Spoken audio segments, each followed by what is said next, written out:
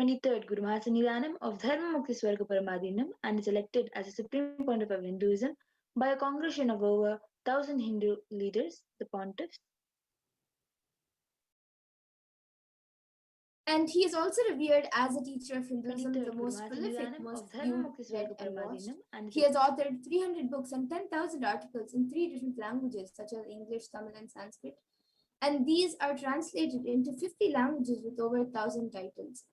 And over 20 million copies of books and articles, which he has written and authored, are sold, read and downloaded.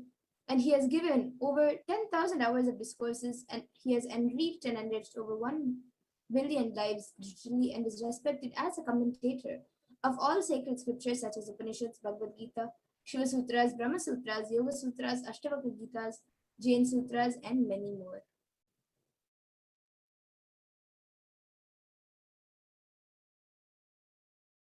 Leader of Hinduism, the most awarded internationally recognized Hindu of 108 ancient Hindu sampradayas, including the Rudrakanyas, Rudras, Rishis, Rishikas, Bhairavas, Bhairavis, Sannyasis.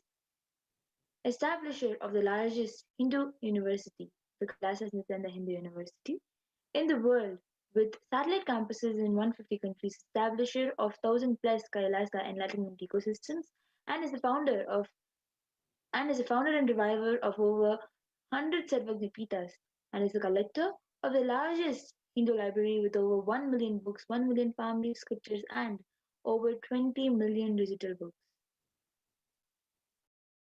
And now with this, we will be moving on to the next segment, where we will be seeing a live demonstration of the extraordinary Shaktis given to us and given as a gift to humanity, for the entire humanity, by the Supreme Pontiff of Hinduism through the science of Diksha. So we will now be moving to the next segment of the power manifestation.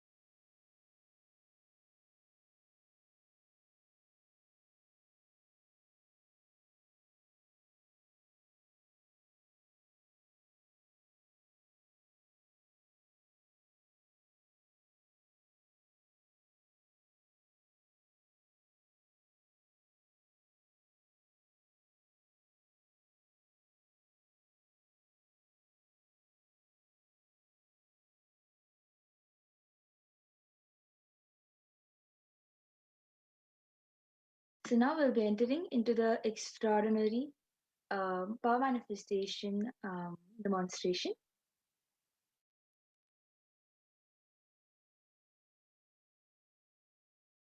So today the Bharatans, the Nityananda Yogis and the initiated disciples of the Supreme Pontiff of Hinduism will be sharing with all of you the experiences and results of the extraordinary manifestation given to us through the initiation, through the Diksha by the Supreme Pontiff of Hinduism.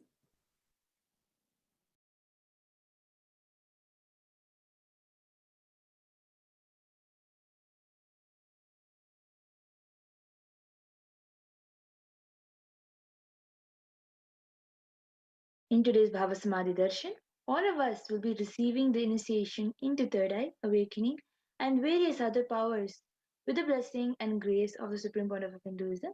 We will be manifesting seeing through the eyes blindfolded. So many of us might be wondering where the third eye is located. So the third eye is the cosmic browsing center, which is located between the brows which upon initiation one can effortlessly express powers and see through the third eye just as you would through the true eyes.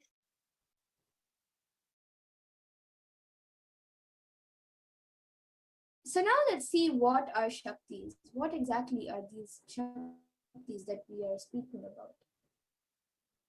In the Vedagumas, the source scriptures of Hinduism, Paramashiva reveals in elaborate detail that every human being is hardwired to be able to manifest 463 plus extraordinary Shaktis, the divine powers.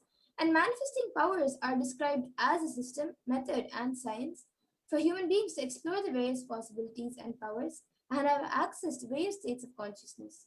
Shaktis manifest from the fundamental cognition that you are the divine and you need to manifest the divine, not that you are a man and you need to reach the divine.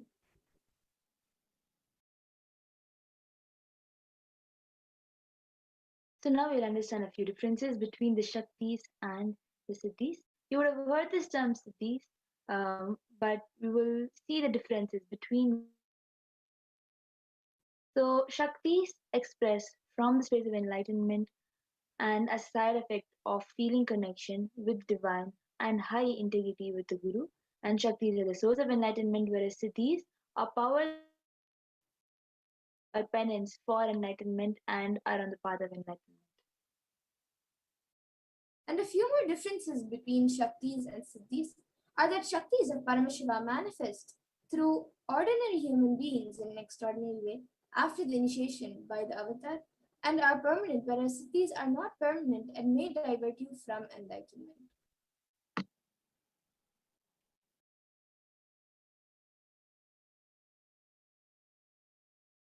The source of the Shaktis, Paramashiva. Paramashiva is a primordial divinity in Hinduism, the ultimate reality and cause which is self-effulgent, Swayam Prakasha, all-pervading, unchanging, beyond time, space, form, and causality. As the fundamental base of Avyakta, the unmanifest, and Vyakta, the manifest existence, Paramashiva performs the Panchakritya, or the five cosmic acts of Shrishti, which is creation, Sthiti, which is sovereign rulership and maintenance, Samhara, which is rejuvenation, Prabhava, which is pulling out of delusion, and Anugraha, which is liberating grace for all living entities. And now the avatar of Paramashiva, the supreme point of Hinduism, Jagadguru Mahasannidhanam, His Divine Holiness Bhagavan Nityananda Paramashiva, as the 1,000-year reincarnation of Paramashiva and the reviver of Kailasa, which is the ancient enlightened Hindu civilization nation and the great cosmic goddess Hindu nation. Ever since the beginning of the civilization, the Sanatana Hindu Dharma has been a cradle of enlightened beings in highly advanced sciences, and it was where the science of enlightenment and ours was lived and taught as a lifestyle. And for the first time in the modern day, the supreme point of Hinduism is reviving these yogic sciences and transmitting it to the world at a record-breaking pace which is never accomplished before. So next we'll be going through about the Guru Parampara, where the knowledge and science of the manifesting these Shaktis from one generation to the next through Diksha, initiation, by the enlightened Gurus. The supreme motive of Hinduism being recognized as an incarnation and taught, these sciences derive the initiation and knowledge repositories for billions to manifest science of power manifestation from disciplines of Vedanta, Tantra, Shiva Vidya, Yoga, Yogic powers, Mantra, Mantra Shastra, Siddha Vidya, science of Aushadha, Advaita, Bhakti Yoga, Parameshwara Jnana, and Parameshwara Vijnana. So as you can see on the screen, while great rishis and munis, siddhas, the superconscious mutants, who know the science of incarnation as per Hinduism, have predicted and recognized the supreme pontiff of Hinduism as an incarnation of Paramashiva and PARASHAKTI. So the pictures that have been added to this slide are all the gurus who have recognized, the masters who have recognized the supreme pontiff of Hinduism as an incarnation of PARASHAKTI and Paramashiva.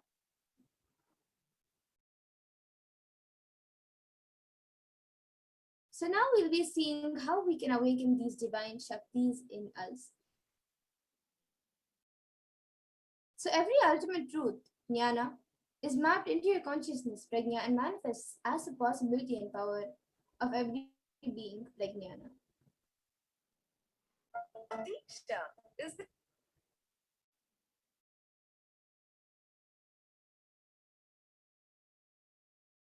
Next, we'll be understanding the science of power manifestation, which is authenticated through, which is in Sanskrit called the Pramanas. So the first evidence, the first is the Shastra Pramana, which is the eternal unchangeable truths revealed in the source scriptures. The second is the Apta Pramana, the experience of Hinduism, the Vedic rishis and scientists who time tested and verified this science. And the next is the Atma Pramana, which is an account of the supreme fount of Hinduism, this millennium's avatars, personal experience of the power manifestation. And then the next is the Pratyaksha Pramana, which is the empirical evidence from observation and scientific experimentation. So the Vedagamas are the living applied science. Vedas are the ultimate superior authorities for Hindus, and the Agamas are the pure science where the ultimate truths are explained. The Agamas are scriptures where the applied technology, the applied science is explained, and the Vedas and Agamas, Vedagamas, are given the status of Shruti as they are directly revealed by Paramashiva. They are the ultimate eternal unchangeable truths. A reference cited from this, the Vedagamas, are called the Shastra Pramana.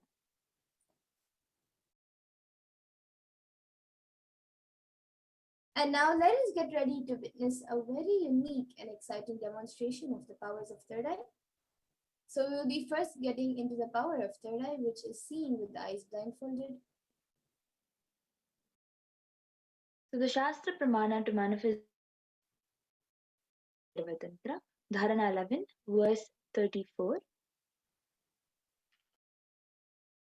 Kapalantarmanonyasa tishthanmilitalochanaha kramena manasodadhyat lakshaye lakshamuttamam. By fixing the mind on the inner space within the crown center and sitting stably without any motion, by that stability of the mind and inner space through the power of the third eye, one directly sees the ultimate goal Laksham by having the vision beyond the sight that reveals any object or place, attaining the space with the source Paramashiva.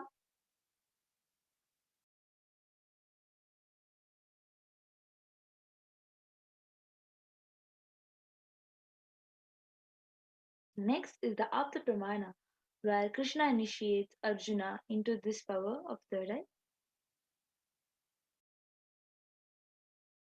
Natu maam shakyas Shusha divyam dadami te chakshuhu pashyame yogamaishwaram. Bhagavan Krishna says to Arjuna, but you cannot see my cosmic form with these physical eyes of yours. Therefore I grant you divine third eye vision. Behold my cosmic opulence. In the Hindu Purana Bhagavad Gita, Bhagavan Krishna initiates Arjuna into the power of third eye to behold Krishna's Vishwarupadarshi, the vision of his cosmic form.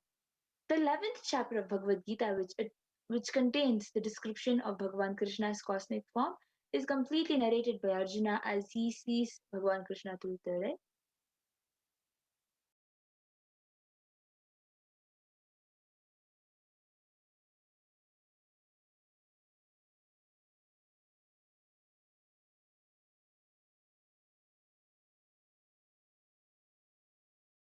So the next is the Atma Pramana, where Swamiji sharing in Swamiji's own words. The first experience that I was able to see everything around me, above me, the whole 360-degree, 10 directions below me, everything, I realized not only I was able to see, I was able to feel, experience all of that as me.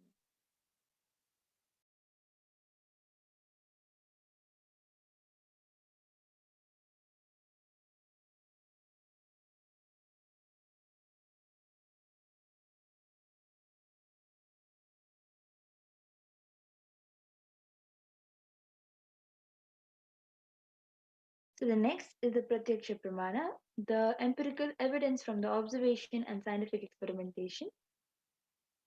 The study measures and compare metabolic cell activities of the brain in conscious and meditative open of third eye state using the positron emission tomography, the PET. It was said that when doing the daily activities, high activity is measured in the brain where third eye is located, and when in deep samadhi state, only the third eye region is active and almost 90% of the rest of the brain is at peace. And the next is the Sakshi Pramana, the experience and results of the extraordinary manifestation happening through the initiated disciples of the Supreme Pontiff of Hinduism. This rare sacred science of third eye awakening is being made available to humanity for their ultimate enrichment and conscious evolution by the Supreme Pontiff of Hinduism, Jagat Guru Mahasannidhanam, His Divine Holiness Bhagavan Nityananda Paramashivam. As a living incarnation of Paramashiva, the Supreme Pontiff of Hinduism embodies the most profound yogic states that surpass all bounds of time, space, and matter. The Supreme Pontiff of Hinduism is gifting this pure, great science of third eye awakening along with many other spiritual sciences through initiation, Diksha.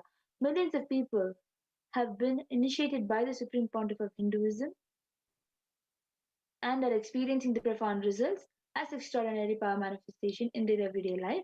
And now we will be entering into the live demonstration of this Sakshi Pramana, where the initiated disciples of the Supreme Pontiff of Hinduism will be manifesting these powers.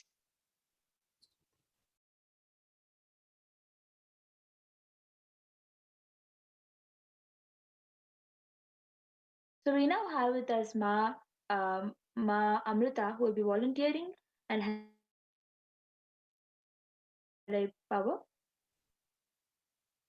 So Ma Madhura has this eye band, which is which has been scientifically proven to not let any light to enter. So this eye band has a strap which will hold on top of the head, and it has sponge attached to it, which has two openings into which the eyes will just go and stick, due to which you will not be able to see anything. And the cut which the eye band has is for the nose. It will just go and stick on top of the nose like this, and the eyes will just get stuck into that opening. And due to that, there will be no such light that will be able people who have insomnia use this for sleeping, for it to help them to sleep. So this eye band, a volunteer Ma Amrita will be putting it on top of Ma Madhura's eyes.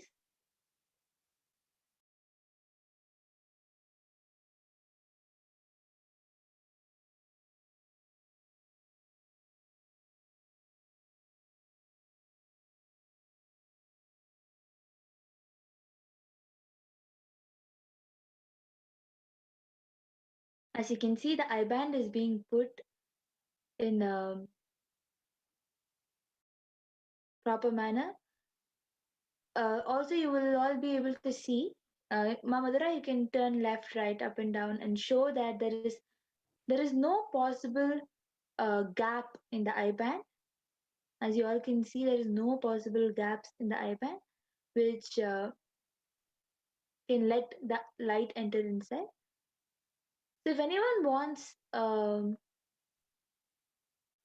any particular thing to read, either random numbers or any emojis, random emojis, or some words that you think Ma Madhura will not be able to understand and see, you can share. Yes, you can even put something which you think I may not be able to pronounce, but I will still be reading out the spelling for all of you. So you can put anything which you would like me to read.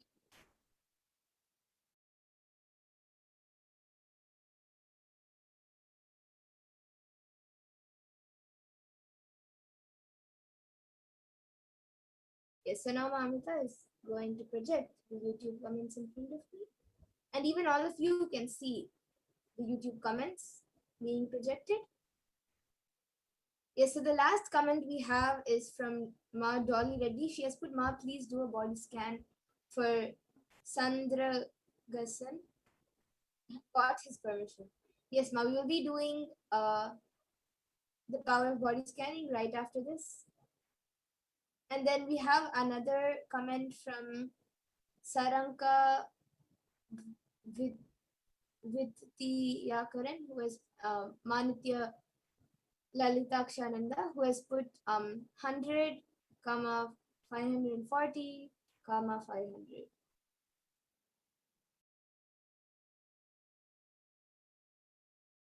And then we have somebody whose YouTube name is GB, who has put Ma Kripaya Mero Sharir Ko Nirikshan Gardi Dinuna. So I think that's Hindi.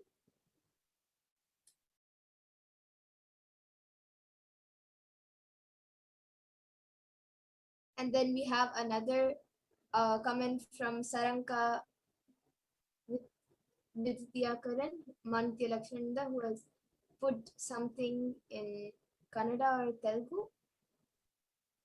If I had a paper and pen with me now, I would have drawn it. So yes, I have a paper and pen with me. I have a pencil with me.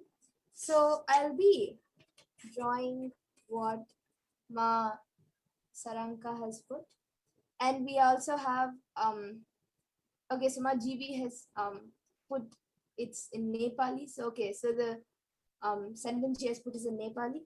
And we have, I'll now be writing what Ma Saranka has put.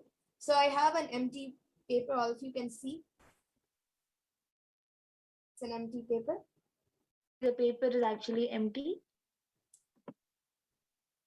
Yes, and now I'll be writing what Ma Saranka has put. So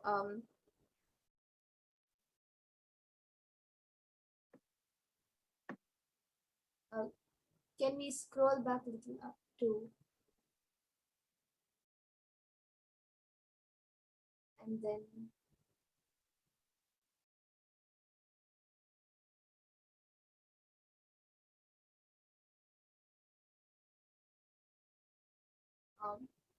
yes, and then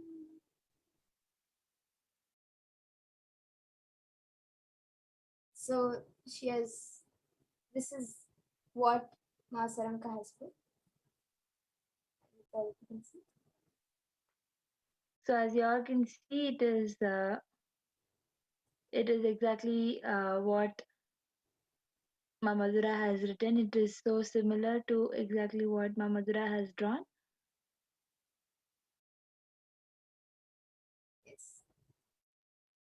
And now we have GB Aya, who has put this is Aya. Yes. Okay.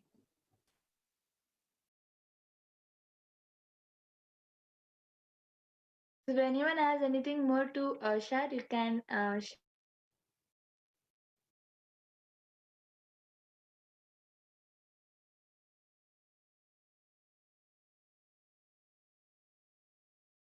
you can put a sequence of emojis, numbers, letters, and as we already have few comments, you can put in different languages. Today we've gotten 2 languages, Nepali and Kannada, I guess, Kannada or Telugu.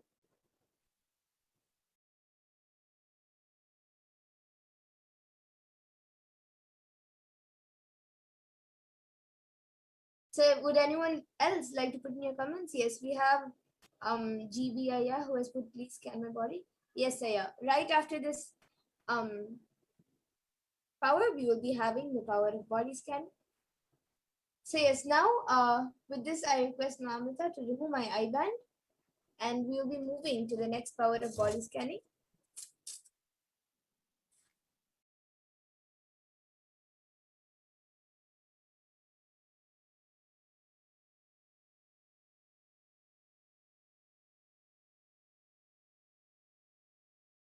Yes.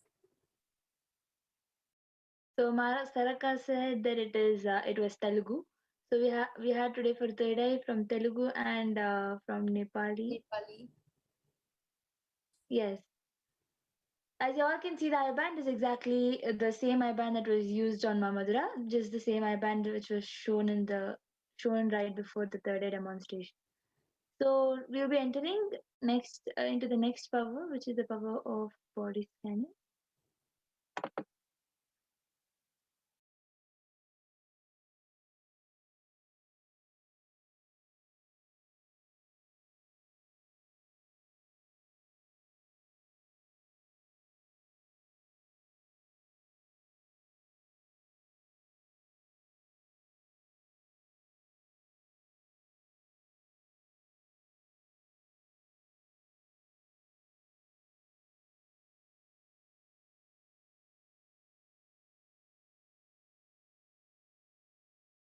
So in this power of body scanning, one awakens diseases and medically diagnosed issues and provides solutions through the awakened third eye.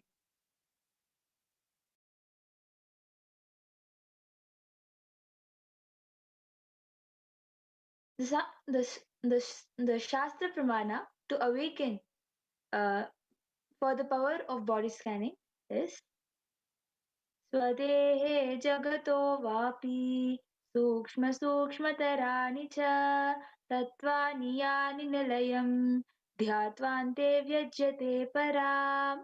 Bhagavan Paramashiva says, cognize deeply that from the subtle to the subtlest constitutive principles of the whole body Swadeha, all of the whole consist of the essential reality. They are being absorbed in their source cause Paramashiva.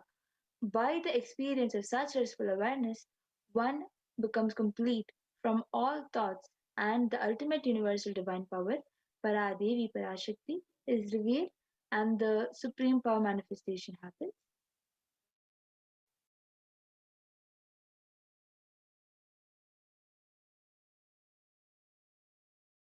And the Apta Pramana for this power comes from the life of a Siddha, whose name is Teriyar, and he was one of the prominent disciples of Agathir.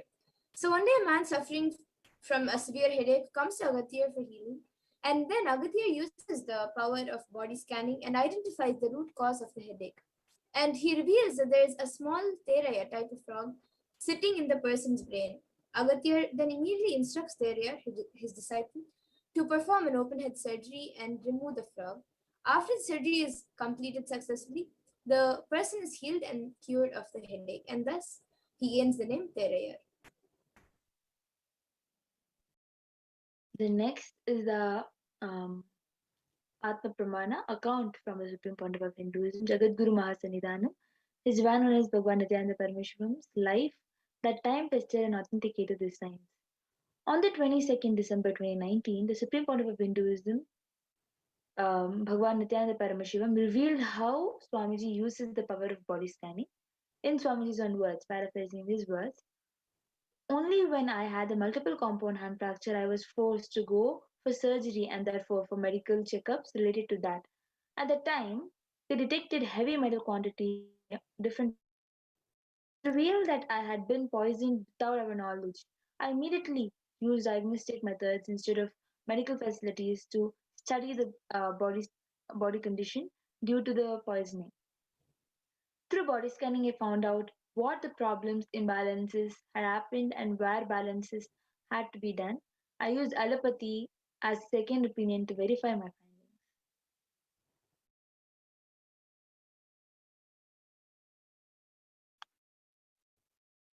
And now all of you can also see the Sakshi Pramana, which are the experiences and results of the extraordinary manifestation by the disciples who have received the initiation.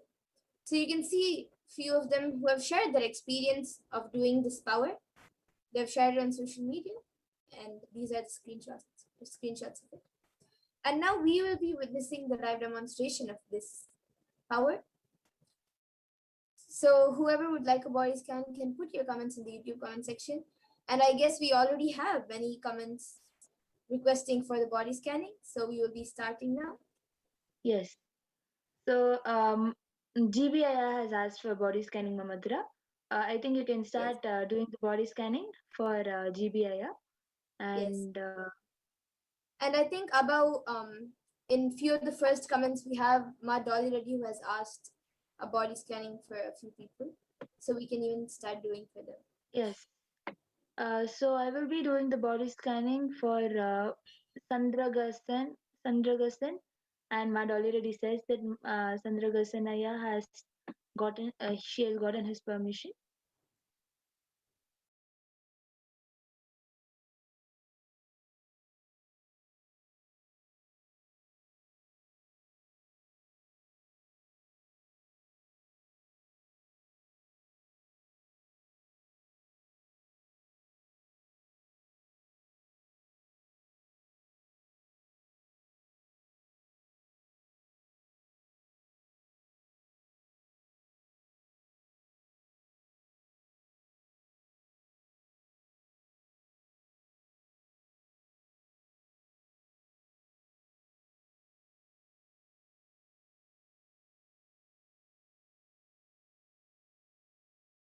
Yes. So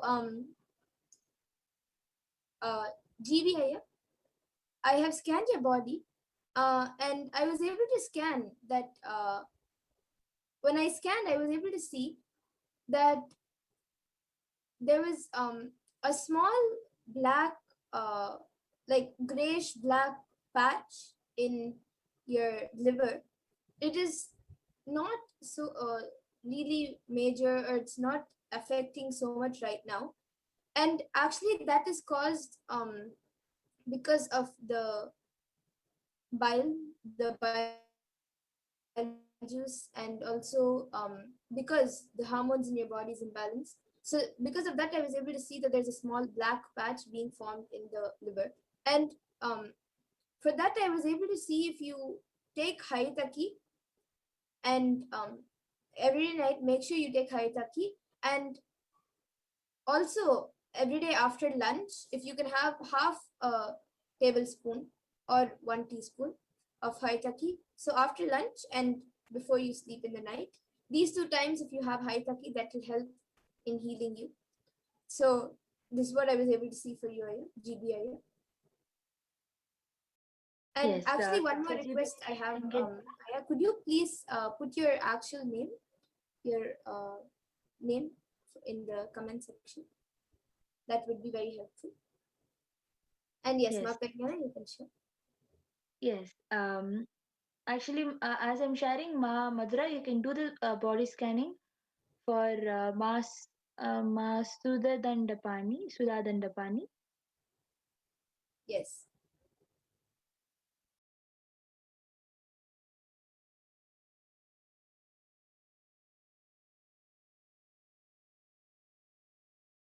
So, Aya, Ma Dolly Reddy, you can tell Aya that I was able to see Aya has some kind of a throat infection, and it is not like throat is paining so much, but there is some kind of infection that is forming in the throat, and I was able to see that is due to slight cold, which is not so evident also.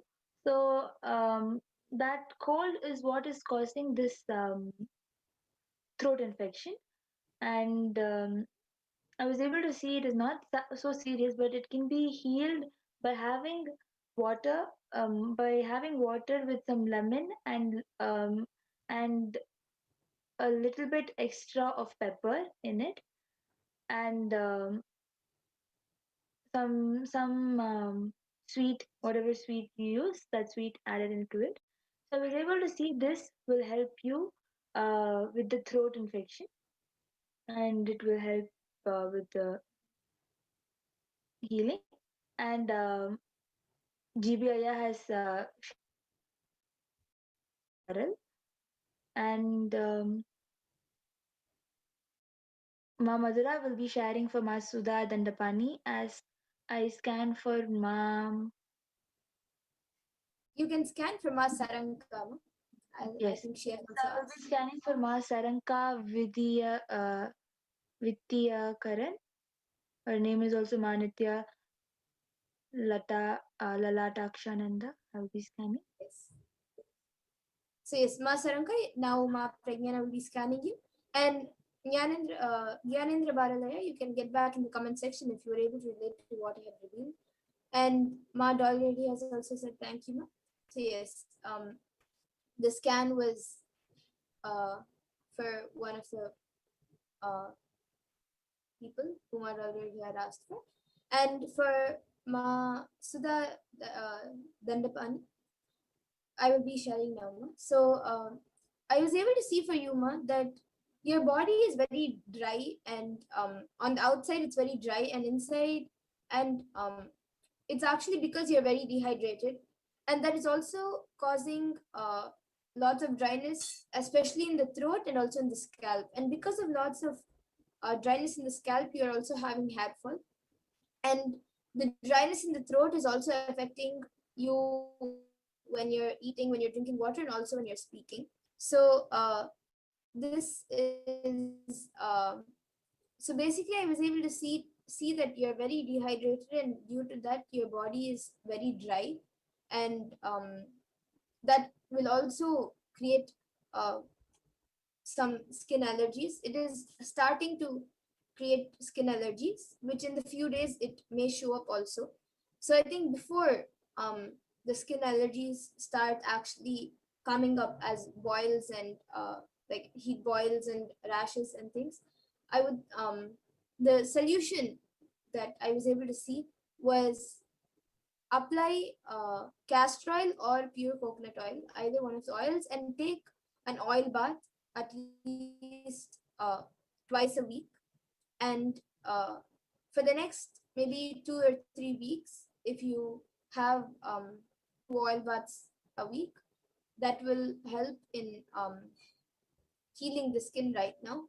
And overall, you should drink more water, and eat more fruits. That will help you right now. And actually, I was specifically able to see that it is happening because of the Agni Nakshatra, like how Swamiji had said a few days ago, because of the heat waves that are happening around. So that was what I was able to see for you. So you can get back in the comment section. And GB Yanendra Baralaya has also gotten back saying, thank you so much, Ma. I'll be taking Hayataki as suggested by you. Yes. It is suggested by Parvashivaya, so please do it. Yes. So Ma Saranka, I was able to see that when I was scanning for Ma Saranka, I was able to see, as I'm sharing for Ma Saranka, Ma Madhura, you can do body scanning for Ma Oninye Ihezuku. Yes. Yes. So Ma Saranka, I was able to see that you have for last few days you have been having ankle pain, and I was also able to see that you have excess of pitta in your body, and I was the excess of pitta is for you to actually apply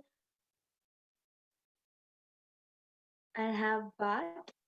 So I was able to see this as a solution for excess pitta, and I was able to see that during your cycle, you have lots of back pain. You don't have really stomach pain or anything, but you have lots of back pain when you're going through your menstrual cycle. And I was able to see the solution for that is doing intense Nityananda Pratana Vijnasa Krama. It will help you not having the back pain. I was able to see this as a solution. Yes. Masudha Dandapani has gotten back saying, yes, ma, awesome, thank you so much. You're so right. I feel dry, ma. I'm so excited to get my body scan. Thanks, thanks, ma, Nityananda. Yes. We'll surely do what you suggested. Thank you so much. Yes, ma, Madhura. Yes. So now when I scanned from Onion Ehezipu, I was able to see for you that for you there is lots of calcium deficiency, and also I was able to see that in your ears for the past, I think 1 or 2 weeks right now, in your ears you're feeling some kind of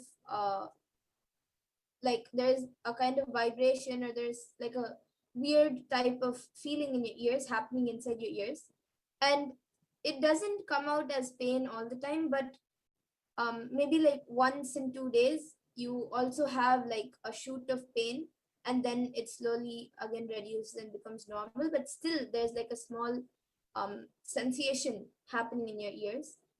And that is also and I was able to see also that your eyes for the around the same time period, 1 or 2 weeks, even your eyes, I was able to see that your it's not that your vision is getting bad, but like it's not happening very regularly, but maybe like once in 3-4 days, I was able to see that things for like few seconds become a little blurry. It's not like you black out fully, but it becomes a little blurry, and then you just like at that point in time you don't know what to, and then it becomes back to normal. So this is what I was able to see for you, on Yinyi. So I was able to see the solution for this is that for at least for the next 3 days, this is for your ears. For the next 3 days, whatever you're doing and wherever you are, as much as possible, listen to the Mahavakya, keep playing Mahavakya around you.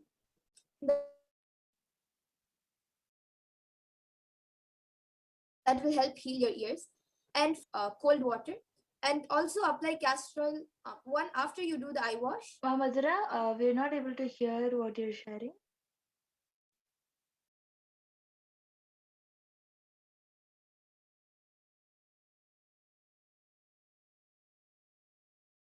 Sorry, Mahamazara, we were not able to hear what you were sharing. Yes, now am I audible? Yes. Yes, so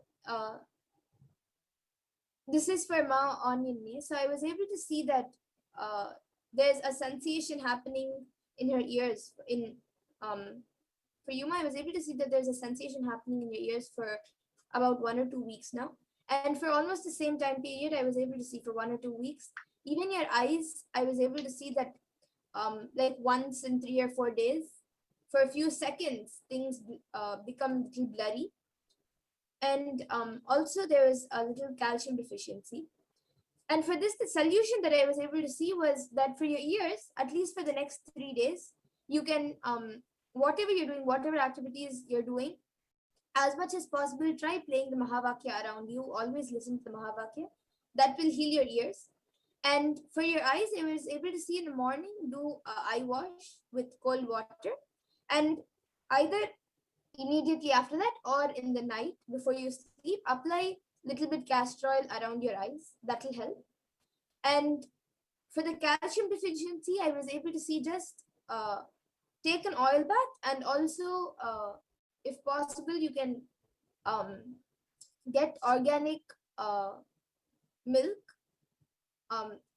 which is made in a proper way without violence. You can get that type of milk, or if you're not able to find proper milk, then you can use the proper desi ghee and use it in your food. You can mix it in your food and have that. So this is what I was able to see for as a solution for you, Ma. So you can get back in the comment section if you were able to relate, Ma, onion me.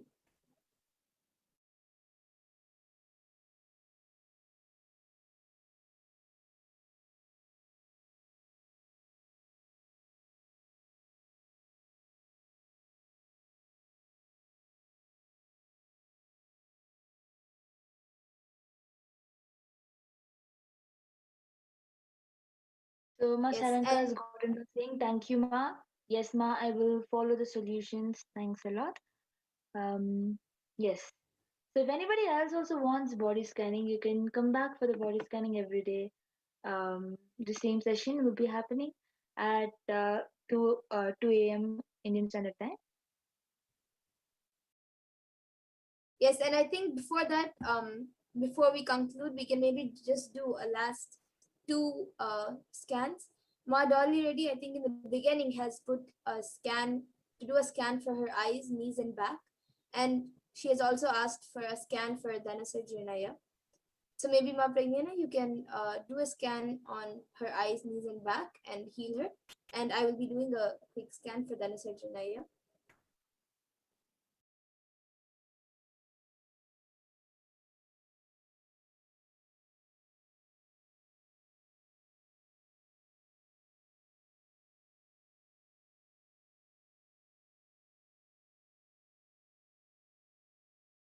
Yes.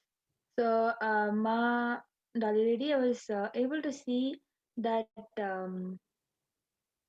both the eyes, ears, and head, all the three, the problem is caused on you due to the heat caused in your body. So, I was able to see that you should have more water and do steam inhalation, which will help you with the ears and with the eyes. And I was able to see that your back, move and do some stretches, it will help you out. And yes, the healing is done, and Parameshiva will heal your eyes, ears, and your back. Yes, so Mad already you have been scanned and healed now. And for Dhanasar Janaya, I was able to see that in the stomach, there are a few ulcers which are being caused, and that is actually due to lots of toxins getting accumulated in the body. And the solution which I was able to see for that is at least to start off with, at least twice or thrice a week, he should do the full Panchakriya. And as when he gets comfortable with it, he can start doing it every day. And so yes, this Panchakriya will help, and also a healthy diet. As Swamiji says, he can implement the neem juice, haritaki, and all the other herbs that Swamiji has said. He can implement that in his daily food, in his food diet, and that will help in cleaning the body, healing the ulcers, and also healing all the pain in his body.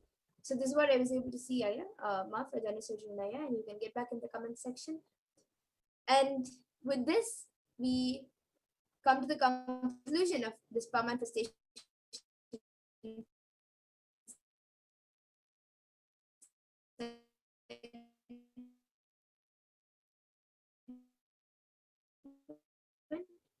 And we will be moving on to who is Devi PARASHAKTI and what she has revealed. So every day at 2 a.m. IST and 4 p.m. IST, we will be having power manifestation segments.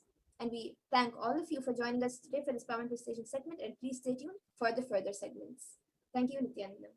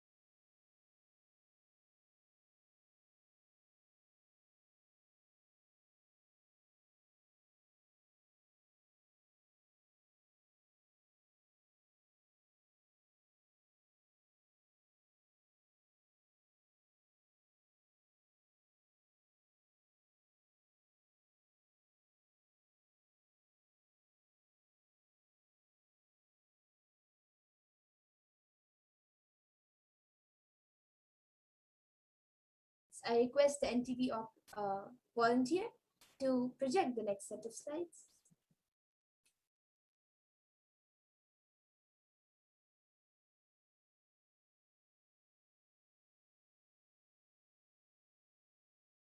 So now in this next segment, we will be learning about who is Devi PARASHAKTI and the divine feminine consciousness, and we'll be learning how we can receive her.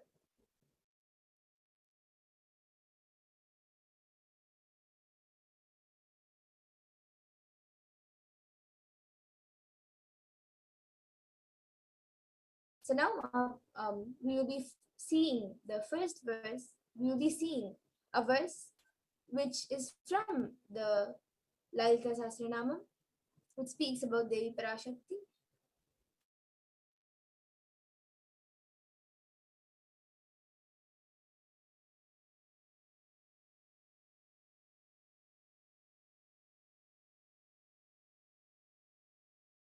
Yes.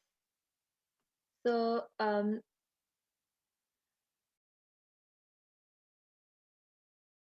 this verse is from the Lalita Sahasranama.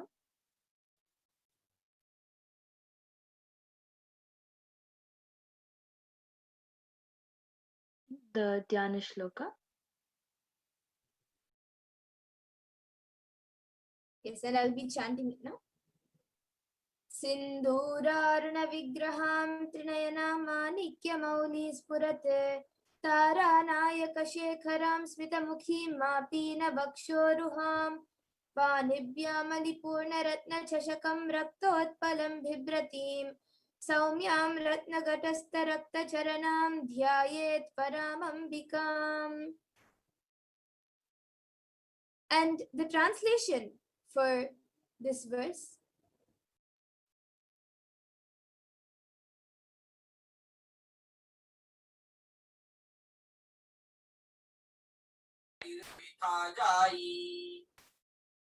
the Divine Mother is to be meditated upon as shining in a vermilion red body with a triple eye sporting a crown of rubies studded with a crescent moon, a face all smiles, a splendid bust, one hand holding a jewel cup brimming with mead, and the other twirling a red lotus.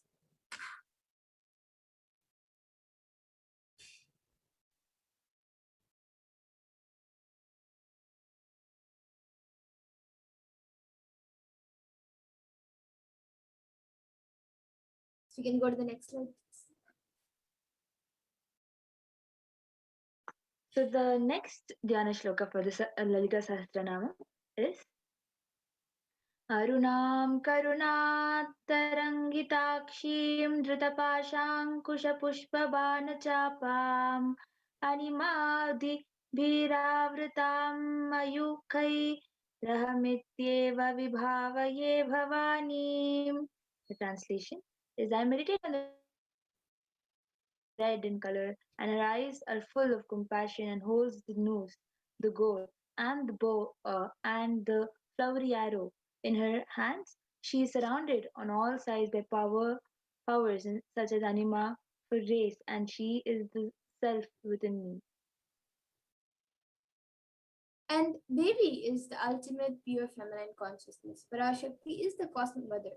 It is her cosmic womb from which billions and billions of universes come out and go in, and the source where the Big Bang and black holes go on.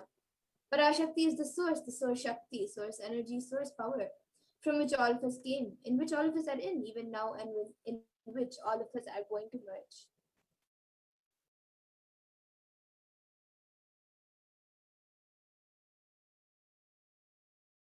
Out of her extreme love and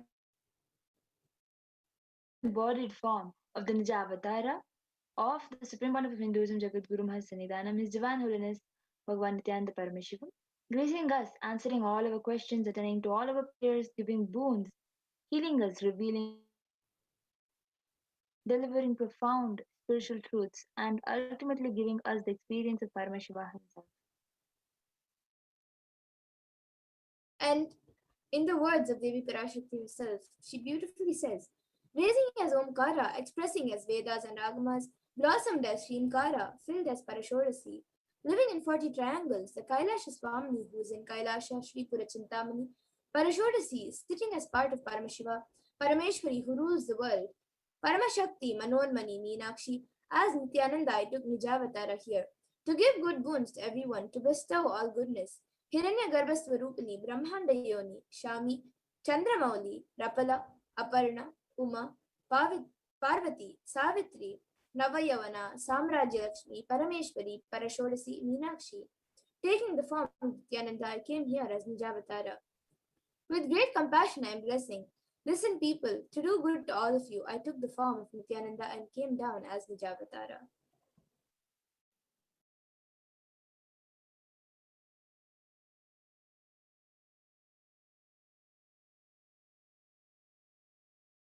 Again, in the words of Parashakti herself, raising in Omkara, blossoming as Shiva.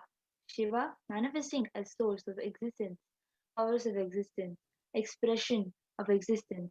From the oneness of Om, blossoming into two, Prakriti and Purusha, blossoming as three, the Shaktis, Icha, Kriya, Jnana, growing as four, Veda, the four Vedas, expanding as the five Panchabhutas, beyond six chakras, filling as Gotras of the seven rishis, expanding as the eight directions, existing as nine grahas, blossoming as 10 indriyas, being as the 11 rudras, creating all the worlds, bringing life to tell and make truth blossom and do the good. Parashodasi Meenakshi, in the form of Nityananda, I came to bless every one of you. And now let's see how we can receive Devi Parashakti. So literally you are seeing Parameshwar and Parashakti at that moment. She is there on your screen. So always receive her very traditionally. You can keep 2 betel leaves, 1 banana, 1 betel nut, and 1 coin in front of the screen as you watch Devi Parashakti. And for those of you who don't know, the coin is actually considered the traditional dakshina in the Hindu tradition. It can be the lowest value. In India, it can be just even 1 paise, and in the US, it can even be just a cent. Swamiji says, I'm not trying to monetize. Keep even 1 cent, it is okay. So for 100 days, if you have darshan, it will add up to $1. In India, even 1 paise is okay.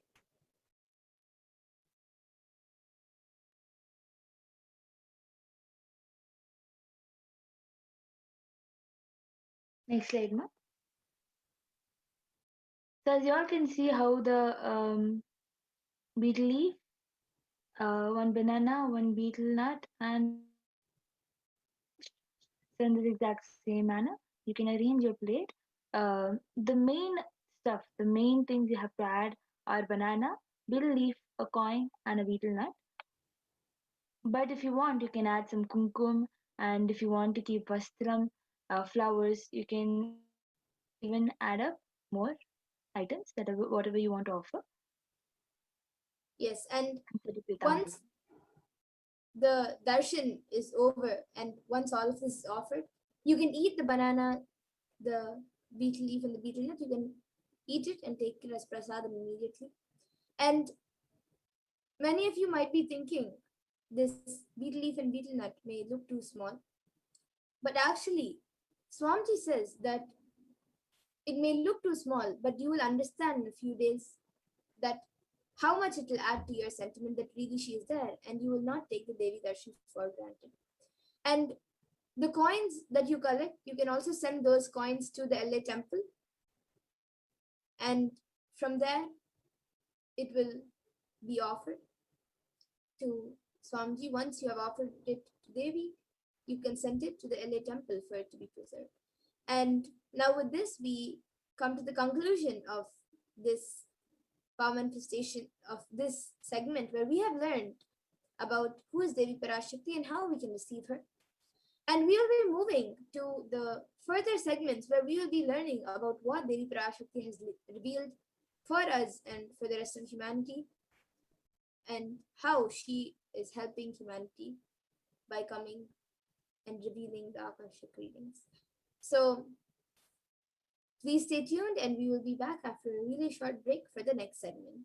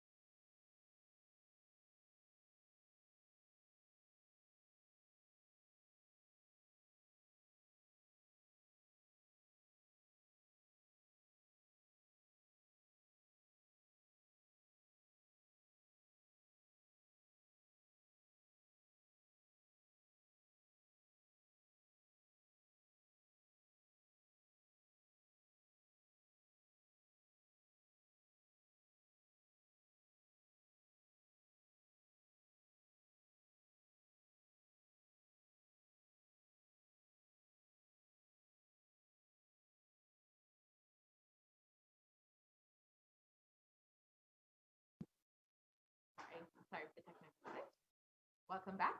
Now we will be entering into the next segment where we will understand some of Devi Parashakti's revelations made for humanity and how it affects how we can protect ourselves during this time. So specifically, we'll be looking at how COVID-19 affects the immunity and what Devi has revealed on this. So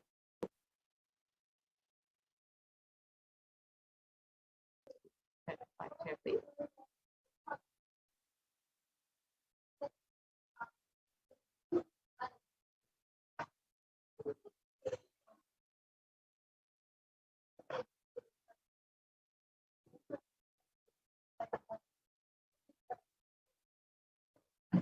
If we can start the slide share on immunity and COVID-19. So Devi has revealed that not only would COVID-19 affect your immunity, but it will also make you much more susceptible to other diseases. And today we will understand some of those diseases that are affecting humanity right now after Devi has revealed to all of us what will be happening. So let us begin this segment. So on the 14th of April, 2021, Devi revealed Corona is destroyed, but it will take 4 years for the political conspiracies done by to end. I will protect my devotees, disciples, and Kailasvasis. No suffering will come from my devotees, but it will take 4 years for the conspiracy of Corona to end. It will come to an end only in 2025. It is a conspiracy.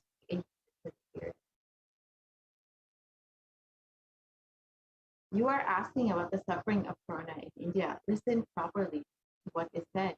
With honesty, I am telling you the real truth. The cosmic pralaya has stopped. The Corona's second wave that is happening now is a bio wave. What is happening now is a bio war. As Nijavatara, taking the form of Pindanda, PARASHAKTI, I came in person to save Bharat, to save Sanatana Hindu Dharma in Bharat. Taking the form of Pindanda, when I came as Nijavatara, the people who don't know how to live, having me with them, what will I do for them?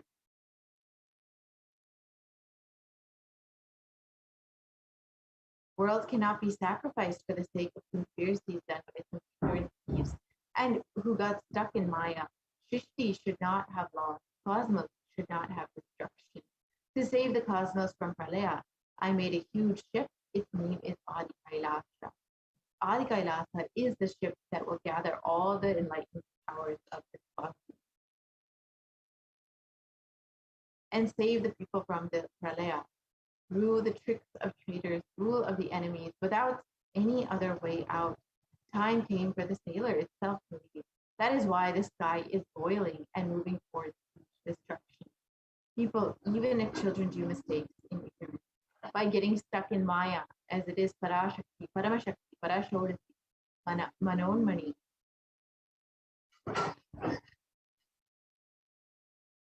My responsibility to save the cosmos from destruction. I am telling some of the truth. Listen properly. Within the next few months, not in thousands or lakhs, lives will be lost in crores. Crores of lives will be lost. Yeah. I am telling you the truth. I am telling you the good. Search protection for your life.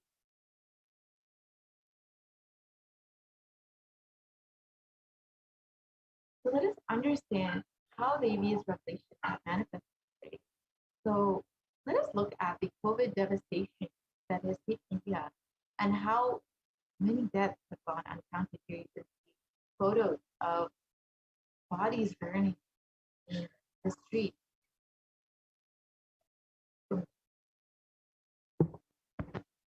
So in May, it was reported that nearly 350,000 new infections were reported and the deaths continued to rise. At one hospital in Delhi, the capital, the doctor said 20 patients were in a critical care unit and had died after oxygen pressure dropped. The doctors blamed the deaths on the city's acute oxygen shortage. So we can see how already in May, Devi's revelations were manifesting, how many thousands of people were infected and dying due to the COVID pandemic. And as we have heard, India hosts the highest death toll in the pandemic so far, and these numbers continue to rise well within the month of August.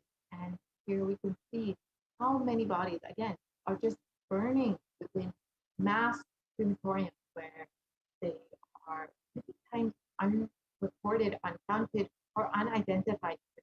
And this is just adding to the hysteria, the chaos, and the severe suffering that India is going through right now.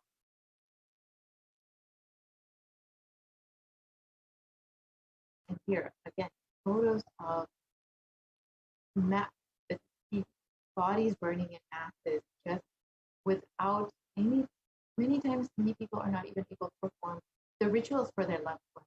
Many people have reported that unfortunately, because of the lack of capacity of crematoriums for the mass number of people dying, they are forced to burn the bodies in these mass crematoriums where they are not able to perform the necessary rituals and are not able to even sometimes wait the 13 days for the traditional Hindu rituals to happen.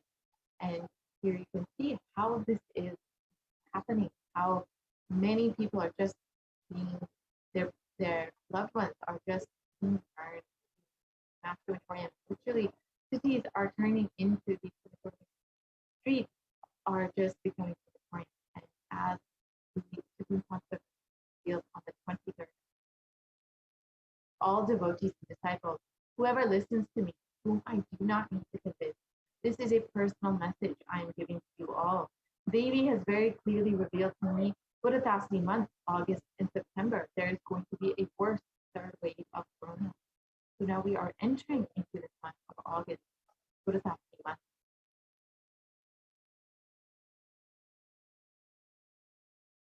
I saw in the vision dead bodies thickly floating on Ganga.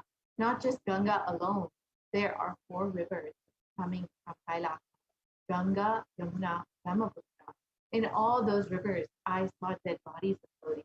Dogs are eating those dead bodies and dying because they ate Corona people. And the poor people who don't have food eating those dead bodies, and they also dying. I saw this whole cycle. I am not a conspiracy theorist or a positive thinking softball.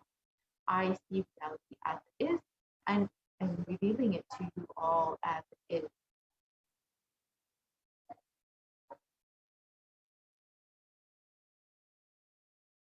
So let us look at what the Supreme Constitution reveals and how it is manifesting today. Here we can see the behind bodies found on the riverbank of Ganga. There is a shadow of COVID, and it's reported in a newspaper article where they found that the bodies are in storage, unclaimed, uncounted, and unidentified. India's holiest river, Ganga, is swollen with the COVID victims. And just as the PARASHAKTI revealed, this was reported in May. However, now we are entering into August, and this is just increasing. Hundreds of corpses have been found floating in the river or buried in the sand of its bank.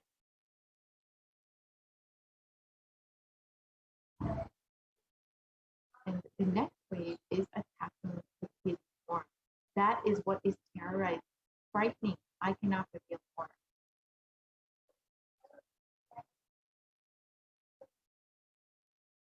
So let us look at this revelation and understand how it is happening. In CNBC, it was reported that India's richest state was at the center of the second wave. Now it is preparing for a third wave. The western state of Maharashtra has so far reported more than 5.4 million cases, including over 82,000 deaths from COVID-19. Some predict a third wave could hit India potentially between September and October. So, as they revealed in the Buddha month, India will be affected by the third wave. Again, do not lower your guards. Prepare for the inevitable third wave. Even though it is being anticipated that the coronavirus cases would peak by mid-June in the city, experts have been warning against lowering the guards, as they said that a third wave of COVID-19 looks inevitable by the end of October. Not only that, but the experts have further said that the third wave could be deadlier than the first wave.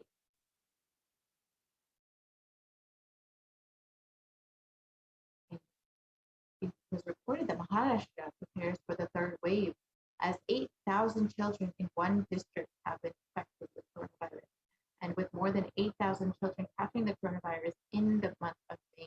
In Maharashtra's Ahmednagar, the state has started extra steps to minimize the impact of a possible third wave of COVID-19 that may affect children more. In Maharashtra's Sangli city, a COVID-19 ward is being prepared for children.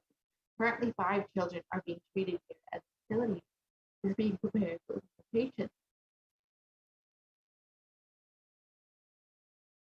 And this was already reported in May, so we can see how this is just increased as we are entering into the Purata month. In times now, it was reported that the third wave of COVID is to impact children. Over 9,000 children have already tested positive in Maharashtra, which was again reported in May. With the fears of the second wave of COVID-19 still lingering, the experts have suggested that the third wave will severely impact children. If the virus changes its course of nature, the children will be largely affected. Reports suggest that the virus has already impacted children across the country in the second wave. So this is exactly as the Hinduism revealed. And we can see that already in May itself, the revelations were manifesting. Now we can only imagine how bad it will be coming in the next month of August. So let us actually look at further about how COVID-19 affects the immunity strength and what we should do to protect ourselves during this time. So if we could start the slide share on COVID-19 and immunity.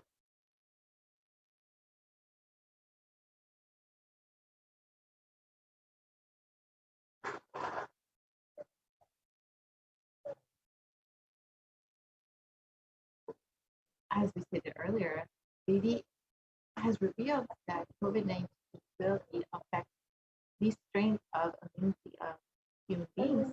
And because our immunity strength is weakened, we will be more susceptible to other diseases like black fungus and white fungus and other fungal diseases. And we've already seen this manifest within the Indian population and seeing how it has affected thousands of people across the country and how Devi's revelations are just manifesting and what we should do during this time to protect ourselves, how we can take Devi's guidance and blessing to protect ourselves from them, as Devi has revealed and as Supreme Conservative has revealed, that the only priority for this year is to keep ourselves alive. So let us understand now revelations made by Devi on COVID-19 and let's start the slide share for that, please.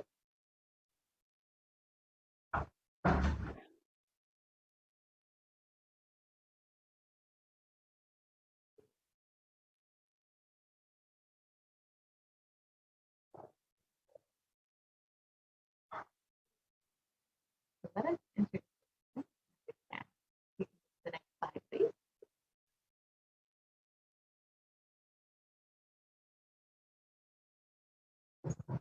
So, as we all know, out of the extreme compassion of the Supreme Concept manifesting Devi PARASHAKTI, especially during this time when so many of us are going through suffering, depression, hope, loss of hope, and unsure where to turn for guidance, for blessings, for boons. And because of utmost compassion, the Supreme Concept Hinduism has been manifesting Devi PARASHAKTI herself to grace us, heal us, answer all of our questions, attend to our prayers, give boons, reveal our past, present, and future, and deliver profound spiritual truth, and ultimately give us the experience of Parameshwar itself. And today, let us understand what Devi PARASHAKTI has revealed about immunity and COVID-19. We already know that the world has been suffering for the past 1.5 years with this pandemic, and over 186 million people have been infected, and over 4 million people have already died, and these numbers are considered to be severely underreported within India alone. It is considered that there are up to 14 times the number of deaths as what has already been reported. You can see that India in the world over has been severely suffering from this pandemic. And we can see that India, US, Brazil, and France have been the worst affected countries during the pandemic. Let us listen to the PARASHAKTI revelation made on the 18th of June 2021 and understand what she has revealed about COVID-19. First priority. Still, you are all not realizing the power of my words when I say Corona is very much out there with the support of decision makers, rulers, people who are supposed to protect all of you. Due to their irresponsibility, it is there and getting more and more strengthened. It is becoming more and more stronger in multiple forms. And all the other diseases which are waiting to attack human bodies, because Corona has made the immunity strength weak in human bodies. Human bodies have lost the strength of immunity power. All the multi-layer after effects and side effects of this pralaya in political situations, economical situations, social situations, mental situations, in every level.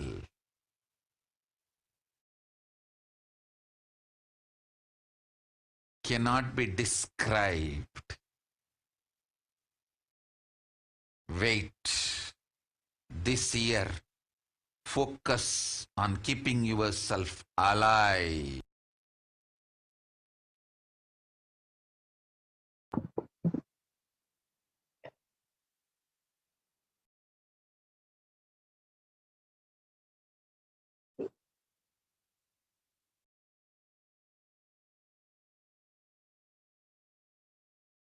We can move to the next slide, please.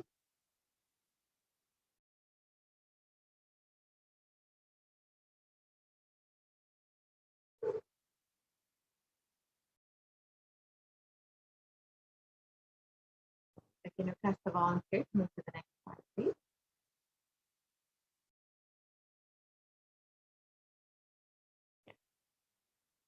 So on the 18th of June 2021, they revealed, still you are not realizing the power of my words when I say Corona is very much out there with the support of decision makers, rulers, people who are supposed to protect all of you.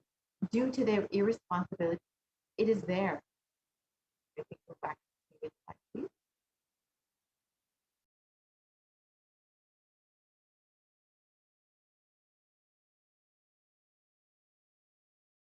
Sorry, can we go back to the previous slide, please? The slide with the revelation.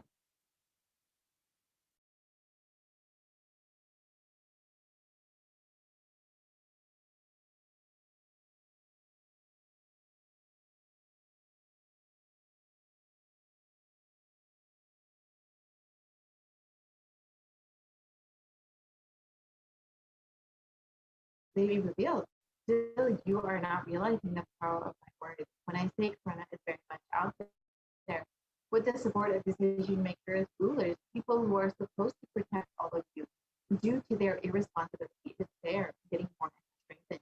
It is becoming more and more stronger in multiple forms.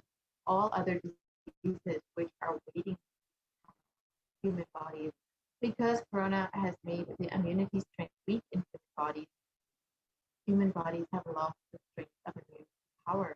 All the multi-layer after effects and side effects of the pralaya in political situations, economic situations, social situations, mental situations at every level cannot be described. Wait, this year, focus on keeping yourself alive.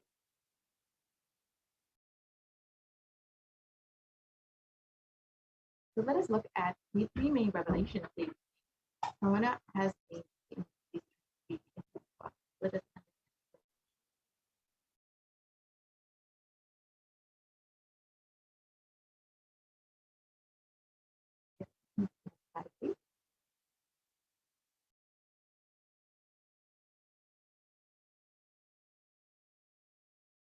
on the 29th of 2021, it was published in Science Daily that new research suggests that a coronavirus infection actually alters the biomechanical properties of red and white blood cells.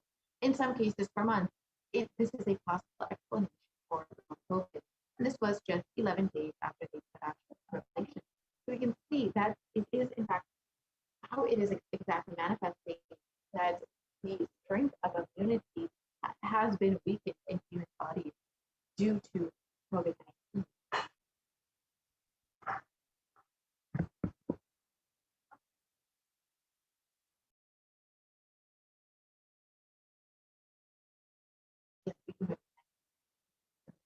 And the article continues on. The article continues on that COVID-19 significantly changes the size and stiffness of red and white blood cells, sometimes over months. And these results may help to explain why some people affected continue to complain of symptoms long after the initial infection of COVID-19. And this is what is considered as long COVID. So we can see that literally our immune strength is being affected by COVID-19 and how our immune response and how it is actually being affected because of the changes, the biomechanical changes within our blood.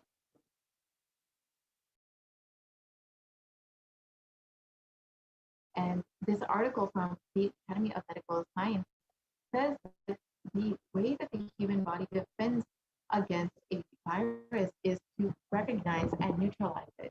However, in Forbes, it was reported that coronavirus actually suppresses the immune system by disrupting the action of the body's immune cells. And this immunosuppression allows for the 2-week incubation period, which gives corona enough time to attack the body. And so we can see how actually it is very much affecting the body and how it affects the immune system and why many people are having such severe COVID-19 infection.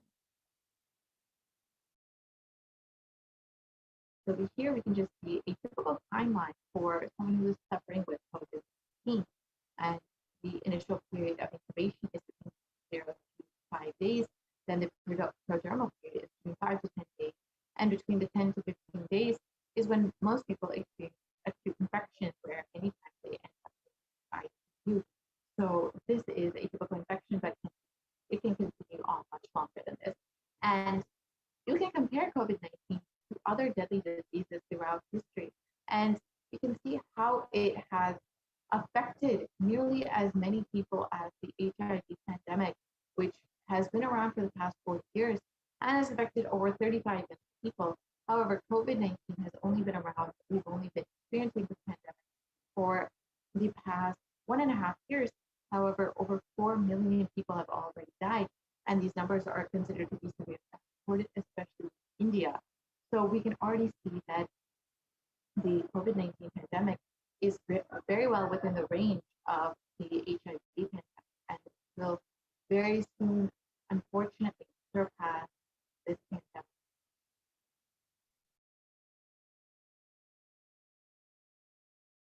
And further studies have been done by the University of Oxford, And they found that the cells are profoundly impaired after recovering from COVID-19. So we can see that literally the immune system is very much being affected by COVID-19, and the British Society for Immunology have also claimed that the effects of COVID are far beyond respiratory health. It also affects our cardiovascular and renal system.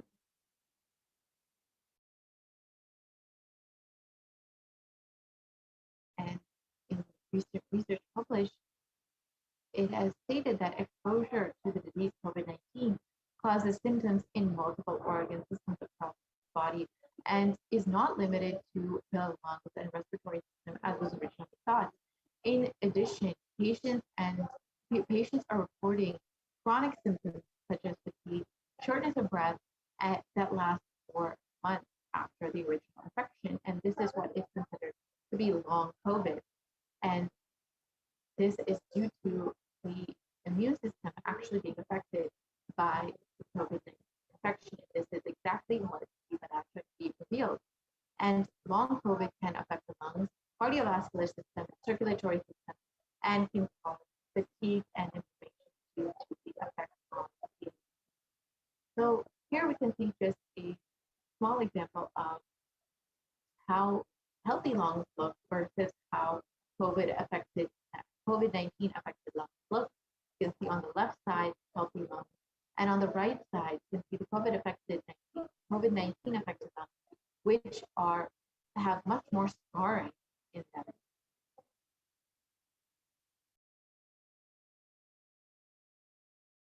And CDC has reported that even after contracting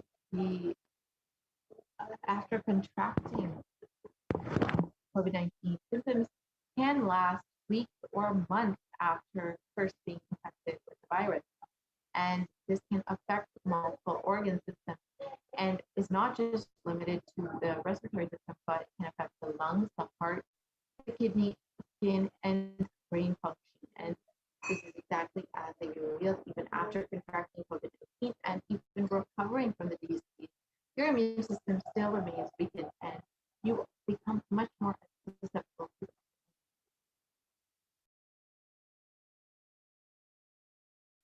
Let us look at the second revelation by the PARASHAKTI. After the immunity strength is weakened due to COVID-19, all other diseases are waiting to attack the human body. So let us understand.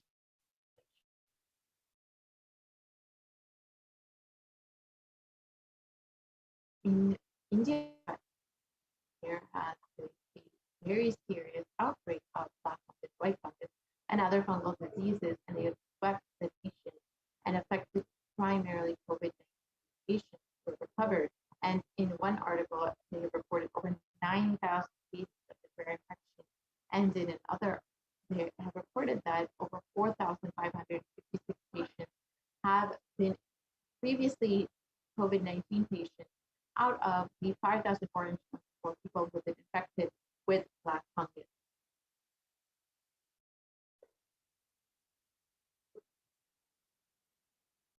And here are just some photos of people who have been infected with both black fungus and COVID-19.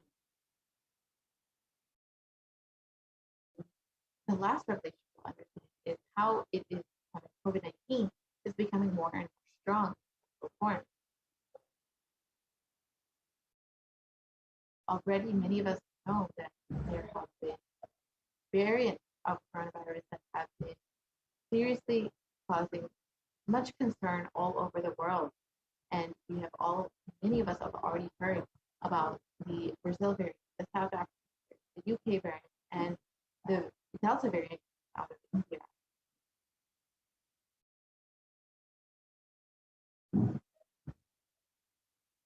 Here we can see where these variants are arising.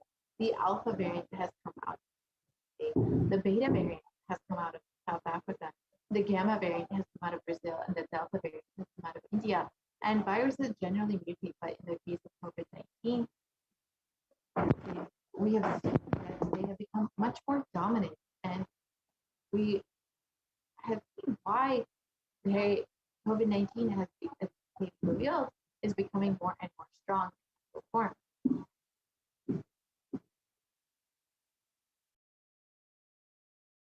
And the dangers of these variants was further highlighted when the World Health Organization categorized the Delta variant as the most highly transmissible of COVID-19. And it was recently reported that the Delta variant was the primary cause for India's second wave of COVID-19.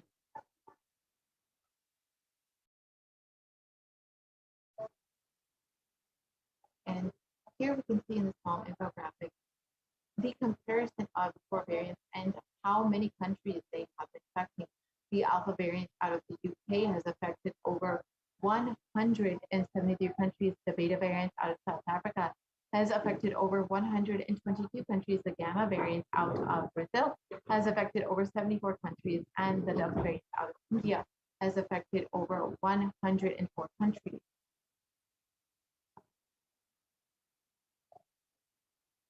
And other variants of coronavirus have also recently been emerging, and studies have suggested that that the Delta variant is around 60% more transmissible than the Alpha variant, which was already more contagious than the original strain that came out of China.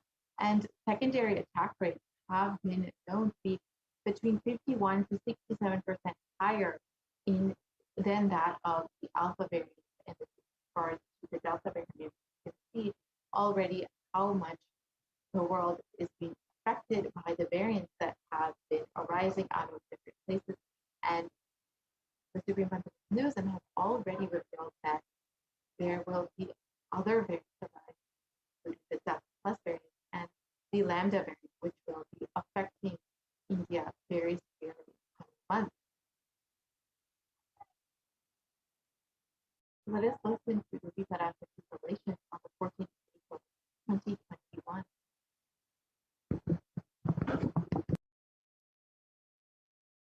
Sharmila, corona ஒழிந்தது. கொரோனாவை வைத்து அரசியலும் அழிவாட்டமும் செய்ய நினைக்கும் மனிதர்களின் சதிராட்டம் முடிய இன்னும் 4 ஆண்டுகளாகும். என் பக்தர்களையும் சீடர்களையும் கைலாய வாசிகளையும் நானே காத்துக்கொள்கின்றேன், நானே காக்கின்றேன். என் பக்தர்களுக்கு ஒரு துயரும் ஒரு துக்கமும் வாராது. ஆனால் உலகின் இந்த கொரோனாவின் சதியாட்டம் முடிய 4 ஆண்டுகள் ஆகும். 2025 தான் அடங்கும். இது சதியாட்டம், மனிதர்களின் சதியாட்டம்.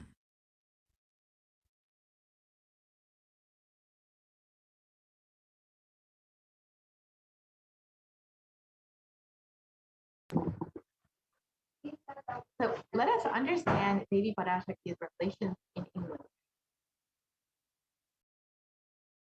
Corona is destroyed, but will take 4 years for the political conspiracies that fight to end. I will protect my devotees, disciples, and Kailasa-vasis.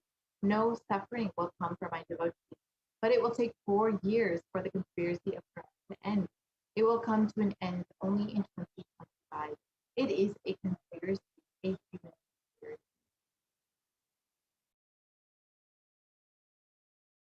So Devi revealed that only in 2025 will we be seeing the end of this Kalaya. So we can see that the article has already shown that there will be several more waves of COVID-19 in India, and it is predicted that the third wave of COVID-19 will be peaking between October and November. And Devi reveals that actually in the Puratasi month, we will see the beginning of the third wave, Puratasi month between August and September. And as for Devi's revelations, we can see that we will be experiencing many more waves of COVID-19. So with all of these variants and all of the waves of COVID-19 coming up, how can we protect ourselves during this time? Where can we turn to the solution?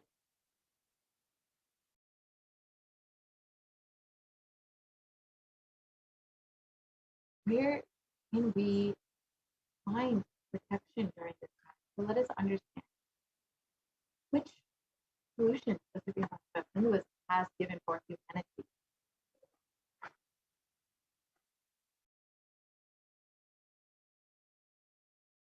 Kailasa is the only place that is safe right now. And the Supreme Concept of Hinduism is the only hope. The Supreme Concept of Hinduism has, in fact, opened up all of the Kailasa enlightenment ecosystems within India for the sake of multi-layered quarantine, whether you're a devotee, a disciple, or even interested in becoming a resident or not of the Kailasa enlightenment ecosystem. You are more than welcome to have the benefits of multi-layered quarantine in the Kailasa ecosystem. Every Kailasa has been opened up for the sake of quarantine. And if you would like to protect yourself and your family, you are more than welcome to sign up today at kailasa.org/Kailasa and as Baby and as the Supreme Concept continuously have been reiterating, the only priority for this year is to keep yourself alive. Do protect yourself. Do take heed to Baby's words and the Supreme Concept of use of regulation. You can sign up today and experience the multi-layered quarantine and the protection of the Supreme Concept. If you would like to sign up, again, the link is projected kailasa.org/Kailasa. With this, we will be concluding this segment of the program, and we will be entering into the next segment where we can understand some of the offerings that we can make to Devi Parashakti. Already over the course of the last several months, Devi Parashakti has been blessing us, gracing us, and giving guidance during this time of uncertainty. Now, if you would like to offer your gratitude, Devi, for all of her blessings, her boons, her guidance, you are more than welcome to offer something from your heart to Devi Parashakti so we can see what all we can offer and understand what benefits we can receive from these offerings. So we will be right back with a very quick break and enter into the offering section in just a moment.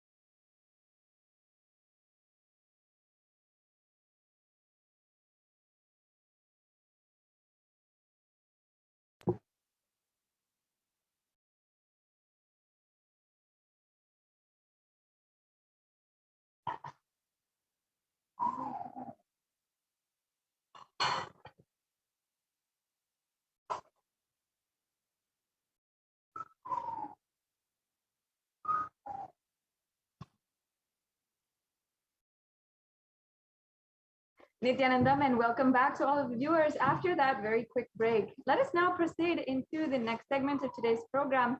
And I am extremely excited to be able to announce to each and every one of you that there will be a live satsang tonight at today morning. As you can see in the scroll below, we have announced for the live satsang. So stay tuned for all the updates and stay tuned for the special Nityananda satsang by the Supreme Pontiff of Hinduism himself, where he will be gracing and revealing all of the powerful cognitions on the conscious sovereignty.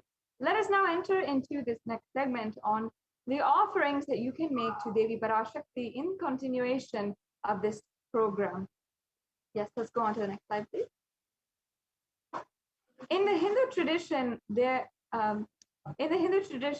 for every single celebration, whether it is our birthdays, our anniversaries, our marriages, or if it is our opening a new business for the first time, or starting a new venture, or even buying a new car, buying a new home, all of this begins with offering our gratitude to the divine cosmic beings and to our Ishta Devatas, the favorite gods, and requesting their protection and further guidance as we move forward in our lives. And for everyone, for every single occasion, we always take that time, that occasion, and take that opportunity to invite God in our lives, remind ourselves of the ultimate purpose of our lives itself, and align ourselves back according to our purpose and what we want to manifest in our reality. And if that what we want to manifest is ultimately the limitless possibility and achieving oneness with the divine themselves, then what better way to do and to achieve that than through the offerings. Offerings are a beautiful way that the Supreme Pontiff of Hinduism has revived from Sanatana Hindu Dharma to manifest your reality. And beautifully, he says that until you manifest your reality on your own, we will manifest it for you through the offerings of the Nityanandeshwara Paramashiva Devalaya. So let us now enter into this segment in today's program.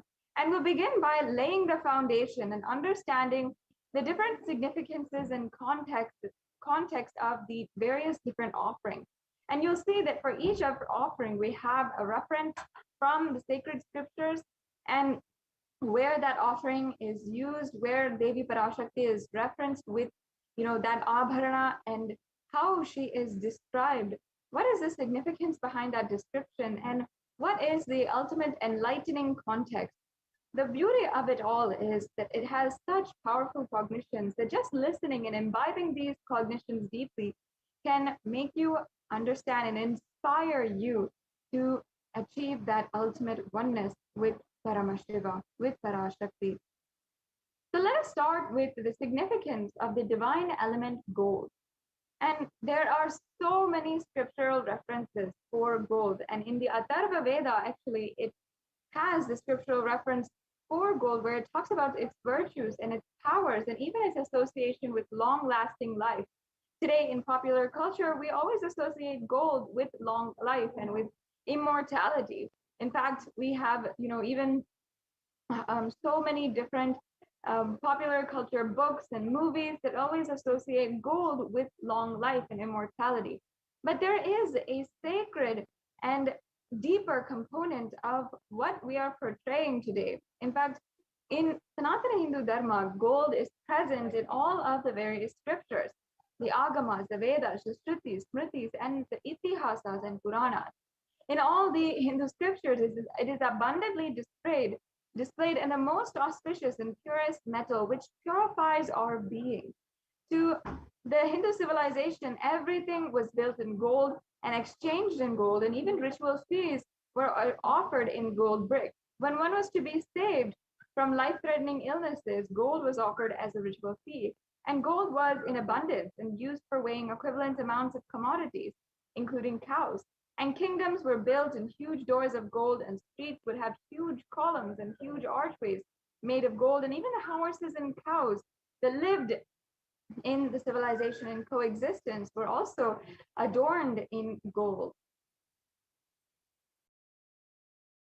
And the Hindu civilization thrived on the banks of rivers of gold. The Indus River was called the Hiranyamaya, the river of gold in the Rig Veda, as it's referenced in this chapter. And then the river Saraswati was also called the Hiranyavartani in the Atharva Veda.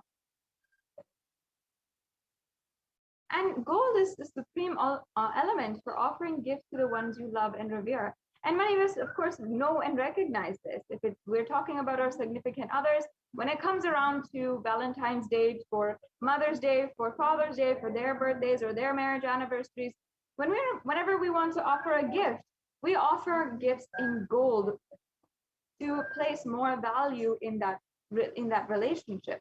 And it's always notable and significant when we give them a gift in gold, like a gold watch, or gold earrings, gold jewelry. That is always highly valuable when we give that in as a gift. And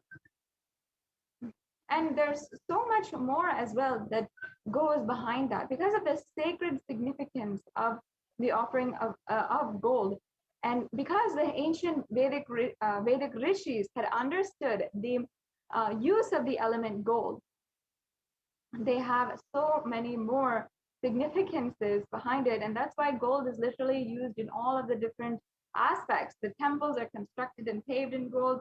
Deities are made in gold and decked and adorned in gold because it preserves the enlightenment energy for thousands of years, and it literally lasts forever. Yes, so let us now enter into the offerings, the various array of offerings that we have available for you today to offer.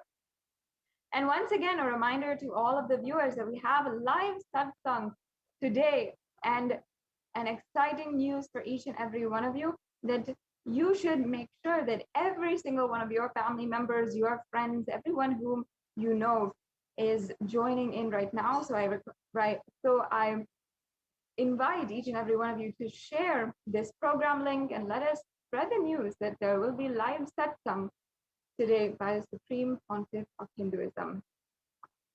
The next slide, please. Yes, so let us now enter into this first offering, the Sahasranama Swaranakasu. And this is an ode and tribute to Devi PARASHAKTI, who is referred as Nama Parayana Prita, she who likes the repetition of her various names. This is from the Lalita Sahasranamam, verse 731. And the beautiful significance in the Sahasranamam is actually very well known and understood in Sanatana Hindu Dharma. It is a recognized practice for attaining more peace, for having so many beautiful positive thought currents inside of you. And the truth of the matter is that whatever we cherish inside of our inner space, whatever vibrations are being cherished inside of our inner space, that is what we manifest into reality. If we continuously are cherishing suffering and cherishing negative thought patterns in our life, then we will manifest that in some way, just even if we do not want it consciously, somehow, some way, you'll see it manifest into your reality. However, in the same way, using the same logic, if you cherish the positive thought currents, the positive vibrations, and the sacred names and chants of Devi PARASHAKTI, that will be 10,000-fold more effective. Manifest your reality as you want it, exactly and consciously. So exactly using that science, this is the offering of the 1008 names of Devi PARASHAKTI. And it's a very special and unique archana offered to the Mahameru of Devi PARASHAKTI. You can offer a gold coin to Devi PARASHAKTI to manifest any dimension or attribute of Devi PARASHAKTI that you always wanted to imbibe within you. All of the Ananta Kalyana gunas will manifest for you. So yes, the next offering is the Mukta Anguti, the finger ring with a pearl. And this offering is referenced from the Meenakshi Pancharatnam, where Devi Meenakshi is described as Mukta Harana, or wearing a crown which has garlands of pearls. So the pearl actually represents compassion in the Vedic tradition. Let me now chant this beautiful verse from the Meenakshi Pancharatnam. Muktaharanalasatkiritaruchiram purnendu vaktra prabham shinjannu purikinkini manidaram padma prabhavasuram sarvabhita falapradam girisutam vani rama sevitam Meenakshim pranatosmi santatamaham karunyavaram nidhim. Now, the English translation says, I bow down to the goddess Meenakshi, whose crown has garlands of pearls and face shining like a full moon, who wears anklets that are studded with gemstones and has small bells, who is shining like the splendor of a lotus, who grants all the wishes, the daughter of the mountain, who is worshipped by goddess Vani and Rama. I remain ever bowing to the goddess Meenakshi, the ocean of compassion.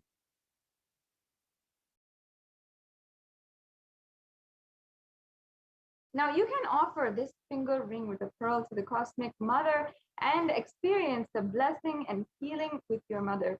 And the significance here is that actually Devi Meenakshi is the very sovereign queen who ruled all the 56 deshas, all the nations, and brought it under one rule.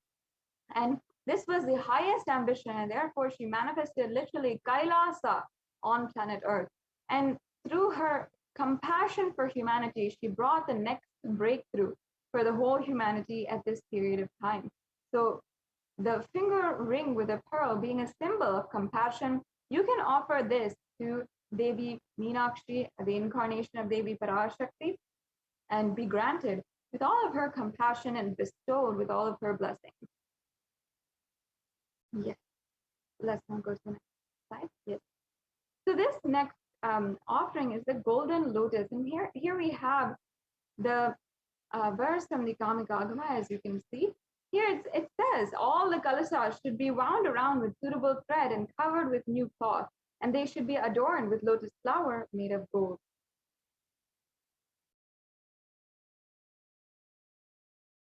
And there are hundreds of scriptural references for using lotus in the worship of Paramashiva.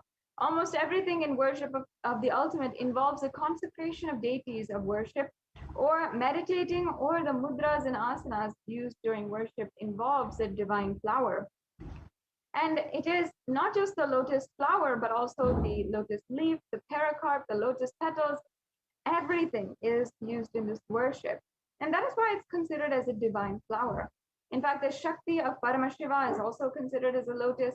The base of the Paramashiva Linga is the lotus, and the disciple of Paramashiva is also considered as a lotus.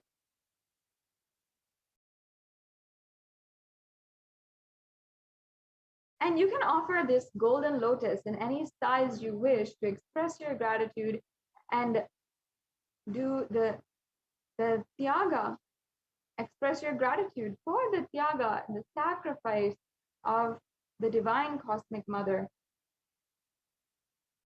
The next slide, please.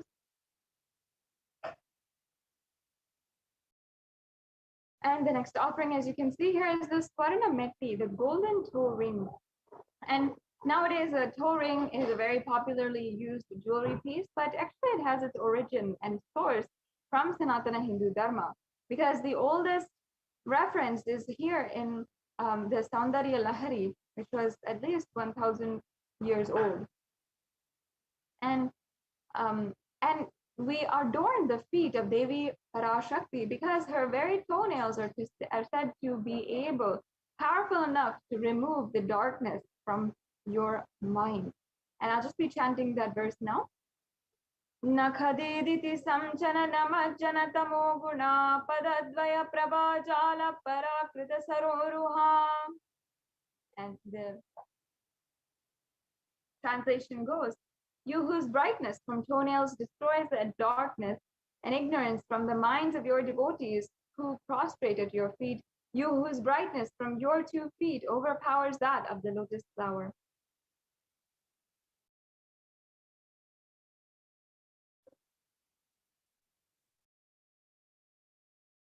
Yes, and you can offer the toe ring to Devi, adorning her sacred feet, to be in the constant gratitude for receiving her blessings, even in the most difficult aspects of our life. The next offering we have available for each and every one of you is the Swarna Mangtika, the golden hairline jewelry. And once again, this piece of jewelry has its source in Sanatana Hindu Dharma, where it literally decorates the forehead and the head, which is entirely covering and holding the fully bloomed, enlightened 1,000-petaled lotus, or the Sahasrara Chakra. It is told that when we become enlightened, that Sahasrara Chakra is flowering and becoming bloom.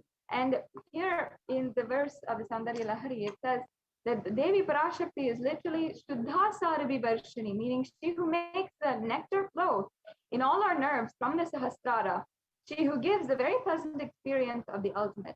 And this is the Mangtika that represents the nectar flowing from the Sahasrara Chakra, which is fully opened. So that once again, the Sahasrara Chakra is the chakra at the crown of the head. And once that is open, that is represented by the Mantika, the nectar, which is overflowing from that fully bloomed flower, is represented by the Mantika, and the golden jewelry, which is going from the crown of the head to the forehead, sometimes even all across the forehead. It's such a beautiful piece of jewelry, and with a very sacred context as well. So this is another piece of very precious jewelry that you can offer at the feet of Devi PARASHAKTI. You can offer this Mantika to Devi and receive the blessings of achieving the blissful state of overflowing gratitude and complete completion.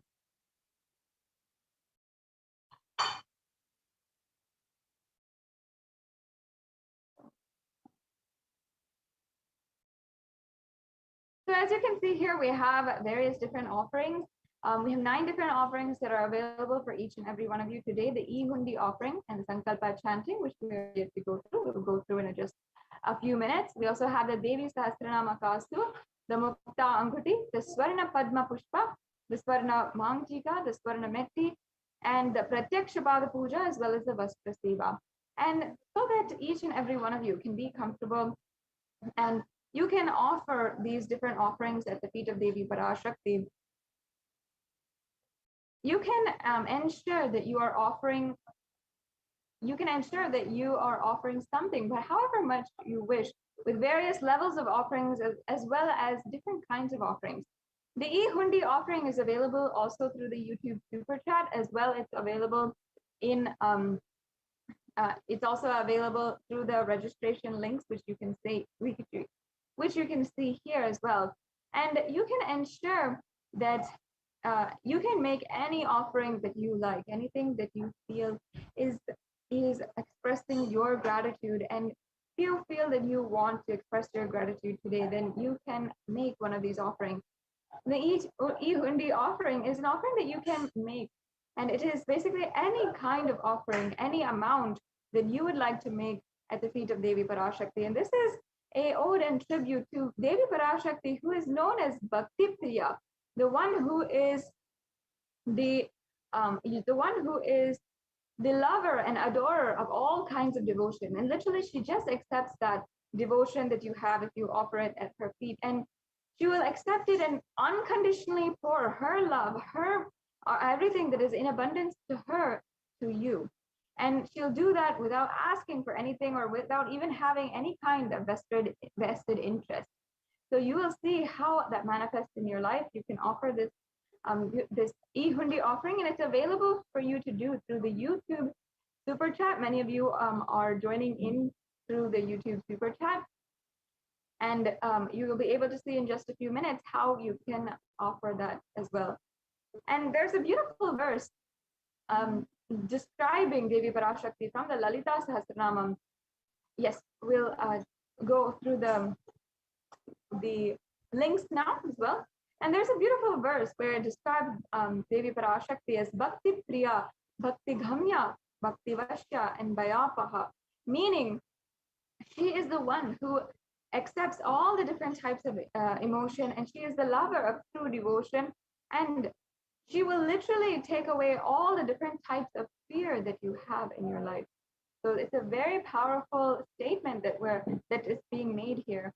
And as you can see now, there's a 3-stage process for making a payment today. And you might be in any one of these stages, and there's no pressure, obviously, for you to go to the next stage. You can make these as long as you are comfortable and you're offering out of your complete gratitude. There are so many thousands of people out there who have had Devi Parashakti's blessings in their life and who have asked a question, have received Devi Parashakti's blessings, and are literally yearning and seeking for some way in order to offer their gratitude. And as you can see here, once you go to the payment link, you can select an offering and then add that to your cart. And once you're ready for a payment, then you can go to review your cart and proceed to checkout. And then once you proceed to checkout, then you can fill out your payment details. And as you can see, you can pay with various different types of credit cards and debit cards. You'll fill out your billing details and then you will submit your payment, as you can see. And then after you submit your payment, you have to make sure that you're filling out the Sankalpa 2021 form. And this is a mandatory form that is required for anyone who is it's required for anyone who has already made the payment, or in order to make sure and ensure that your names are chanted during the puja, during the Sankalpa. And the Sankalpa, as I mentioned before, is a very powerful offering in itself, where your name is chanted during the mantra and during the offerings to Devi Parashakti. So as you can see here, it's a very simple form, and you can just fill out your names, your information, and you'll be ready to go.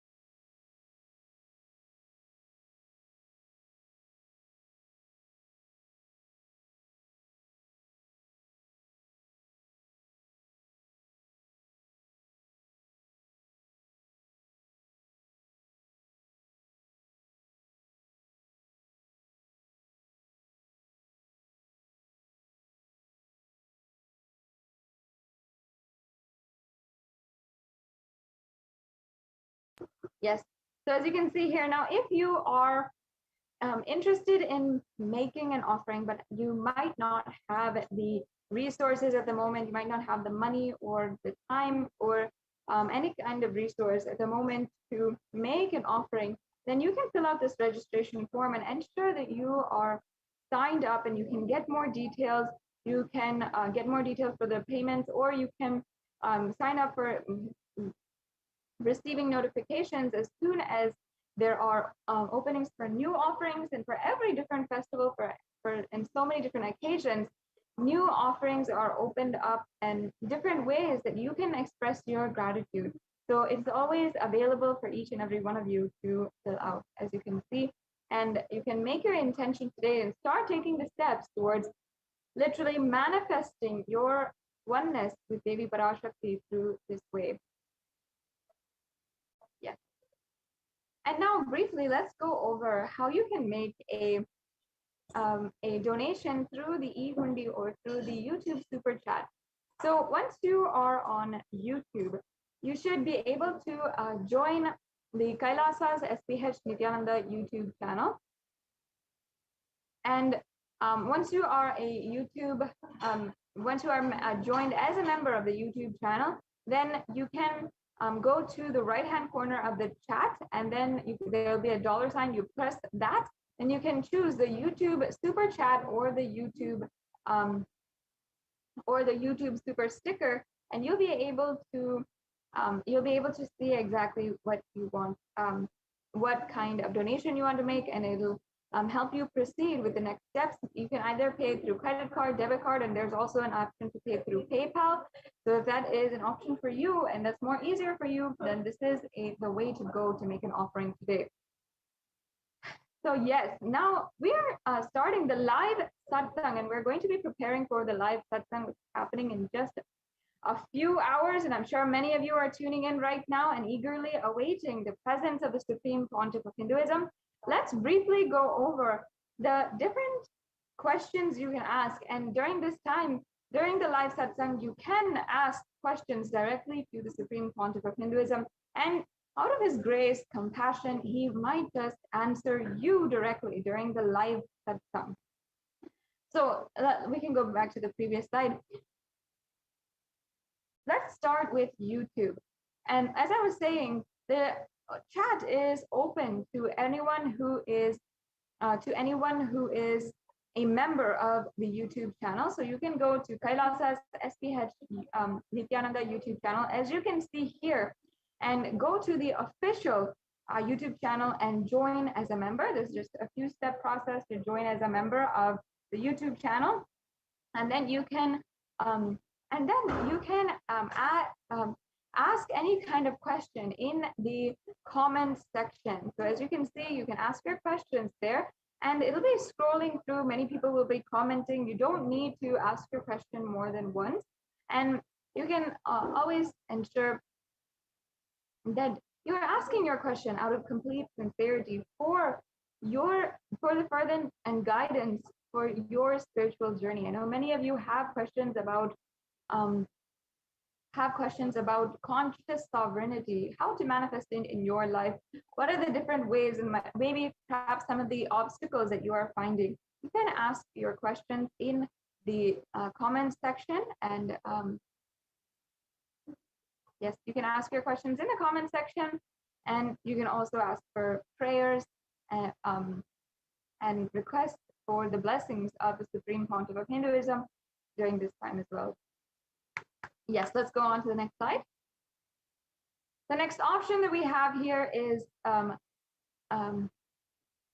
the Facebook page. So make sure that you are liking and following Kailasa's SPH JGM Nityananda Paramashivam Facebook page. This is the official Facebook page of the Supreme Pontiff of Hinduism. And you can go here and make sure that you never miss an announcement for the live satsang. Like right now, we just announced it. And make sure that you don't miss the live satsang. We will be continuously giving updates. And as soon as it is live, as soon as it is announced, there will always be a post that is given out. And so to ensure that you don't miss it, and even if you do miss it, in any case, perhaps you're commuting or you are at work or whatever it is, you can always go back and watch the satsang or the darshan again. So make sure that you're liking and following. And if you want to ask your questions during the live Nityananda satsang, which is happening in just a few hours, you can ask your questions in the comment section down below of this live video. Yes, the next slide. Let's go on to Twitter. Many of us are spending our time on Twitter, so you can go ahead and follow at Sri Nityananda, which is the official handle of the Supreme Pontiff of Hinduism on Twitter, and ask your questions by hitting reply to the live feed on Twitter using the hashtag #AskTheAvatar. And you can, in the same thread, reply and ask your questions to the Supreme Pontiff of Hinduism. Yes, and the next slide, please. We also have the official handle on Instagram, so you can ask your questions in the comment section in the Instagram post, and ensure that you are following Sri Nityananda on Instagram. That's the official handle of the Supreme Pontiff of Hinduism. And ask your questions in the comment section of the post for this live satsang. The next slide, please. Finally, you might not be social media savvy, or you might not have any social media presence right now. So you can ask your questions through WhatsApp. So there is a WhatsApp widget on kailasa.org. You can connect with us on WhatsApp, and your questions will be relayed to Devi PARASHAKTI herself during the Devi Bhava Samadhi Darshan. As well, during the live satsang, they will be displayed in front of the Supreme Pontiff of Hinduism, and your question might just be answered by the SPH himself. And there's also an option on the website to ask through the live chat. That's another option that you have as well, with if you do not have WhatsApp. So that brings us to a conclusion of this segment in today's program. And let us enrich the whole humanity with the news that the live satsang will be happening within a few minutes. And you'll see how this time just flies by, and we're going to be eagerly awaiting the darshan of the Supreme Pontiff of Hinduism before you know it. In the next segment, we'll be going over the updates from the representatives from the Adi Kailas Sarvagnya Peetham, the Adi Kailasha ship, which was literally built over the last 2 decades by the Supreme Pontiff of Hinduism in order to help the whole humanity literally sail through this pralaya.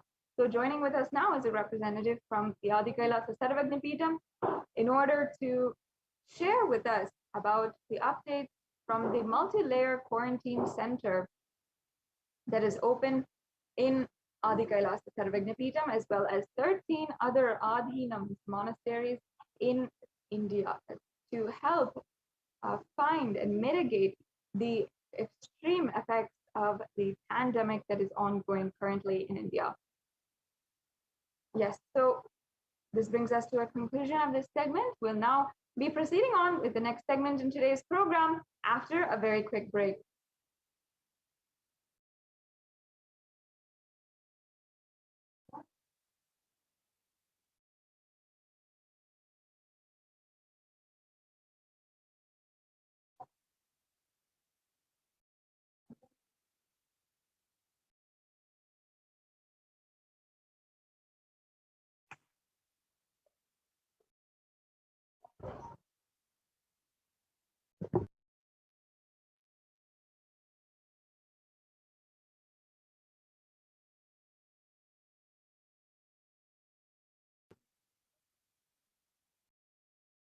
Yes, sorry for that technical glitch. We'll now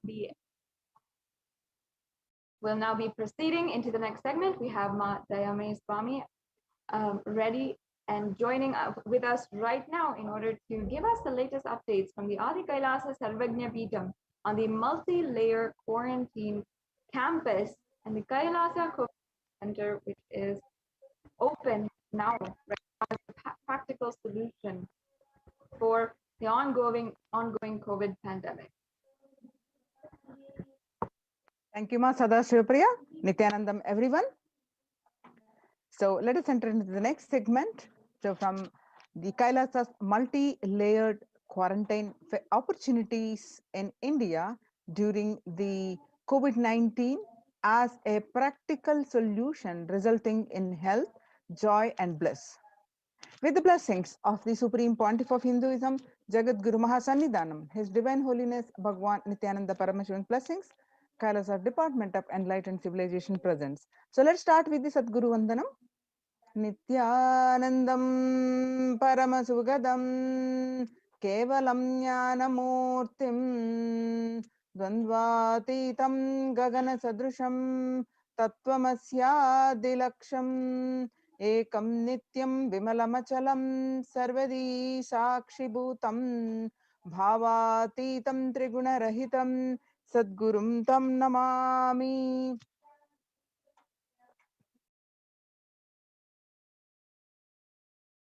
Akashic readings from the Devi PARASHAKTI.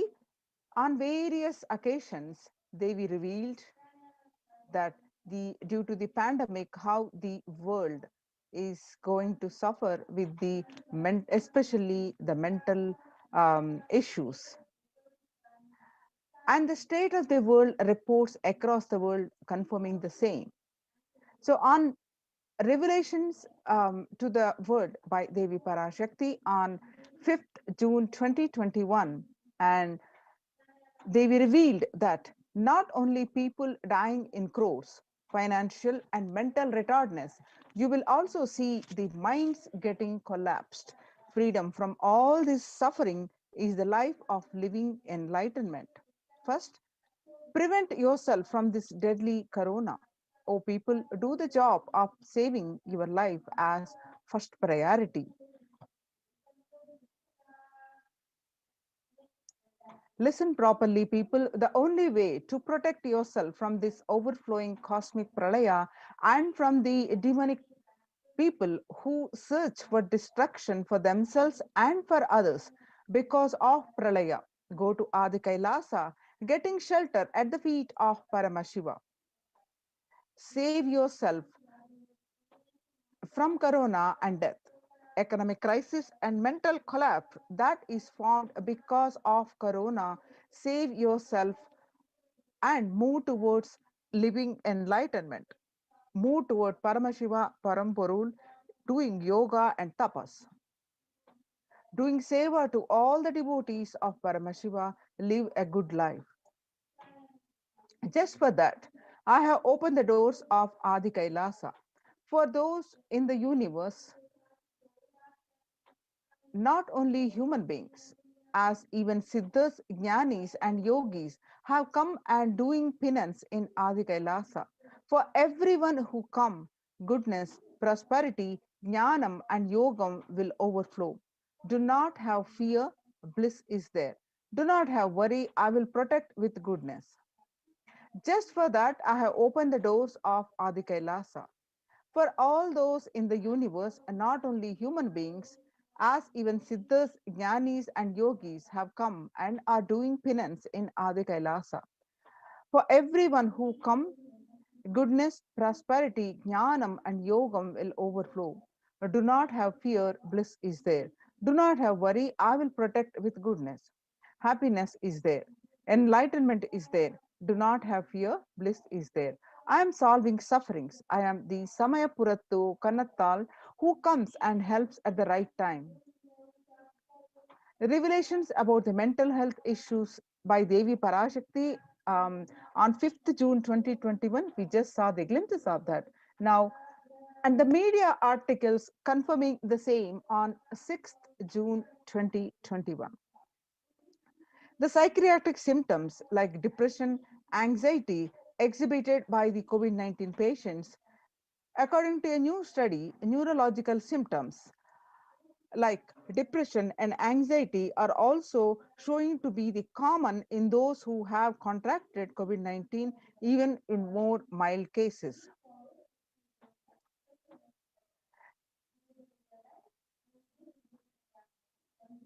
The revelations about mental health issues by Devi PARASHAKTI on 5th June 2021 and media article confirming the same on 8th June 2021.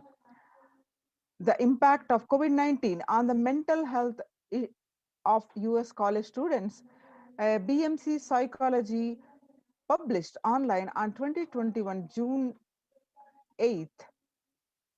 Its results indicate that on students closer to graduating facing increased levels in anxiety about 60.8% and feeling of loneliness about 54.1% and depression of 59.8%. Many reported worries for health of loved ones most impacted their mental health status about 20%, and the need to take care of family most affected current and future plans 31.8%. Almost one half of students took to exercising and other measures. Revelations about the mental health issues by the Devi PARASHAKTI on 5th June 2021 and the researchers confirming the same on 10th June 2021. The rates of anxiety and depression among college students continue to soar, researchers say. Researchers at the Dartmouth College, who have tracked the moods and behaviors of about 200 college students for 4 years, say the stress levels are at their highest. The research by the Lauren Lumpkin revealed on June 10, 2021. The Dartmouth College students began tracking 217 students when they entered the school as freshmen in 2017 in the hopes of understanding how they behave, and they have seen students' stress levels rise and fall, usually in tandem with midterm and final exams. But since the onset of the coronavirus pandemic, the rates of depression and anxiety have soared and have showed no signs of coming down, said the Andrew Campbell, a researcher and computer science professor. The Psychology Today published that coronavirus, the psychological trauma and PTSD event. Much has been said about the mental health crisis that is occurring related to the coronavirus pandemic. Much of this information has focused on the all-consuming anxiety, panic, and fear that many are experiencing. While this is important and needs to be at the forefront of discussions, something that has not been discussed in the psychology, traumatic nature of what our nation and our world is experiencing. The increased prevalence of post-traumatic stress disorder is expected to emerge as the primary factor driving the growth of the global post-traumatic stress disorder PTSD therapeutics market. Over the period of assessment revealed that global post-traumatic stress disorder, that is PTSD therapeutic market, which what used to be in as the 2099, what it used to be, and the how much $1 billion used to be, and it's going to be 11% increase in 2027.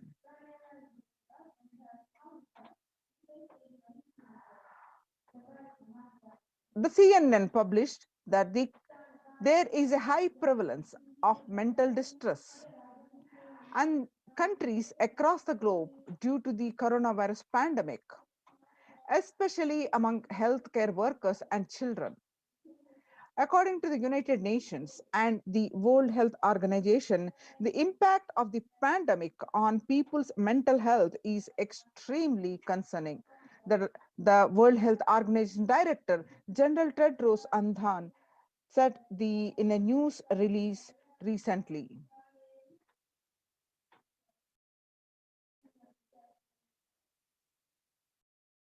The news articles continue revealed more on the mental health of public, that it is now crystal clear that mental health needs must be treated as a core element of our response to and recovery from the COVID-19 pandemic, Tedros said.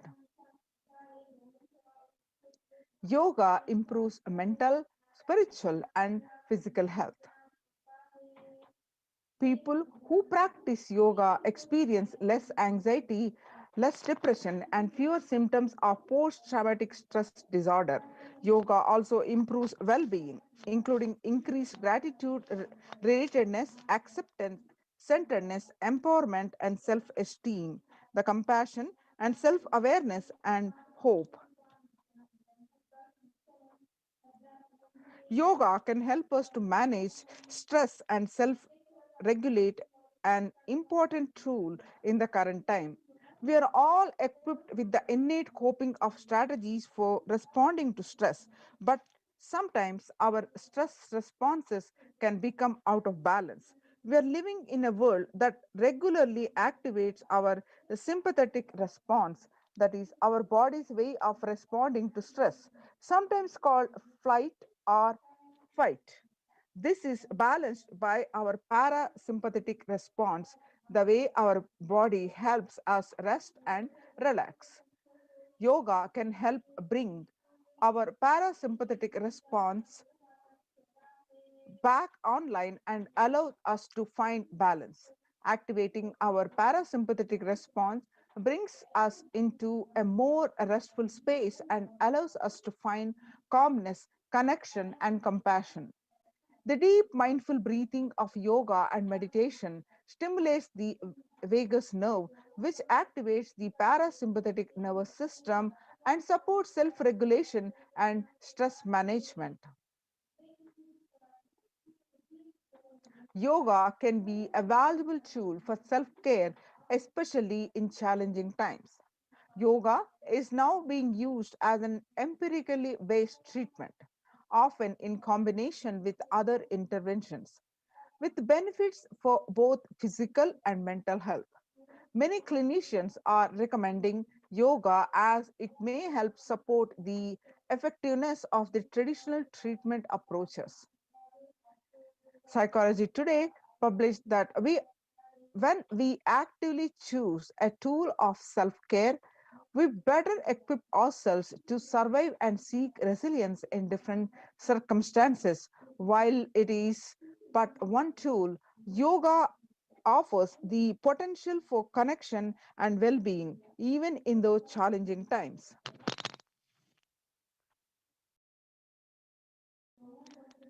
Spirituality benefits mental health.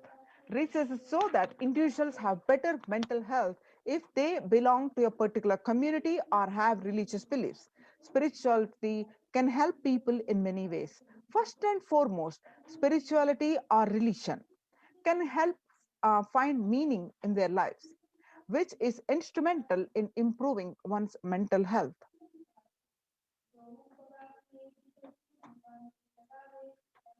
Spirituality can perhaps help you connect with your divine self. In addition to endowing meaning to your life, it has the potential to improve mental, physical, and emotional well being as well. It has been a source of relief and comfort from various challenging issues for thousands of years. Revelations to the world by the Supreme Pontiff of Hinduism, Jagadguru Mahasannidhanam, His Divine Holiness Bhagwan Nityananda Paramashivam on 22nd May 2021. Paramashiva is very clear. Focus on making your body alive, life alive. Mind is obsessive compulsive reaction. It is nothing but a bunch of unconscious reactions. Do not try to sympathize with the mind. Make your body alive, and that is the only priority for all of you. I am talking to everyone who has a little love and sympathy for me. For all of you, take this as a guru walk and make your body consciously strong. Gym will help you build muscles, make you look very nice in the outside, but only yoga and Ayurvedic lifestyle will make your body conscious. Just see all over the world, all the gym bodies are just dropping dead. Only yoga will make your internal organs strong and your ability to manifest consciousness strong. Let me give you the solution from Paramashiva to protect yourself from this whole pralaya, not just from corona. The amount of depression, mental suffering, the way the whole world is suffering, the kind of poverty happening, people losing their job, income, having insecurity, comforts being lost. So much just make your life extremely strong. 3 years back, I said, keep yourself alive next 3 years. I have enough evidence that 3 years back, I trained the whole Kailasa with devotees in their own homes, and the Kailasa inside the Sangha physically, mentally, psychologically, or consciously for quarantine lifestyle. For being active without getting mentally broken by being in one place. Doing intense yoga, making the body and internal organs strong, taking bay leaf, neem juice, tulsi, and haritaki, triphala churna, and Ayurvedic lifestyle of less food and more energy, more activism. I only told it is for an important reason. Please wake up, quarantine yourself, build your body. Don't bother about your business or any other profit or anything else. This year, if you are alive, that is the greatest profit. Now, all the efforts of the Supreme Pontiff of Hinduism to um, combat the COVID-19 and how he prepared the Adinavasis, how he prepared all the ecosystems of Kailasa and successfully implemented the multi-layer quarantine, and a report is recognized by the United Nations. The Kailasa's report on COVID-19 and the multilateralism has been recognized by the United Nations recognizes this. So you can see the screenshot from the Supreme Pontiff of Hinduism's Facebook page. You can see more screenshot from the Supreme Pontiff of Hinduism's Facebook page. You can go ahead and click on that link of this article and read the complete article yourself. The report published by the OHCHR about the Kailasas report has led the world to be as resilient as the least resilient country and person, especially for high contagious COVID-19, which has spread with scale and severity not seen since the Spanish flu. The variants of this virus, such as the B.1.617 Delta Epsilon Gamma, continue to threaten even those vaccinated. Secondary diseases such as black fungus are targeting COVID patients and killing almost 1 in 2 in such cases. Human life is precious and important than all economic principles or systems in totally, because all these concepts are legitimate only because of their utility value, which is fundamentally make human life better. At least until this ongoing crisis ends, all the economic policies related to money, banking, fixing prices of commodities, etc., needs to be revised to make sure no human being suffers from hunger or the absence of required medical care. For this purpose, Kailasas has presented a detailed report on effective solution for COVID-19 through multilateralism that was published by the UN. This breaking news, the report we're going to present now, the earlier reports recognized by UN are reports on the rights of the indigenous and women and girls. And the second report, which was published by the UN and recognized by the UN, a report on femicide. Now let us see this breaking news, the report published by the United Nations, the COVID-19 and multilateralism, a report by the Adi Shaivite Minority Tradition, ASMT, Hindu Community Kailas Union in the month of June 2021.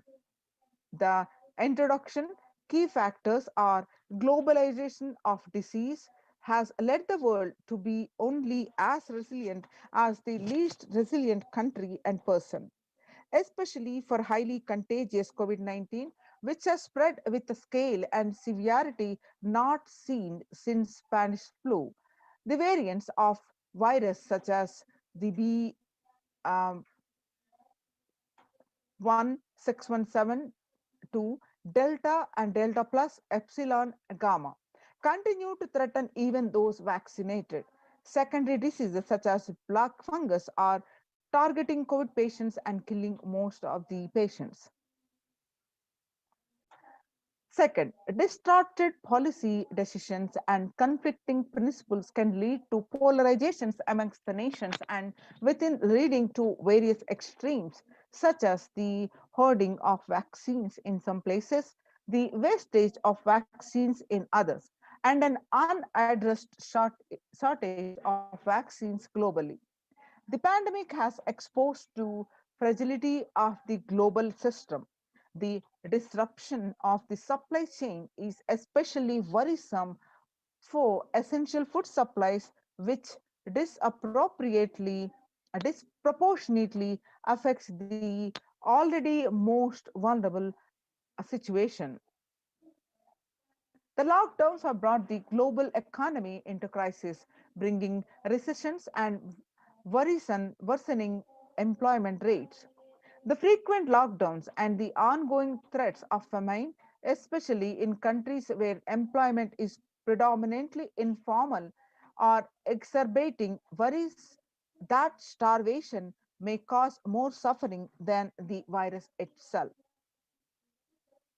Far more from the SDG to zero hunger. The number is now predicted to come close to 1 billion. You can see the supporting articles which were published, which was submitted and published by the United Nations.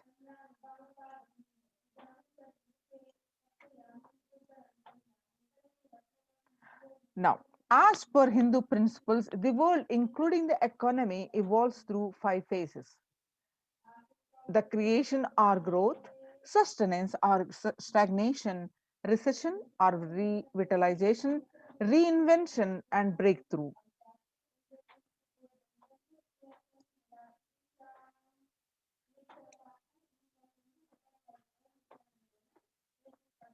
As per Hinduism, conventional economic growth is observed when best practices are applied diligently.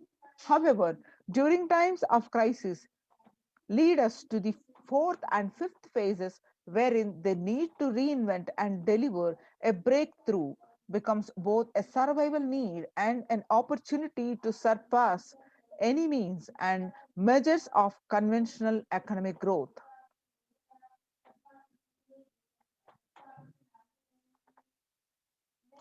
According to the key nations, increased public expenditure during the Great Depression of 1929 improved economy. However, the government never completely gave up trying to balance the budget, which resulted in it never spending enough to bring the economy of recession until the Second World War.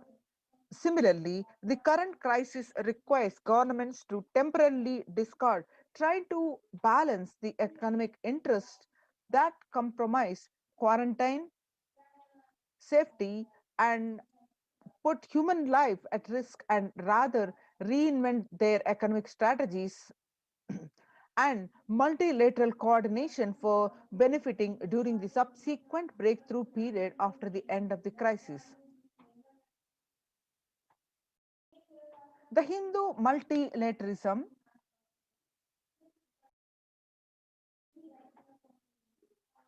there is an immense inequality in the capacities of the governments, organizations, and people in the 2 groups. The first one is a health response, and the second one is economic recovery. Surviving the highly contagious COVID-19, where the world is only as resilient as the least resilient country, and the person requires governments, organizations, and people to collectively address the crisis. From the 3200 BCE 21, 56 nations in Asia had multilateral treaties based on the Hindu principle, the Vasudhaiva Kutumbakam, that is, the entire world is my family. You can see the reference articles here.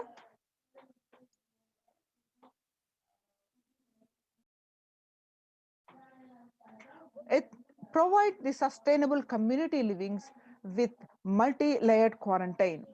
Home or self-quarantine is not a viable solution for a vast majority of people for either health safety or economic reasons. In Assam, one of the states in India, home quarantine has been reported to be primary reason for a large number of deaths.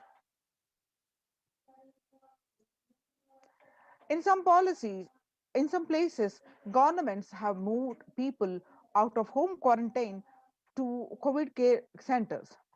Other issues linked with quarantine, especially in some houses, are mental health problems, such as an increase in suicidal ideation, especially amongst the younger population.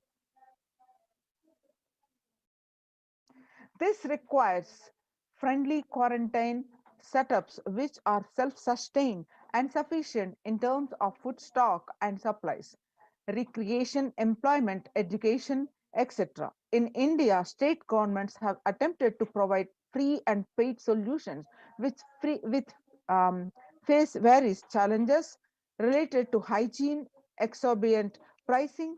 Some facilities have seen challenges related to requests for private accommodation. Experimental townships such as Auroville have demonstrated a fair amount of success in creating a friendly, safe, and compliant quarantine facility. However, solutions such as Auroville are not open to the public. For 2 decades, the leader of the ASMT Hindu community, the Supreme Pontiff of Hinduism, Jagat Guru Mahasannidhanam, His Divine Holiness Bhagwan Nityananda Paramashivam, had been creating townships like Auroville across more than 100 cities in several countries. Most of these townships, such as the ASMT Monastery, India, Bangalore, have been opened to offer multi-layer quarantine as a free public service with free food and accommodation, the free internet to work from the home monastery. The ASMT community has seen a fair amount of success in these townships with zero reported cases of COVID infection in the past 2 years and has already saved many lives. The Supreme Pontiff of Hinduism, Nityananda Paramashivam, has urged citizens worldwide, especially from the regions severely affected by the pandemic, to protect themselves as the topmost priority and avail these free quarantine facilities that the community has created, especially as home quarantine has failed for many and is known to be a primary reason for a large number of deaths in many scenarios. The Supreme Pontiff of Hinduism, Nityananda Paramashivam, has emphasized the need and urged the government worldwide to provide food, safety, medical care, shelter, and all survival needs to all human beings under their care, with absolute multi-layer quarantine until the coronavirus is eliminated from planet Earth, including all different strains of the virus. You can see the supporting articles here. Educate citizens in individual pandemic management. Unlike previous pandemics, the current era provides an active, real-time, and visual information about the facilities, about the fatalities. Underreporting of this data may give false hope and make people reckless. Exaggerations in reporting can also make people reckless, and they may feel eventual deaths due to a coronavirus is inevitable. Proper education is extremely crucial, as it will dramatically reduce the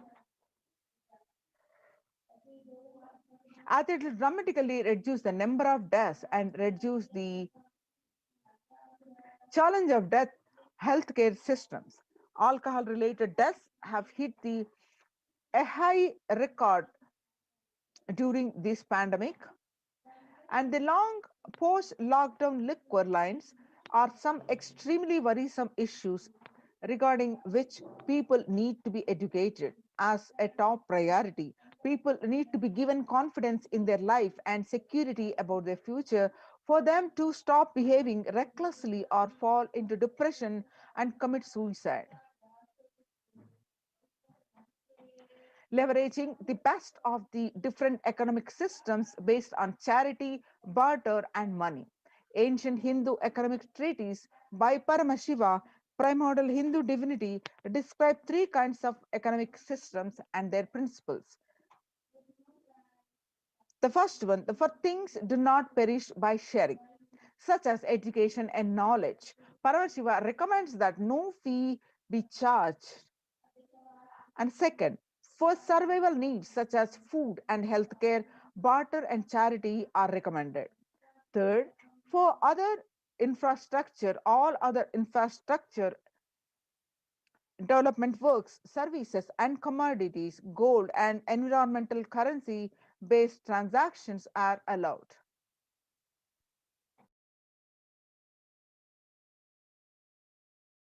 These systems are still in practice in modern day, but the grossly overlooked and not sufficiently studied with their close relation to mainstream economics. The World Health Organization and the GS, GISAID provided early aspects to data regarding the virus. This is an example of an open knowledge based economic policy where the critical data about the virus was not monetized. Similarly, South Korea helped the USA access mass and testing kits.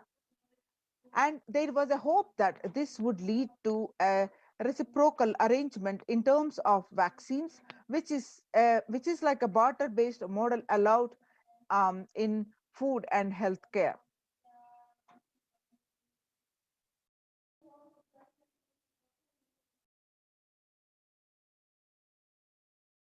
Hindu policies for food security.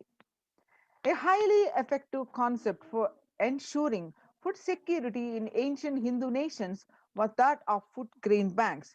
These were prevalent until the 18th century. The elderly in villages would start food grain banks with a seed capital of grains collected by the fundraising. If any person met with a crisis such as a crop failure, the food grain bank would lend him grains in exchange for an interest. Compound interest was prohibited in grain banks, which the debtor was expected to return with the principal grain amount during the next harvest. The bank would expand its reserves of food grains based on the interest earned and donations. At the time of severe crisis as a famine, the entire village would be able to withdraw these grains, and if required, all such grains loans would be written off on humanitarian grounds. In Hindu temples, food is shared for free as a priority. This was the case in both ancient times and in the modern times. For 27 years, every month, the Hindu ASMT community has served more than 3 million free organic meals in religious gatherings to everyone without discrimination and has served for over 1 billion free meals in total. Such private and public efforts are crucial to ease the threats of starvation, which is estimated to hit a billion people worldwide.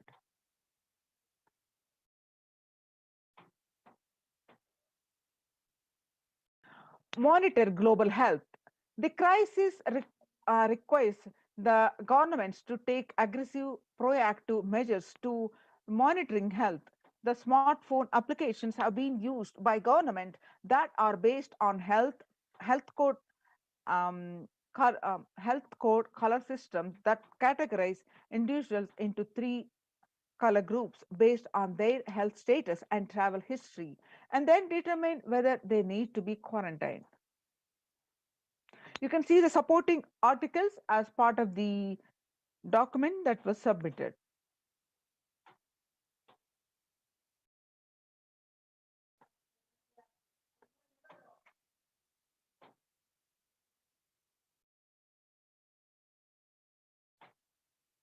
The, uh,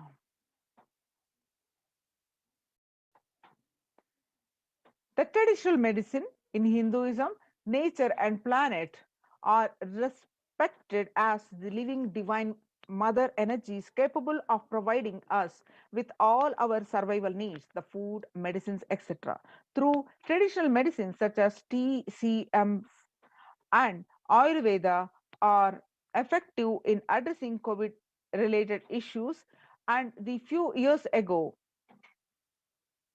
a Nobel Prize was awarded to scientific work based on traditional medicines.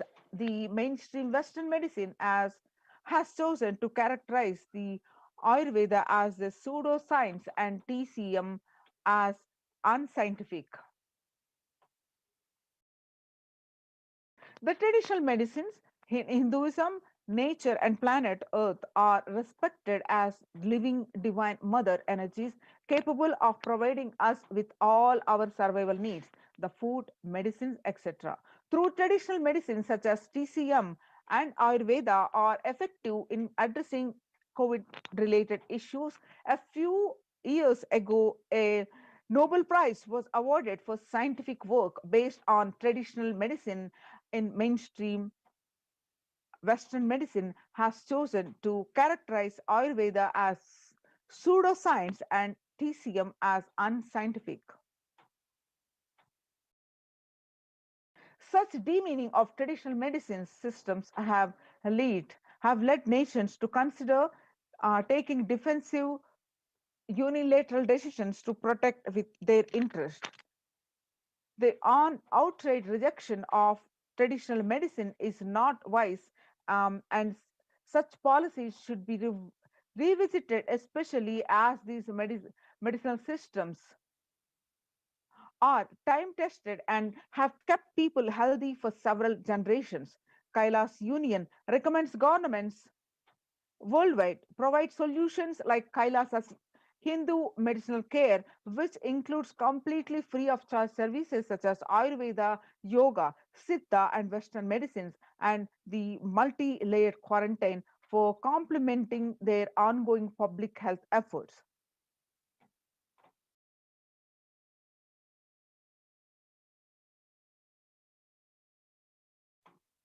You can see some of these articles here, the supporting articles. So everyone should be provided access to traditional healthcare systems free from policies that are prejudicial and discriminatory towards these systems. The creation of food grain bank systems and other traditional economic systems as described in this report would help the most vulnerable people of the world. You can see the supporting documentation here.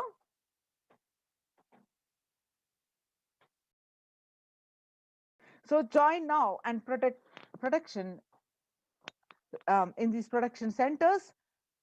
Register now through the link below https://kailasa.org/kailasa care. We'll be right back with you after a short break.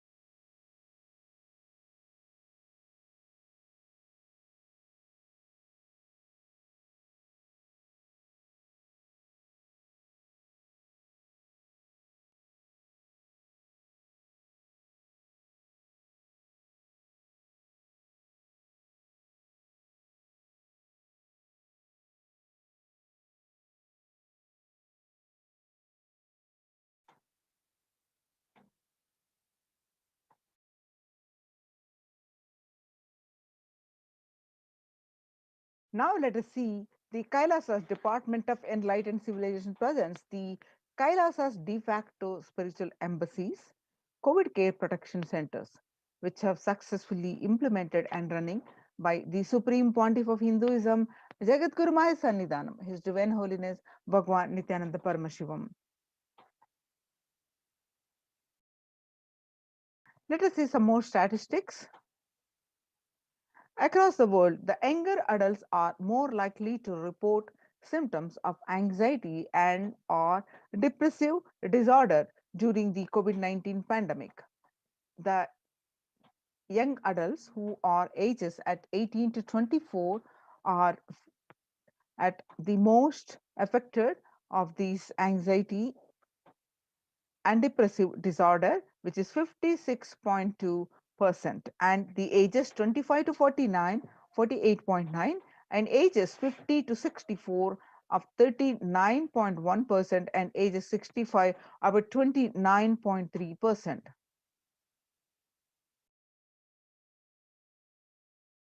The average share of adults reporting symptoms of anxiety disorder and or depressive disorder published on January to June 2019, what it used to be 11%, now increased to, in just 1 month of January 2021, the household pulse survey increased to 41%.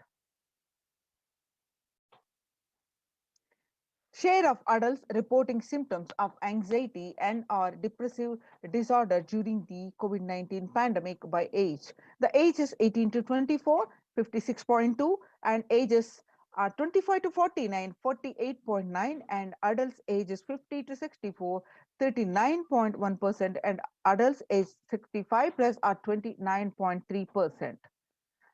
So how are you feeling? What employees say they feel more than half the time at work. 34% of the employees say tired. 34% say they are stressed, burnt out. 27% say they are burnt out, and 22% say discouraged, and 19% say they distracted, and 17% say they are depressed. So COVID-19 is a significant stressor for most Americans. Nearly 8 in 10 say the coronavirus pandemic is a significant source of stress in their life. Nearly 7 in 10, that is 67%, say they have experienced increased stress over the course of the pandemic. 1 in 4 essential workers, that is 25%, diagnosed with the mental health disorder since the start of pandemic. The COVID-19 could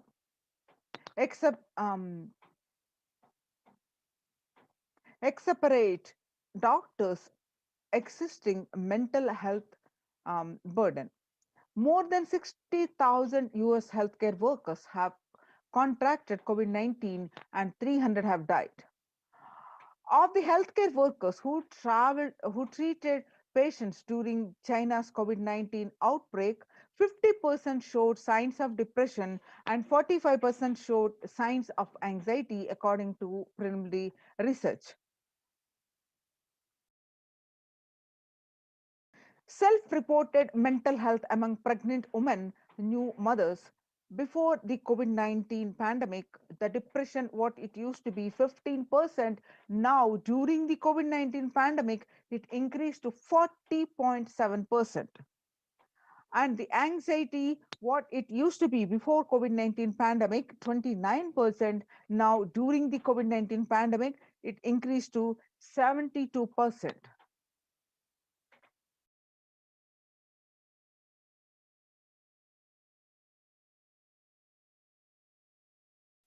The US cases of depression have tripled during the COVID-19 pandemic. A large study finds a dramatic increase in the number of adults in the United States reporting symptoms of depression during the COVID-19 pandemic. The number of adults experiencing depression in the US have tripled. According to a major study, Researchers estimate that more than 1 in 4 US adults now report experiencing symptoms of depression. Before the pandemic, 8.5 of US adults reported being depressed. That number has risen to 27.8 as the country struggles with COVID-19.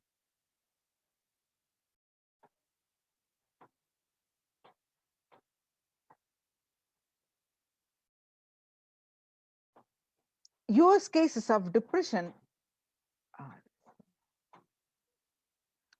the burnt out,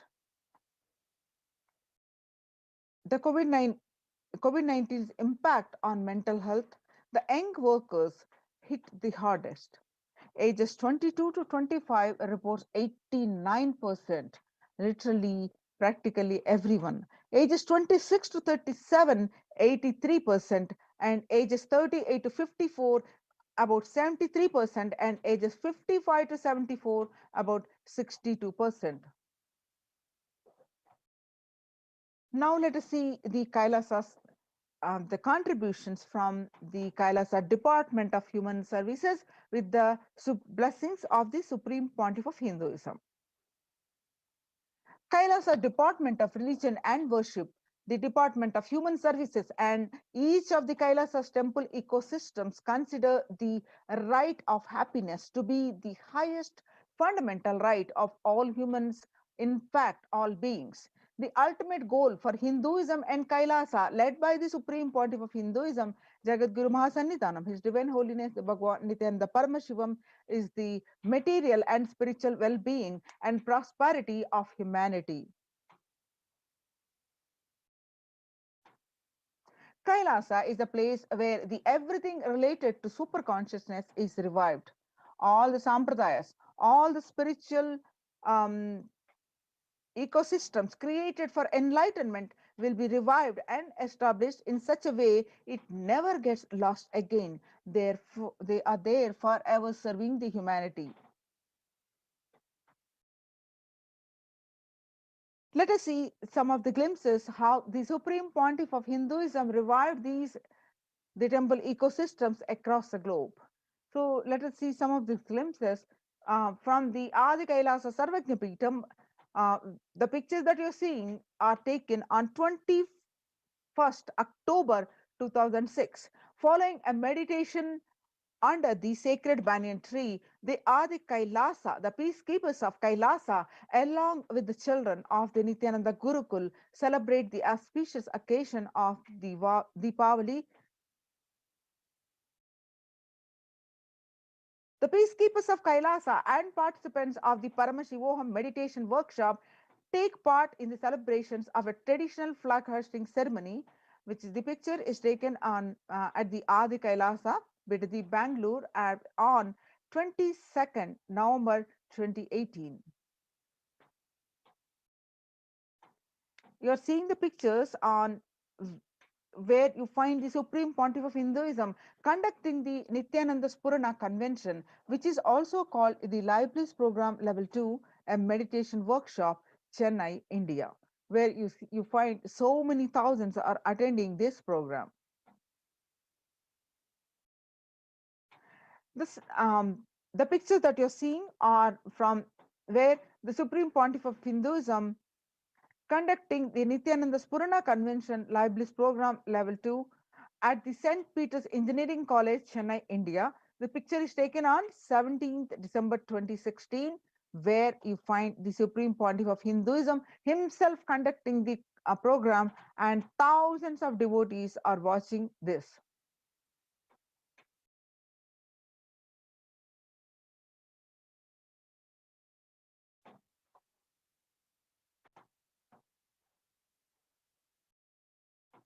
Now the picture that you are seeing are the temple ecosystem of Tirunamalai serves as the driving factor in maintaining the lifestyle of health, wealth and well-being for citizens of Tirunamalai, one of the remaining living temple ecosystems. With this picture are taken on 20th December 2011. The pictures that you're seeing are taken at Adi Kailasa Sarvajnapeetam, Bidadi, Bangalore on 31st December 2018. The peacekeepers of Kailasa and participants of Paramashivoham meditation workshop take part in morning meditation and the traditional puja or ritualistic worship.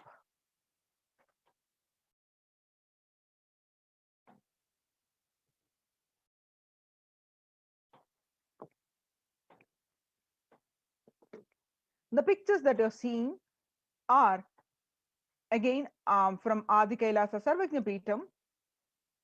The peacekeepers of Kailasa, led by the Supreme Pontiff of Hinduism, take part in Karaseva, the voluntary contribution of physical service towards the cleaning or construction of the sacred Hindu temples. The pictures are taken from 11th September 2016. Now you are seeing the picture of the Kailasa's ecosystems around the world, which are spread across the continents. Starting from 1994, the Supreme Pontiff of Hinduism tirelessly worked to establish the Kailasa's temple ecosystems. In 1994, where Mataji Vibhudanandapuri, that is traditionally passed on to the hands of the Supreme Pontiff of Hinduism, Jagadguru Mahasannidhanam, that is Kailasa in Tiruvannamalai. The picture that you're seeing, the right side is the Kailasa in Tiruvannamalai in the year 2017, receiving visitors and delegates for the Kalpataru meditation workshop and Shivadiksha. Kailasa in Tiruvannamalai, thousands arrived to celebrate the enlightenment ecosystem and to traditionally meet the Supreme Pontiff of Hinduism, Jagadguru Mahasannidhanam, His Divine Holiness Bhagwan Nityananda Paramashivam, on 11th March 2017. Now you are seeing the pictures are from the Western Hemisphere, where the Kailasa in Los Angeles, California, USA, as a 25,000 square foot temple complex housing over 80 plus deities.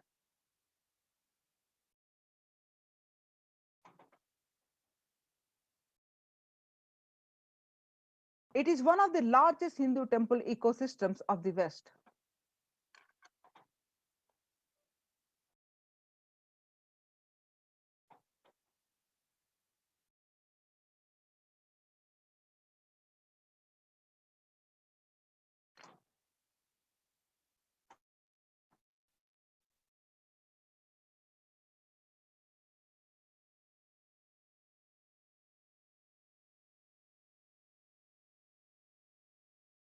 From the Kailasa, the first temple established by the Supreme Pontiff of Hinduism outside 9 months.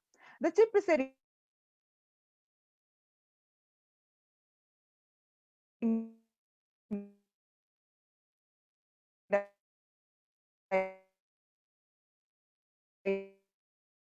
deities of the temple are Nityanandeshwara, Supreme Pontiff of Hinduism.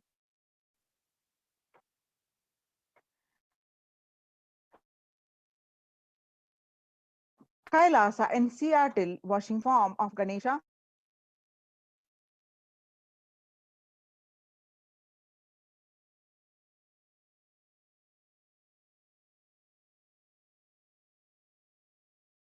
and the largest living nuts. Now you're seeing the pictures are from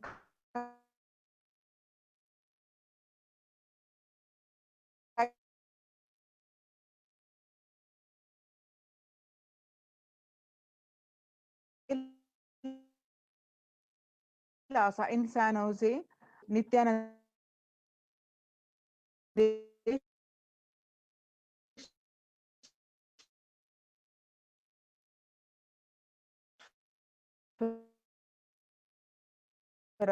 Paramashiva access are from Kailasa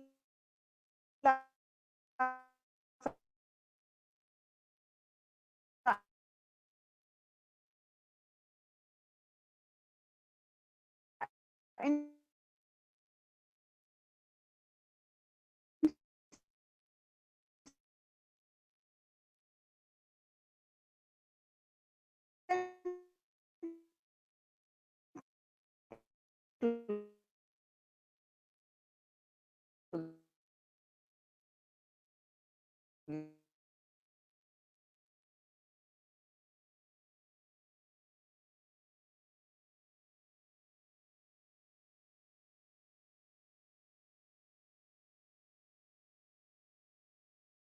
Sorry for the technical glitch.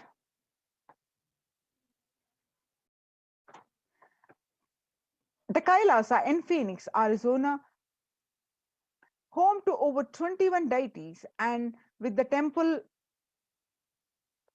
structure of 2,500 square feet, Kailasa in Phoenix has been directly established by the Supreme Pontiff of Hinduism, Bhagwan Nityananda Paramashivam, serving as an energy field of worship, meditation, and celebration for over 7 years.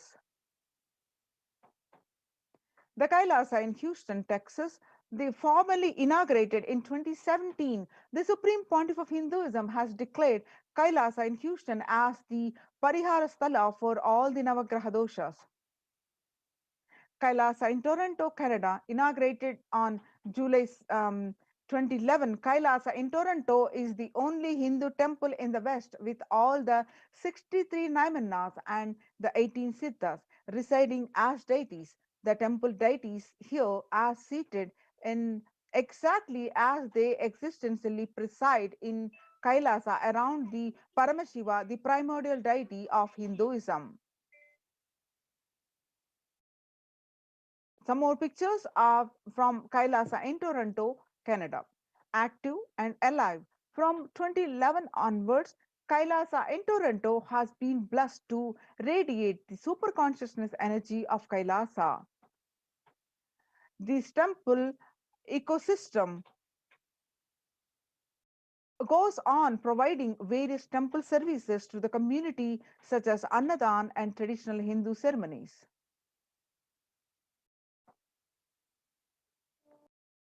Now let us see how the morning spiritual routine and the enlightenment ecosystem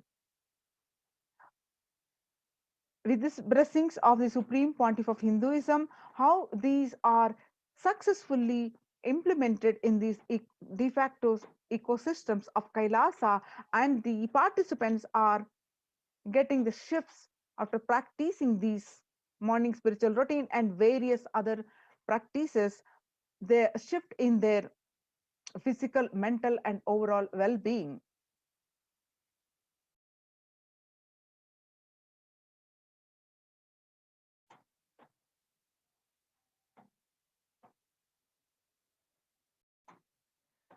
On 12th May 2021, I came as Nija Avatar. Devi Parashakti revealed on 12th May 2021 that I came as Nija Avatar. I am blessing you. Listen. People, listen. To do good to all of you, I have taken the form of Nityananda and came down as Nija Avatar. People of India, listen. Carefully listen. Time after time, Bharatam is Jnana Bhumi, where enlightened being comes. We cannot make Jnana Bhumi as infertile. Enlightened beings have to come.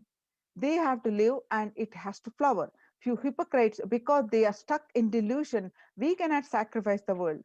Cosmos cannot be destroyed. The ship I did to save Cosmos from being destroyed, that is called Adi Kailasa. The ship I did to protect beings from Pralaya is Adi Kailasa. Because of conspiracy of Drohis and enemies' rule, the captain has to leave the ship.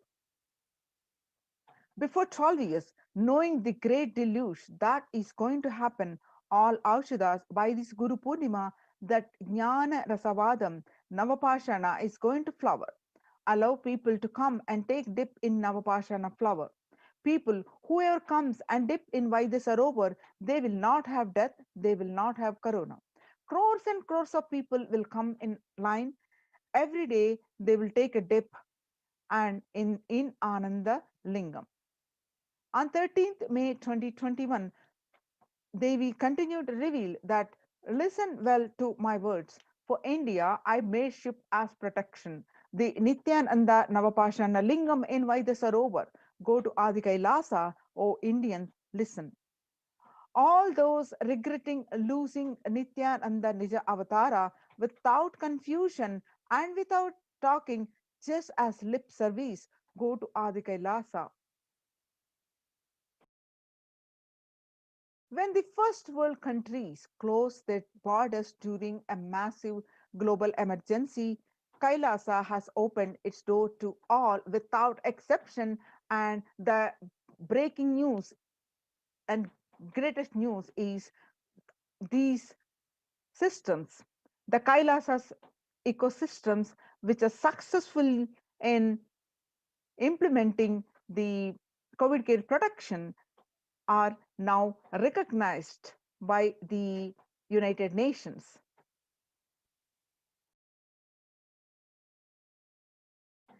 Now let us see the morning spiritual routine in these de facto spiritual COVID care protection centers of Kailasa.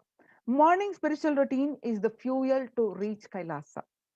Morning routine and the chemical changes it brings in you, the healing it does in your system, and the biological rhythm it sets in your system, all of them are very important.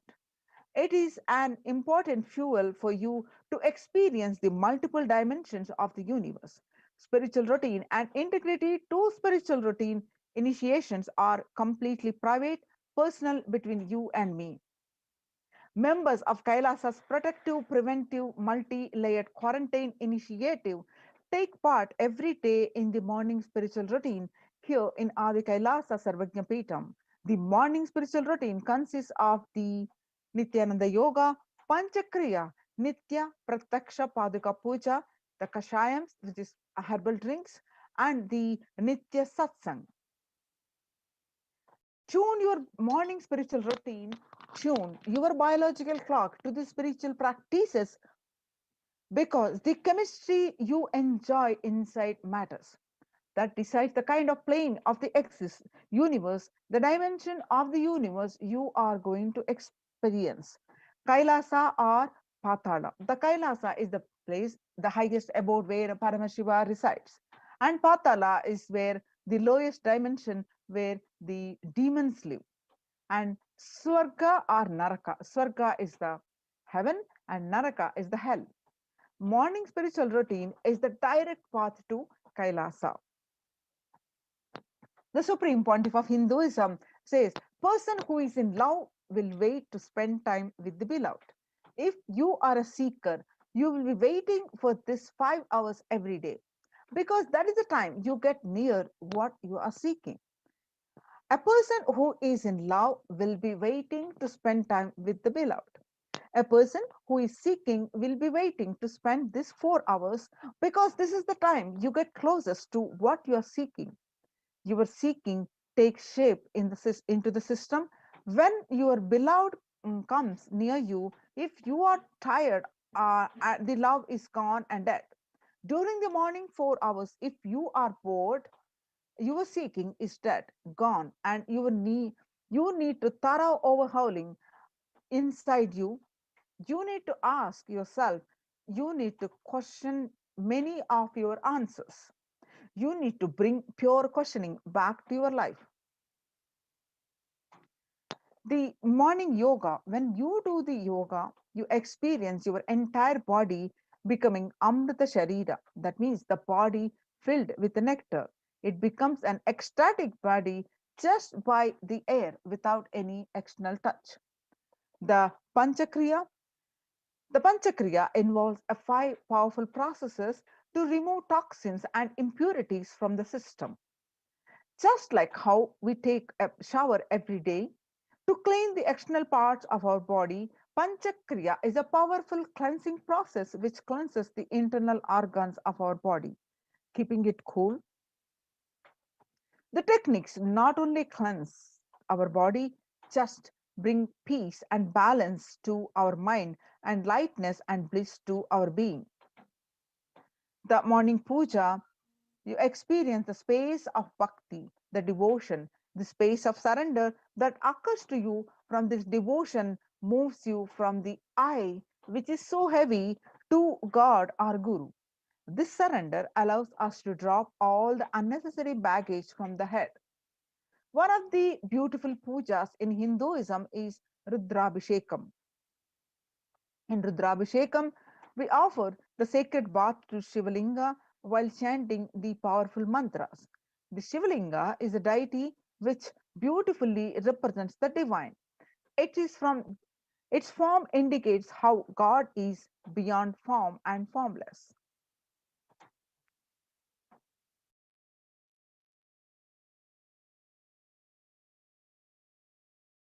In puja, we sit down and connect with God by performing Rudrabhishekam. O Sadashiva, O God, I know you are the source of everything. You are everything, and you are in this Shivalinga, and you are in this body. Let me connect with you. Let you reveal yourself to me. When we sit in this power, when we sit with that context and do the action of Rudrabhishekam, we experience Bhava Samadhi. Only Bhava Samadhi can give us the higher taste and higher joy in life. Rudrabhishekam is a beautiful ritual which allows us to experience the Bhava Samadhi of Shivoham, that I am divine. In morning spiritual routine, when you do it sincerely, you manifest Shakti's spiritual powers with morning routine. If you just follow this morning 5 hours enough, you will have Vak Shakti. That is, the whatever you say will become reality.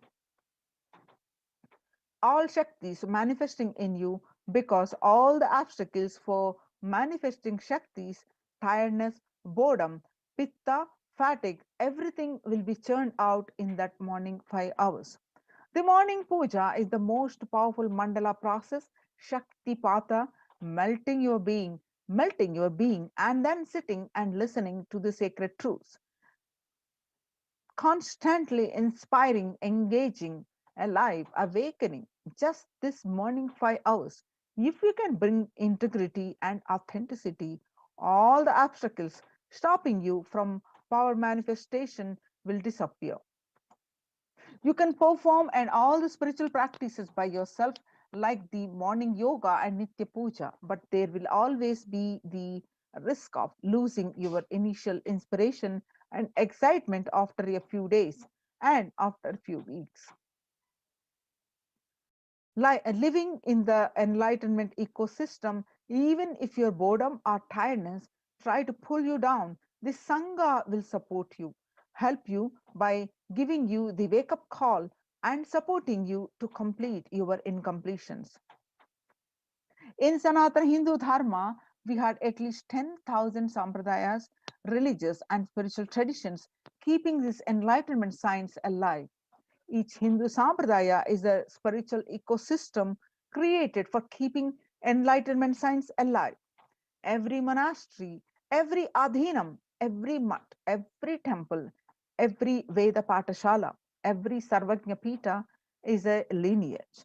The sampradaya created to keep the ecosystem of spiritual enlightenment alive. Some may be Shakta, some may be Yoga, some may be Vedanta, some may be Tantra, some may be Shakta Vedanta, some may be Shaiva Tantra. Some may be Yoga Vedanta, some may be Yoga Shaiva.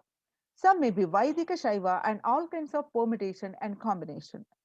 Each temple, each mutt, each monastery, each adhinam, each Veda Patashala, each Sannyasa Sampradaya is the spiritual ecosystems created to keep the enlightenment science alive of that Sampradaya. Join now these COVID care protection centers and save your life. Register now through the link below, https:// kailasa.org, KAILAASA, kailasa.org / Kailasa Care, KAILASA Care, CARE, Kailasa Care. So we will continue the next part of the segment, and after a short break.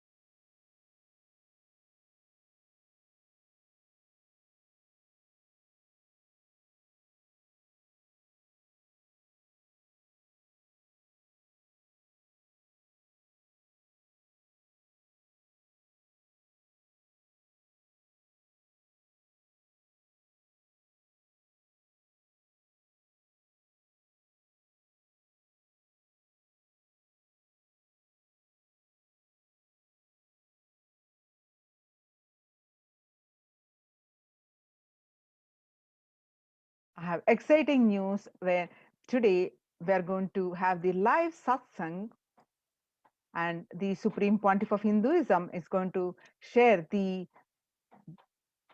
sacred secrets of the conscious sovereignty.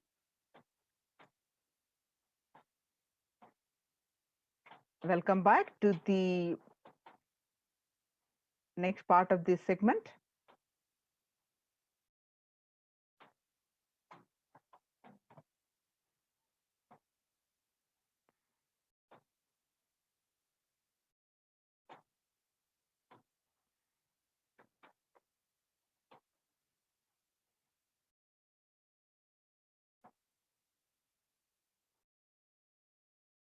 The live satsang is going to start in few minutes. So let's get prepared.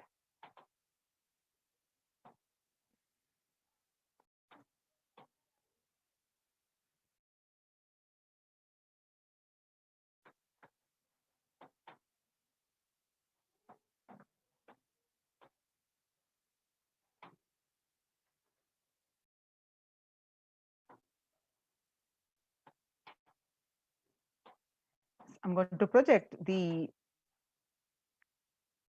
yes.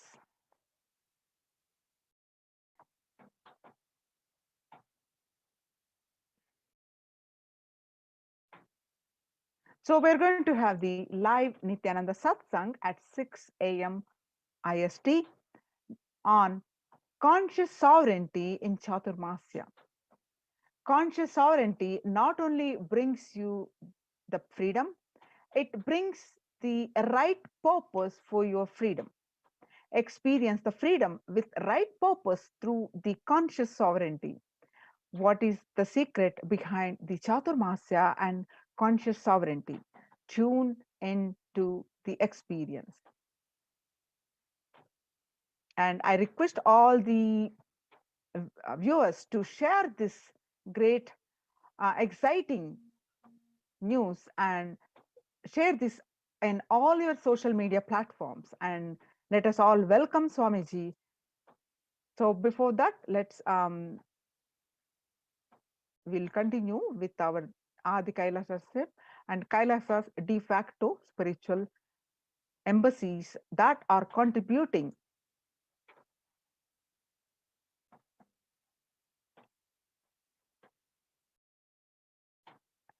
continuous annadan to these all enlightened ecosystems, which is one of the main key factor in the report published and recognizes by the United Nations.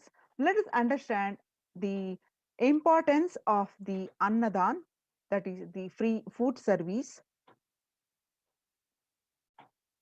and how successfully the Supreme Pontiff of Hinduism implemented the annadan in all the Kailasa de facto spiritual centers since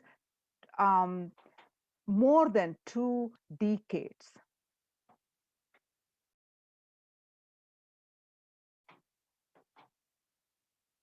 And which is the need of the hour in this global emergency pandemic.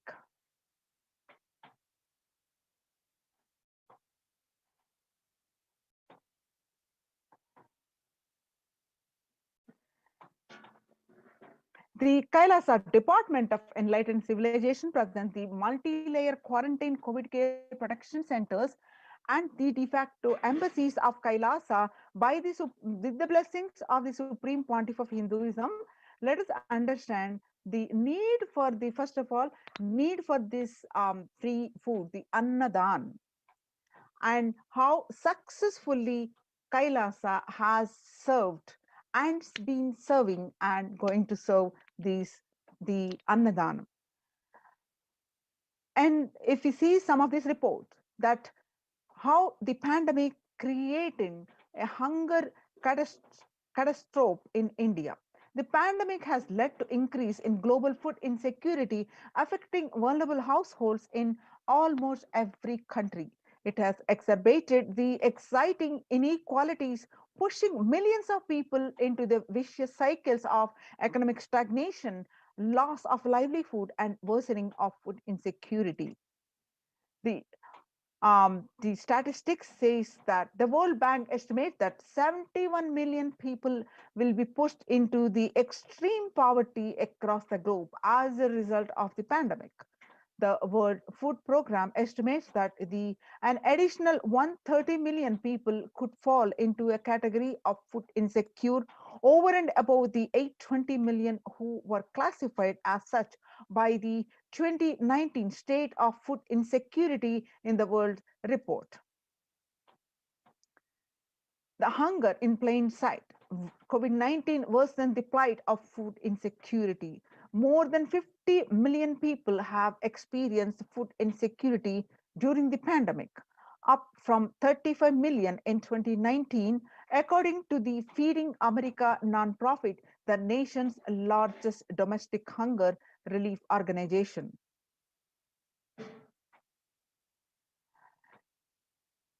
The child malnutrition and hunger skyrocket in Haiti as COVID-19 infections spike. At least 86,000 children are at risk of developing the severe acute child malnutrition this year in Haiti. According to the sources connected to the United Nations Children Fund, the number of children projected to suffer from starvation this year has doubled as the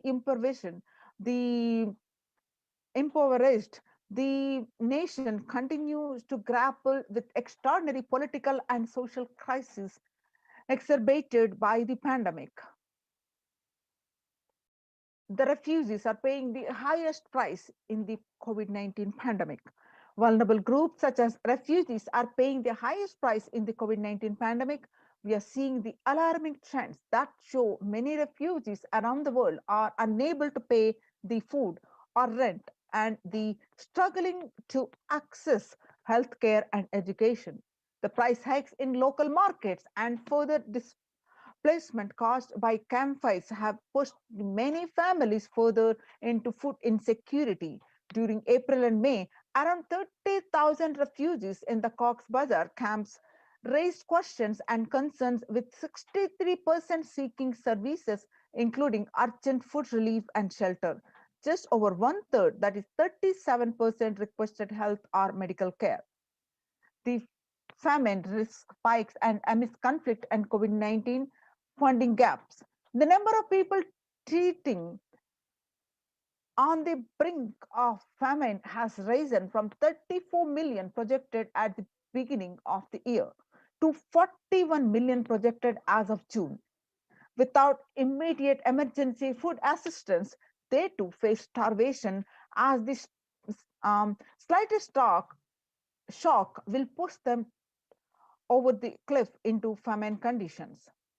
The World Bank releases a report, an analysis of the rising food insecurity rates in response to the COVID-19 pandemic. This report, released on May 20th, 2021, stated that COVID-19 impacts have led to severe to widespread increases in global food insecurity, affecting vulnerable households in almost every country, with impact expected to continue through 2021 and to 2022. It is also stated that the global food prices increased significantly by 38% since January 2020.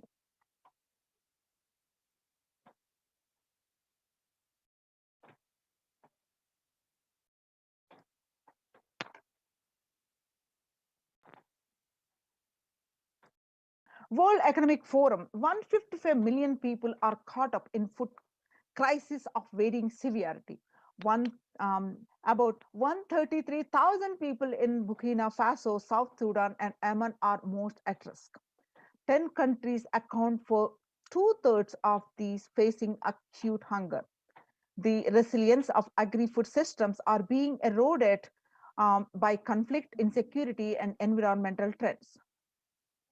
Now, the Kailasas, de facto spiritual embassies, have successfully implemented the free food, the Annadan, to one and all, to over millions of people. And we'll see some of these glimpses now. And the Supreme Pontiff of shared countless number of times on the importance of food. You become what you eat. He has given the powerful cognitions and the sacred knowledge from the scriptures during the satsangs. And Kailasa has successfully implemented these annalayas, established these annalayas, which serves the free, organic, vegetarian, sattvic meal for all, eliminating the hunger. The developmental, economic, social, and medical impacts of malnutrition and famine have a critical impact on the individual, familial, and community, national, ultimately on the global level. With the ongoing COVID-19 pandemic triggering an alarming spike in food insecurity, the United Nations have given warnings of famines of biblical proportions. In 2020 alone, 690 million people were estimated to be pushed into food insecurity. The access and availability to organic food has become of utmost importance. through the Kailasa Department of Agriculture at the Supreme Pontiff of Hinduism, Jagat Guru Mahasannidhanam, His Divine Holiness Bhagwan Nityananda Paramashivam, has committed to the distribution of free organic food to everyone, not just since the beginning of his public life, but from his very upbringing itself. Now, Kailasas Annalayas across the globe, the food bank established all across the globe, distributes these and serves free vegetarian organic food for people of all caste, creed, religion, race, gender, and social standing. And you see the glimpses of the Kailasas services, the food free Annadan distributions, and Supreme Pontiff of Hinduism himself serving the food. He said, I am not giving you any fantasy that it is already become a reality, that we will revive the food supply system of Kailasa. Before you get hungry, food will be ready. Continuous Annadan. You see, find the glimpses of the Supreme Pontiff of Hinduism serving the free organic sattvic meals, the Annadan, way back from 2002. And you see, while he was recovering from the massive, the fractured hand, the Supreme Pontiff of Hinduism still continued to serve the Annadan. And see the Pondicherry Thane flood relief, where the Supreme Pontiff of Hinduism serving, and the glimpse of the Kailasas Annalayas inauguration in Tiruvannamalai, which serves the free meals for thousands of people, and various meditation workshops where the Supreme Pontiff of Hinduism serving the free sattvic meals. And see more and more glimpses of these free Annadans. I could see the various glimpses. Now, the proof of necessity of Annadan, the Bengal famine. In 1943 to 1944, in the man-made famine of Bengal, as per existing records, 3+ million were murdered. The Prime Minister of the world's biggest empire, controlling 1/3 of the mankind, claimed they could not do anything about the people dying of hunger because Hindus bred like rabbits, and the famine was their fault. On the other hand, in Ujjain Kumbh Mela in 2016, the peacekeepers of Kailasa served organic food to over 3+ million people. The peacekeepers of Kailasa, under the leadership of the Supreme Pontiff of Hinduism, Bhagwan Nityananda Paramashivam, served more than 1 billion free meals in that Ujjain Kumbh Mela. Not only that, past 26 years, they are determined to end hunger and poverty in all its forms. Kailasa, with the 200 peacekeepers at any given time, can deliver what even one of the biggest countries could not deliver. The Kailasa delivered. Kailasa is not driven by war, fear, or greed. It is an enlightenment-based nation, driven by selfless service. So join now in Kailasa's protection, COVID care centers, and save your life and protect yourself from this pandemic. Now it's time we welcome the Supreme Pontiff of Hinduism, who is going to grace us in few minutes.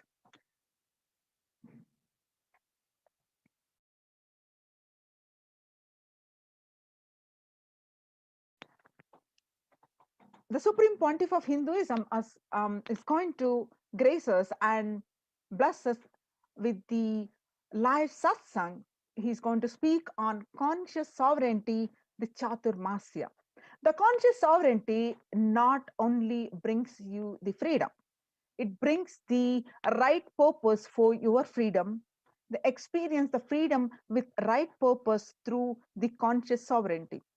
What is the secret behind Chaturmasa and conscious sovereignty? Tune into that experience and let us now prepare. Please sit straight. It's time we welcome and prepare ourselves. Please sit straight.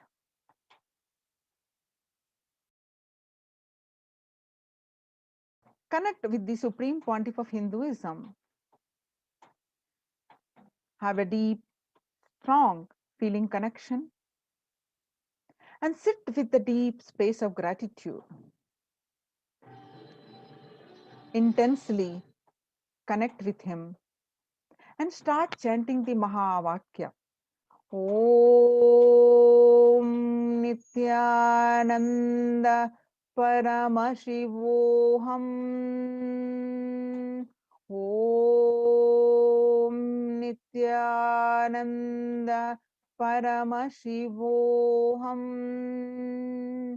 Om Nityananda Paramashivoham. Chant the Mahavakya. Continue to chant the Mahavakya. Sit with the deep space of gratitude to receive the Supreme Pontiff of Hinduism.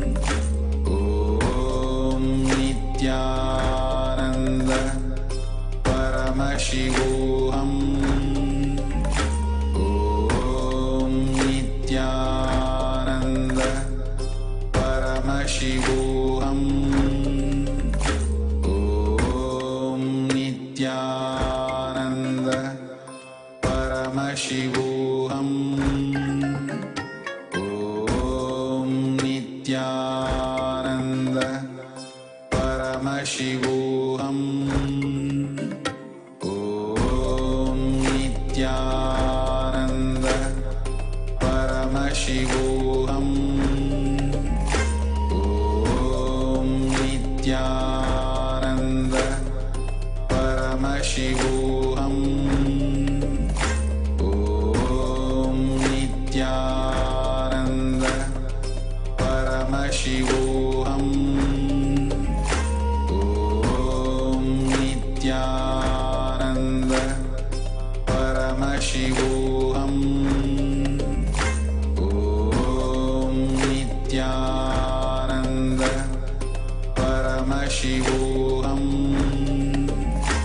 ॐ नित्यानन्द परमशिवोऽहम् ॐ नित्यानन्द परमशिवोऽहम् ॐ नित्यानन्द परमशिवोऽहम् ॐ नित्यानन्द परमशिवोऽहम् ॐ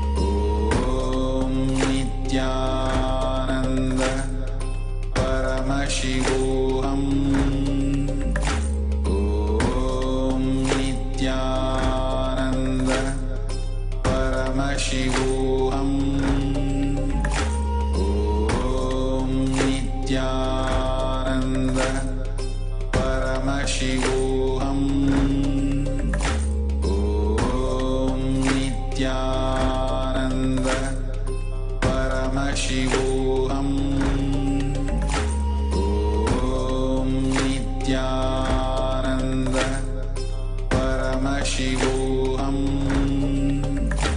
ॐ नित्यानन्द परमशिवोऽहम् ॐ नित्यानन्द परमशिवोऽहम् ॐ नित्यानन्द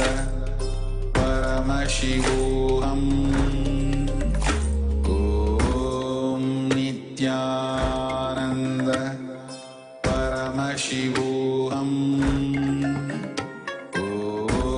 ॐ नित्यानन्द परमशिवोऽहम्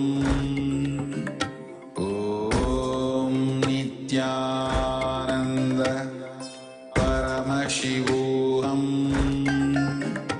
ॐ नित्यानन्द परमशिवोऽहम् ॐ Nityanand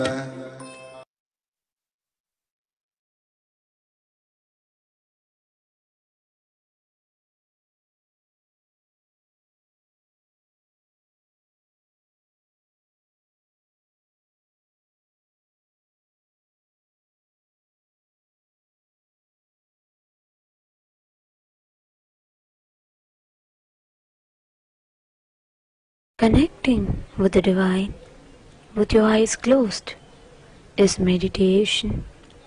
Connecting with the divine with your eyes open is darshan. Come, let us all now move from meditation to darshan. Slowly, very slowly, please open your eyes.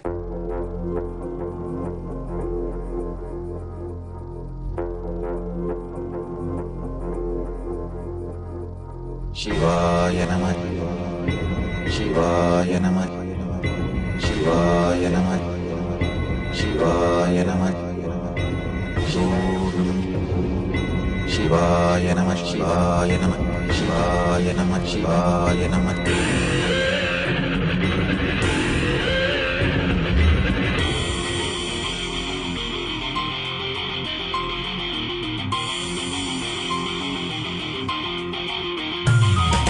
சிவாய நம உபாயம் தரும் அனுதினம் விடாது வினை தொடாது விடும் பணிந்திட சிவாய நம மந்திரம் மறவாதே ஒரு நாள் மனமனு சிவாய நம உபாயம் தரும் அனுதினம் விடாது வினை தொடாது விடும் பணிந்திட சிவாய நம மந்திரம் மறவாதே ஒரு நாள் மனமனு எம்மையாகின்ற அருணை மலையானே கருணையில் அருளவாராய் பஞ்சபூதத்தில் ஆட்சி புரிகின்ற நித்யனே இறங்கி வாராய் தூணிலும் துரும்பிலும் எனதுயிரிலும் நிறைந்து ஆட்கொண்டவா கனவிலும் நினைவிலும் இவை பொழுதிலும் எம்மை காக்கின்றவா தூணிலும் துருவிலும் எனதுயிரிலும் நிறைந்து ஆட்கொண்டவா கனவிலும் நினைவிலும் இவை பொழுதிலும் எம்மை காக்கின்றவா தடைகளை உடைத்து எதிரியை ஒழித்து சிவமயமாக்கிடவா உன் தரிசனம் காட்டில் கொடி தடை நாட்டில் நீரானே இந்நாட்டின் ராஜாதி ராஜனே சிவாய நம உபாயம் தரும் அனுதினம் விடாத வினை தொடாது விடும் பணிந்திட சிவாய நம மந்திரம் மறவாத ஒரு நாள் மனமனு சிவாய நம உபாயம் தரும் அனுதினம் விடாத வினை தொடாது விடும் பணிந்திட சிவாய நம மந்திரம் மறவாத ஒரு நாள் மனமனு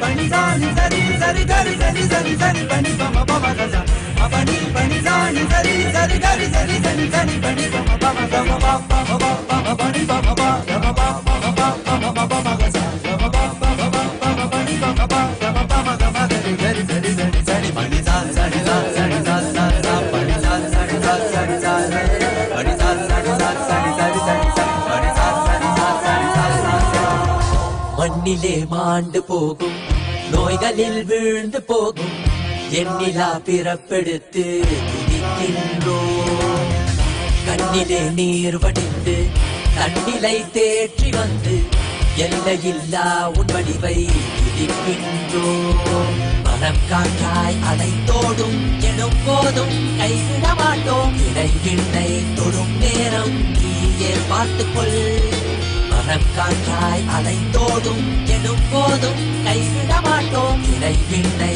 தொடும் நேரம் நீயே பார்த்துக்கொள் சுடும் தீயில் விடும் தேகம் பதம் பற்றிடும் சிவாய நம உபாயம் தரும் அனுதினம் விடாது வினை தொடாது விடும் பழிந்திட சிவாய நம மந்திரம் மறவாத ஒரு நாள் மனமனு சிவாய நம உபாயம் தரும் அனுதினம் விடாது வினை தொடாது விடும் பழிந்திட சிவாய நம மந்திரம் மறவாத ஒரு நாள் மனமனு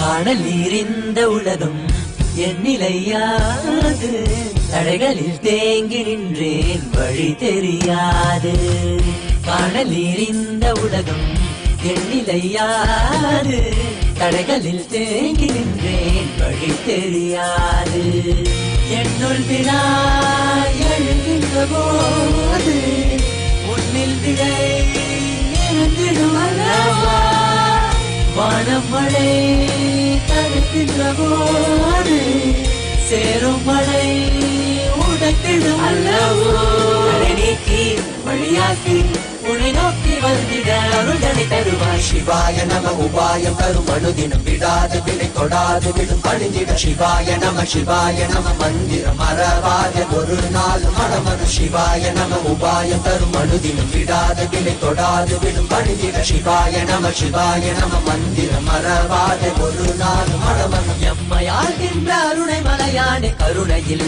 அருளவாராய் பஞ்சபூதத்தில் ஆட்சி புரிகின்ற நித்யனே இறங்கி வாராய் தூணிலும் துரும்பிலும் எனதுயிரிலும் இருந்து ஆட்கொண்டவா கனவிலும் நினைவிலும் இமை பொழுதிலும் எம்மை காக்கின்றவா தூணிலும் துரும்பிலும் எனதுயிரிலும் இருந்து ஆட்கொண்டவா கனவிலும் நினைவிலும் இமை பொழுதிலும் எம்மை காக்கின்றவா தடைகளை உடைத்து எதிரியை ஒழித்து சிவமயமாக்கிடவா உன் தரிசனம் காட்டில் கொடி தடை நாட்டில் நீரானே இந்நாட்டின் ராஜாதி ராஜனே சிவாய நம உபாயம் தரும் அனுதினம் விடாத வினை தொடாது விடும் பணிந்திட சிவாய நம மந்திரம் மறவாத ஒரு நாள் மனமனு சிவாய நம உபாயம் தரும் அனுதினம் விடாத வினை தொடாது விடும் பணிந்திட சிவாய நம மந்திரம் மறவாத ஒரு நாள் மனமனு சிவாய நம உபாயம் தரும் அனுதினம் விடாத வினை தொடாது விடும் பணிந்திட சிவாய நம மந்திரம் மறவாத ஒரு நாள் மனமனு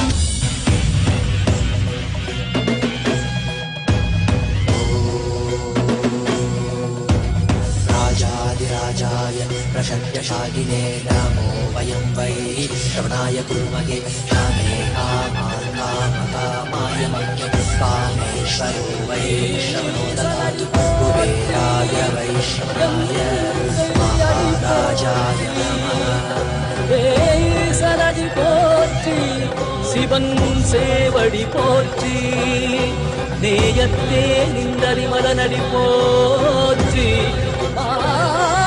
பிறப்பருக்கும் மன்னனடி போற்றி சீரார் பெருந்துரை நம் தேவனடி போற்றி ஆராத இன்பம் அருளும் மலை போற்றி ஈசனே சிந்தை கவனம் நேசனே நீ வருவாய் பூவோடு கனிகளை கொண்டு உன்னை பூஜித்தோ அருள் தருவாய் கலி என்னும் கடலினில் மூழ்கிட்ட என்னை நீ கரம் வந்து காத்திட்டு கருணை பொய்கையில் அலர்ந்திட்ட அளவற்றம் போல உன் திருவடியில் வாழ்ந்திட நித்தியன் வாராய் அருணாச்சலனே நீ வாராய் அகண்ட ஜோதியனே வாராய் அல்லல் நீக்கிடவே வாராய் அகிலம் போற்றுகின்ற ஈசனே சிந்தை கவர்ந்த நேசனே நீ வருவாய் பூவோடு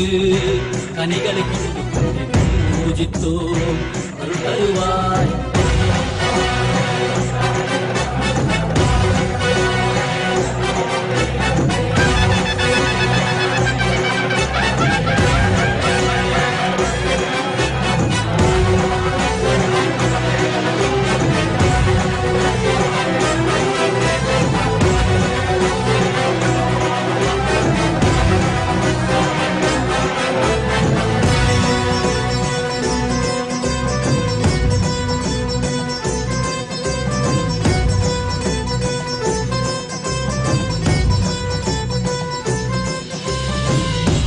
சூலமும் மெய்யினில் வில்வமும் நிறையார் கடல் நீர் குடியோடு தரிசனமல்லவா செம்பொன்மாட சிற்றவைதனிலே சிந்தை கவர்ந்த உன்னை சிக்கன பிடித்தேனே வந்தும் புகழ் பெறும் நான் வரை நாயகா மதியனில் இறைந்திடுவாய் மதி உணராதவர்க்கு மதி உணர் செய்திட வான்பழு நீ அறவாடிட இசை சூழ்ந்திட திரள் சேர நீ வருவாய் அகம் உணர்ந்திட புறம் மகிழ்ந்திட புலித்தோலோடு நீ வருவாய்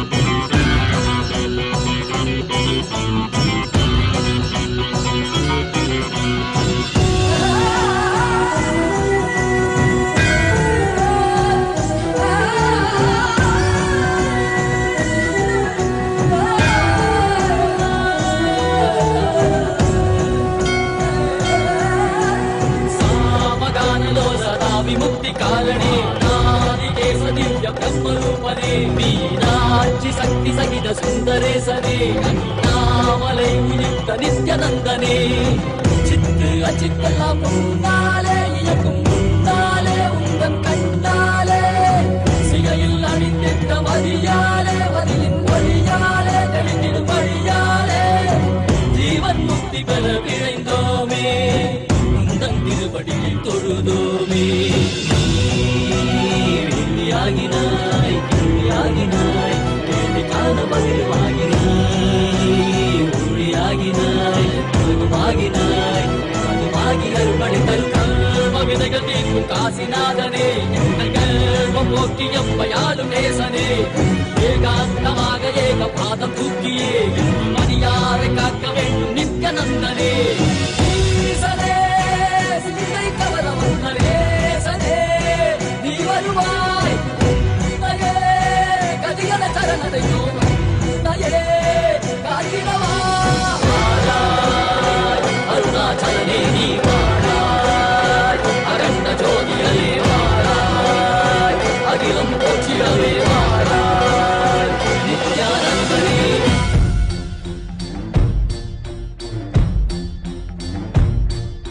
चमके सितारे देखो हमारे शत्रु तो सारे हारे जय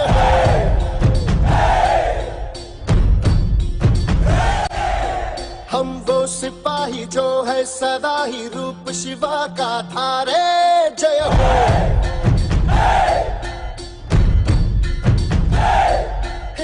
आज अंधेरे छटे हैं, कम हुए हैं घटे हैं, कल जो दुश्मन यहाँ थे आज पीछे हटे हैं। गाती ये धरती है, गाता ये अंबर है, गाती है सारी हवा। तेरे मन में शिवा, मेरे मन में शिवा, सांसों में शिवा, प्राणों में शिवा, हर घड़ी में शिवा, हर दिशा में शिवा आज गुंजा हुआ है। जय जय शिवा। तेरे मन में शिवा, मेरे मन में शिवा, सांसों में शिवा, प्राणों में शिवा, हर घड़ी में शिवा, हर दिशा में शिवा आज गुंजा हुआ है। जय जय शिवा। तेरे मन में Shiva.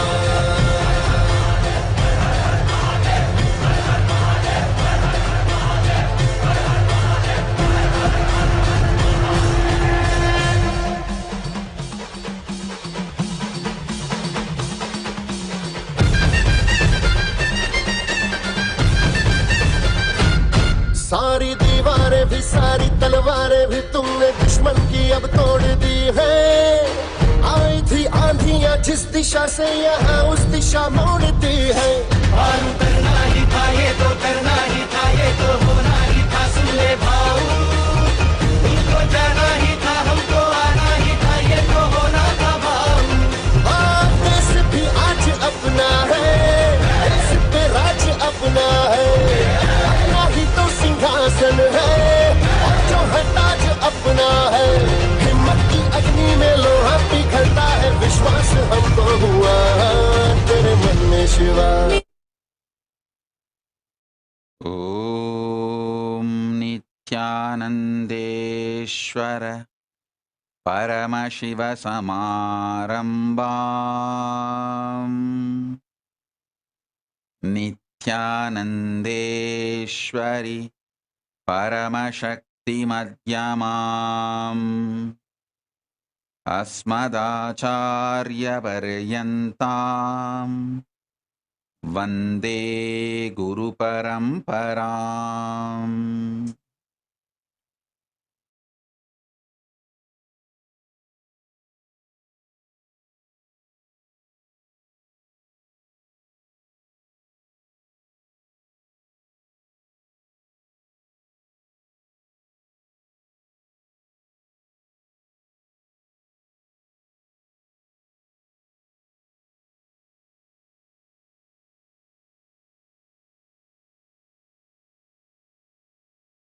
I welcome you all with my love and respect.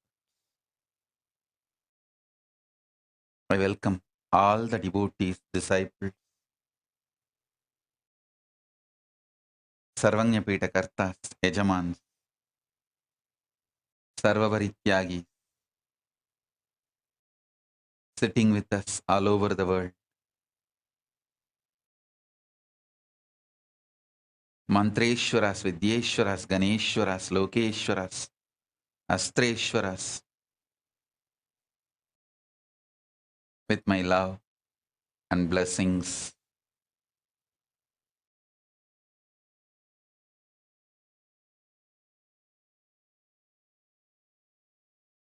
Paramashiva's message directly from Kailasa. Listen. Conscious sovereignty becomes your reality just by spending your time and space to understand, cognize, realize conscious sovereignty. No other pre-qualification is required. Listen. You spent a lot of time and space in forgetting your conscious sovereign state.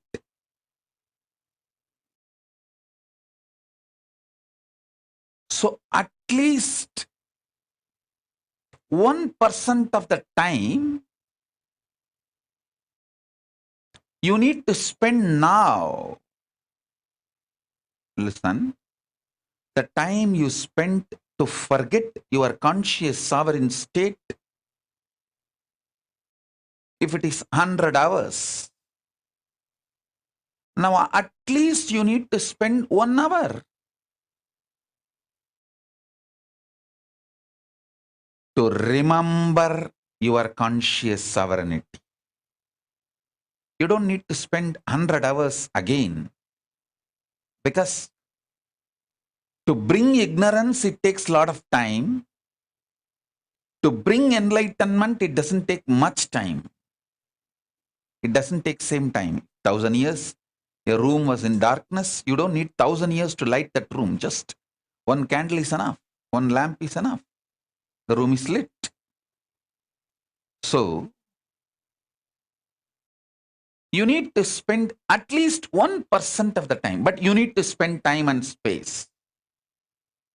Be very clear.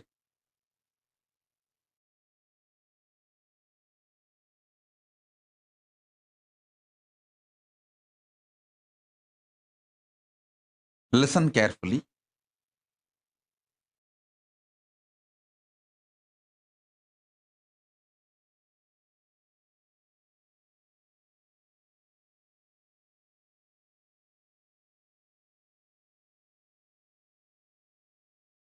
With whatever you spend time, that will become part of you. For example, if I was sitting in India and spending time waging a stupid war imposed on me by these yellow journalists, and this, actually in Indian yellow journalists they run pornography added with violence in the name of journalism. That's all. They just run pornography and violence mixed in high dosage and use celebrities as the characters and sell pornography material to common mass and keep the common mass in a very cheap, low standard of the mentality. That's all. So if I spent my time and space with them, waging war with them, by the time I am 50, even if I win the war with them, purpose of my life would have been defeated. Because I spent all my time on stupid war forced on me with the stupid people. And if I was there in India, they would have killed by now, either through the mob lynching. There are so many methodologies. They have a clear toolkits how to do this mob lynching, how they have done that. 2 sadhus and his assistant in Maharashtra or Madhya Pradesh, I don't know, the Junakada sadhus, how they have been murdered. First they told that these sadhus are child kidnappers. They spread the lies and false information and killed them.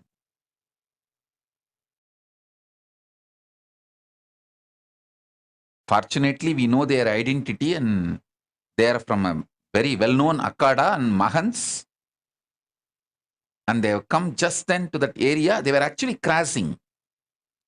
So all that information was available, including the video of police handing them over to the criminals for murder.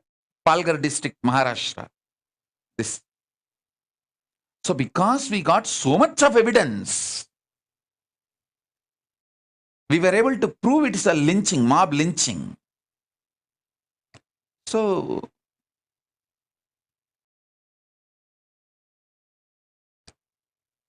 this incident, they failed.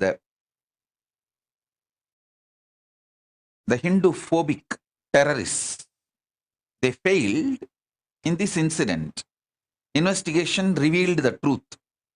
But they have a toolkit, a very organized toolkit, how to make somebody look like antisocial and then take the law in their hand and kill.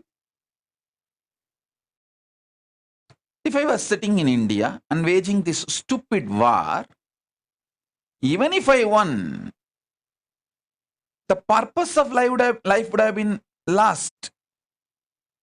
By 50, I'll be sitting with them.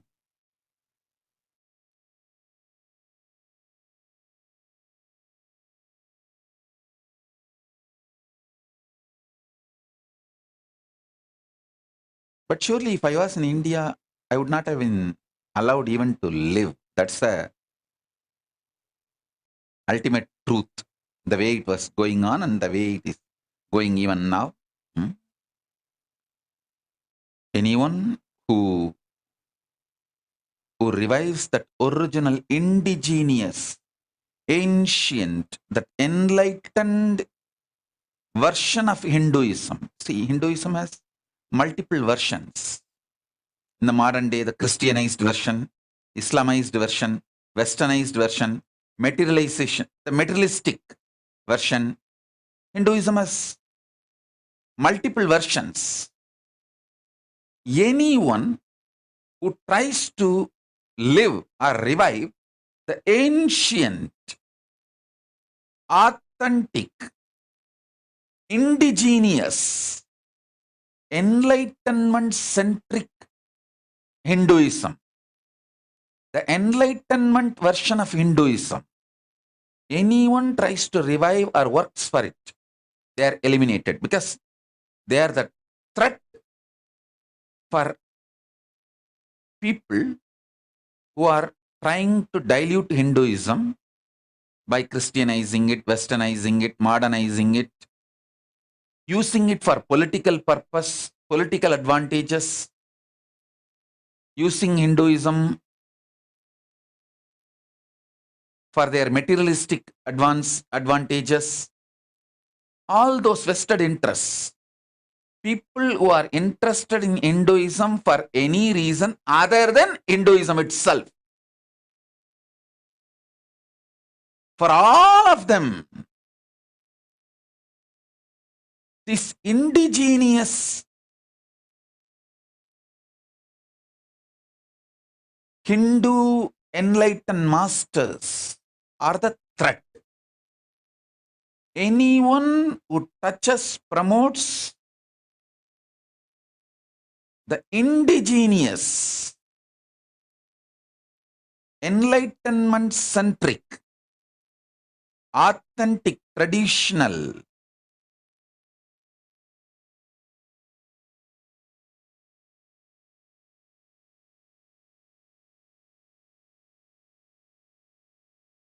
Hinduism, the enlightenment version of Hinduism,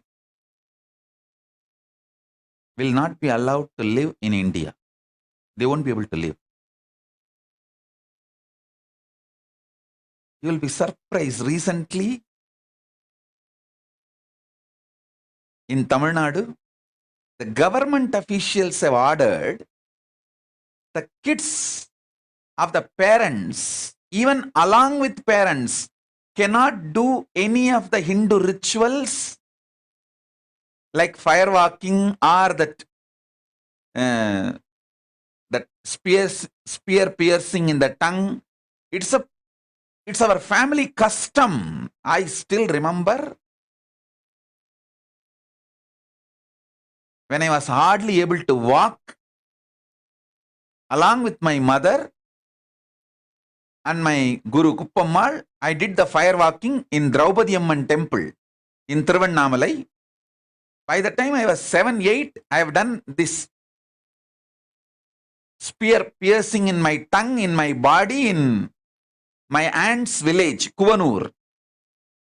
My family was the head of a village called Chamundi, and my father's sister was married to a family who were head of the village called Kuvanur, and that village temple, there is a Shiva temple and Subramanya temple. In that temple, there is a festival. Still, I remember. I was taken to that festival and where I did that tongue piercing and even in the body, the piercing.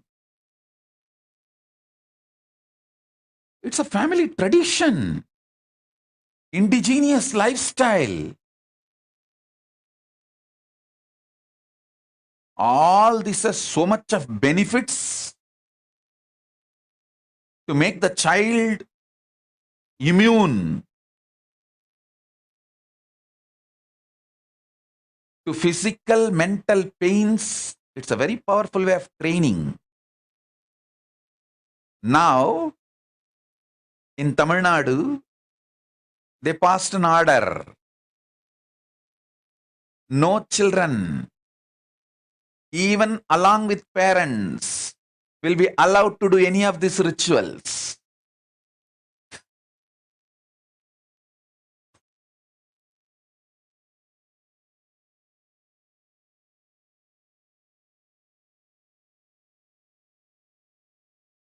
How much all this has done good to me, I know. Firewalking, this Alagu Guttudal, all this, how much good it has done to me, I know.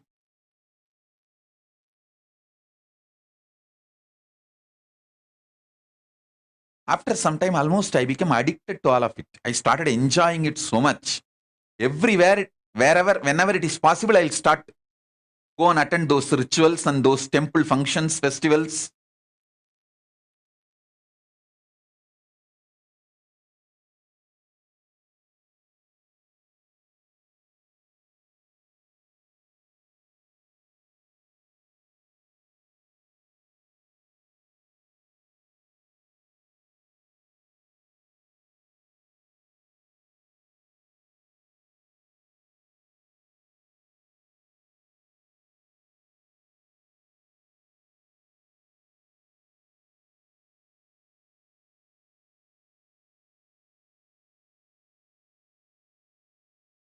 In India, we have the tradition of invoking Mother PARASHAKTI in children.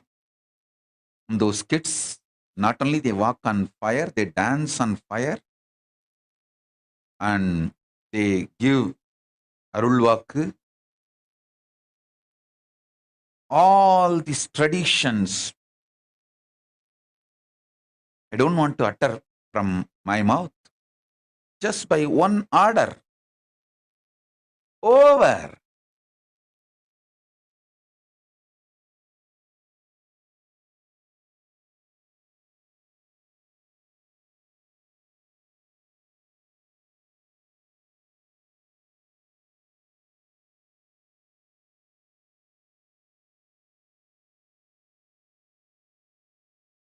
In the name of human rights.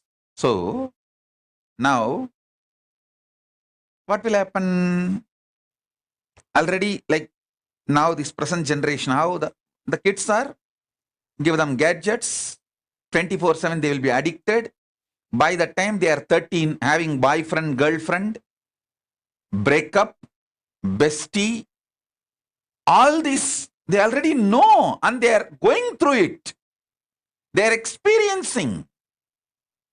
By the time they are 15, already two boyfriend or two girlfriend break up, and 16, depression, psychiatric drugs.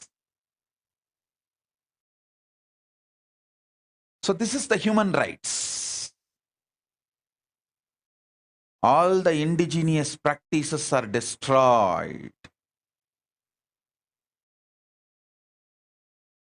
Kids are forced into drugs, either legally permitted psychiatric drugs or illegal drugs on their own.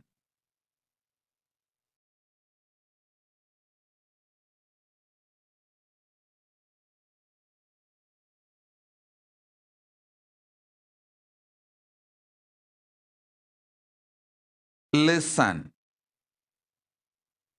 If I was in India and uttering these words, in few hours they would have arrested me.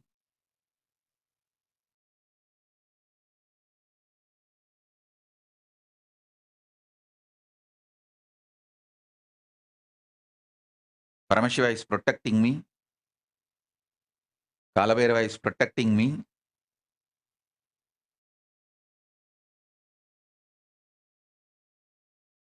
I am safe, so I am even uttering these words. Because all of them are protecting me.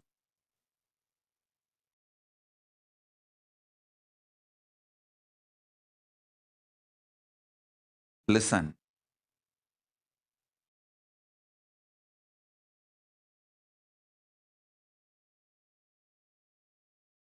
Instead of spending my time and space with them, I decided to spend with the right people and right team.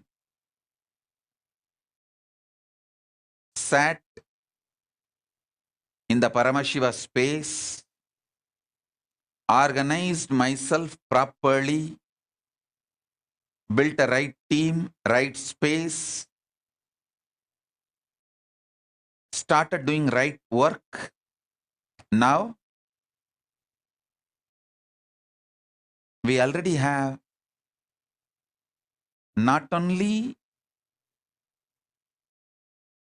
Kailasa, the Hindu nation, we are already having many countries, diplomatic relationships and recognitions, multi-level recognitions.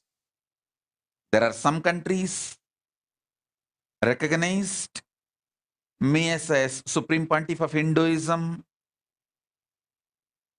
and given their highest honor, respect. There are some countries given even awards. Some countries have recognized the Kailasa nation, and some countries have recognized the persecution.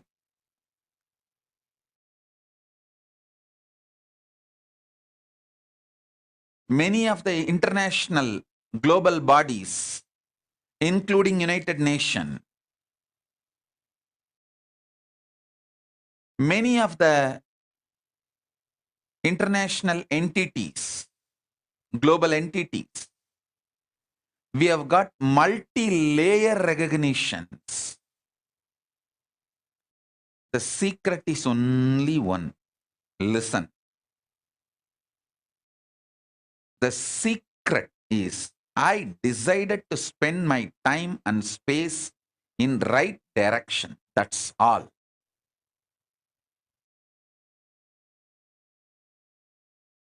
Listen. Even if you have a self-doubt, self-denial, self-hatred, decide to spend your time and space on conscious sovereignty this Chaturmasya. This Chaturmasya till Navaratri, Dasami, Vijayadashmi, till Navaratri, Vijayadashmi, I think the English date I'll tell you.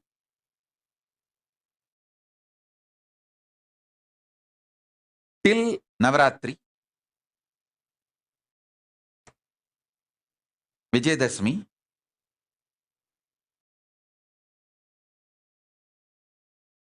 decide to spend your time and space on the great truth, conscious sovereignty. Decide to realize conscious sovereignty.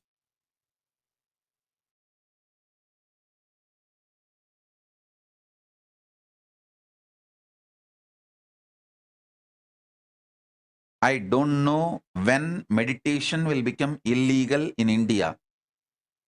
As on now, yoga and meditation is not illegal in India. So at least start doing that practice.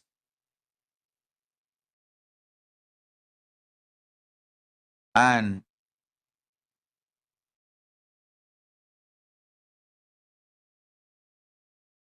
raise yourself towards conscious sovereignty. In Hinduism, every practice, whether the piercing or the firewalking or Pachapatni Vratam, every practice is to empower you with conscious sovereignty. That's all.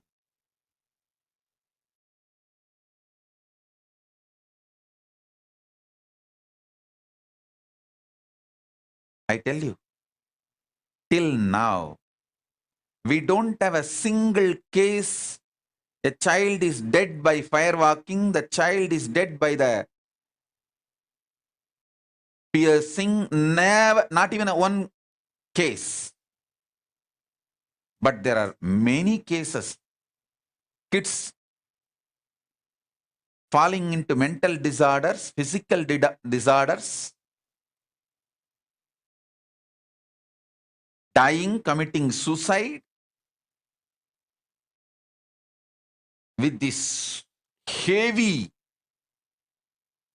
import of ideas into India and destroying the indigenous lifestyle.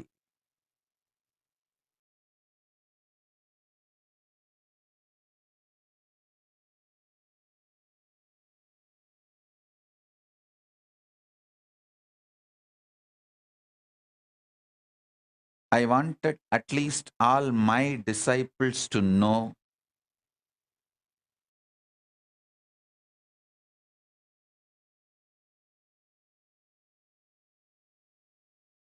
this 4 months. I don't know the date of Vijayadashami.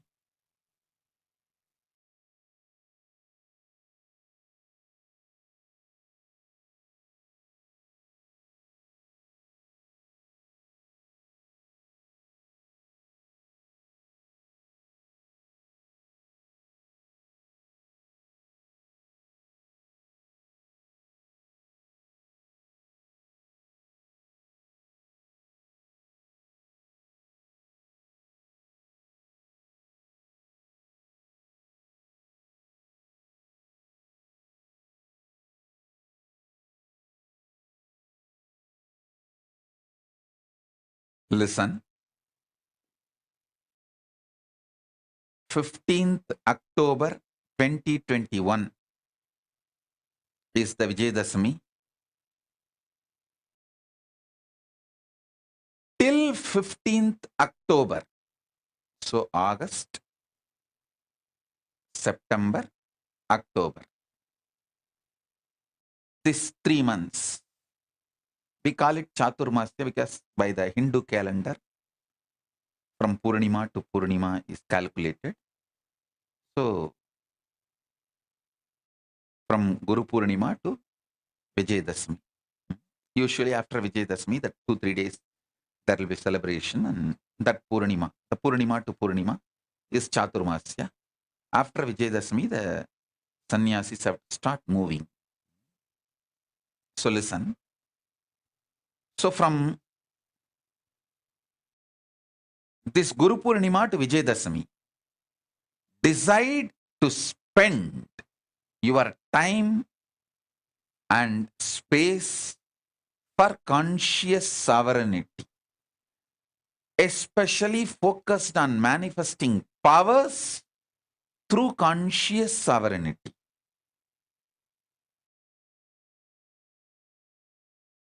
Understand?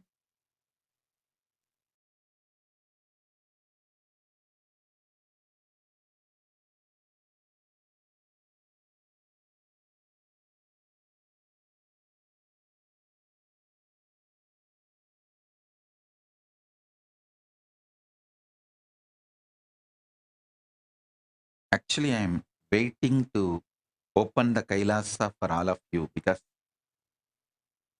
layers and layers and layers of the great truths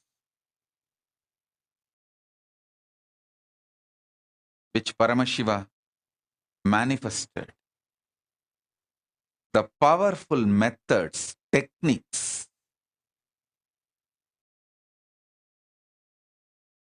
powerful detox methods, all ready.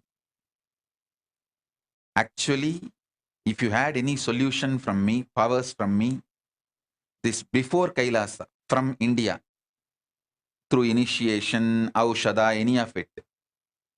Now the solutions I have, Aushada, solution, everything, is at least 1,000 times more powerful. 1,000 times more powerful Aushadas, solutions, detox methods. When people suffer, I feel, oh God, all it takes is one initiation and one Aushada.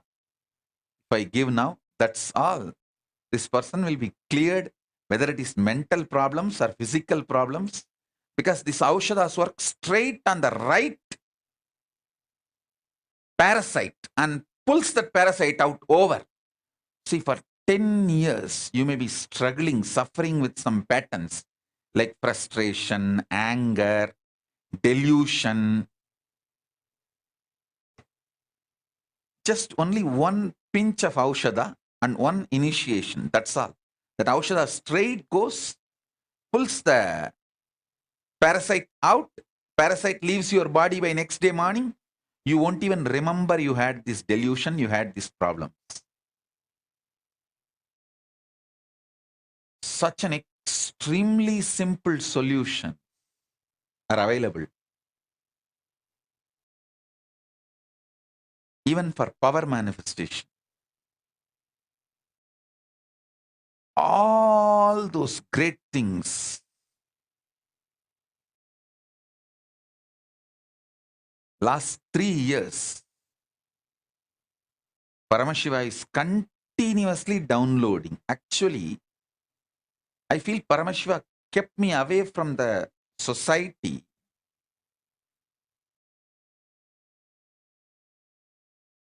to do some great work.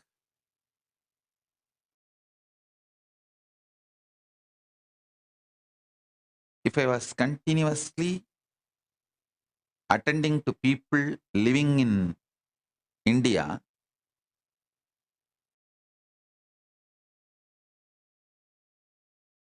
per year, if I help 1 crore people, 10 million, I think now, once the Kailasa opens, per year, I can help at least 10 crore, 100 million, 1,000 times better, because the whole science now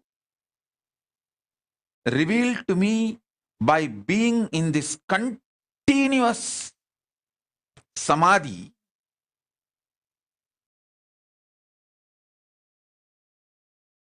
not just raised my system to the next level, it has prepared my system to initiate masses.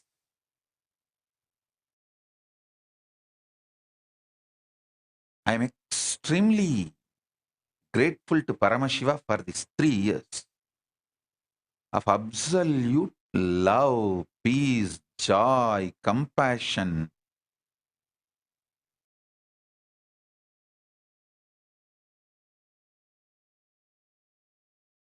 I was never bothered about death. I died long before. I had a death experience long before. I am kept alive by Paramashiva to do this work.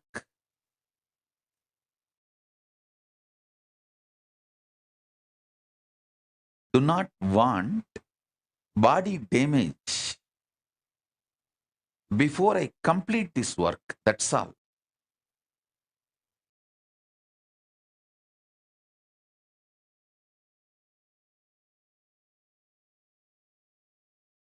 Human beings can start putting load, stress,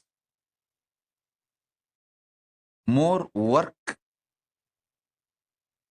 for Paramashiva by trying to damage this body if I was in India.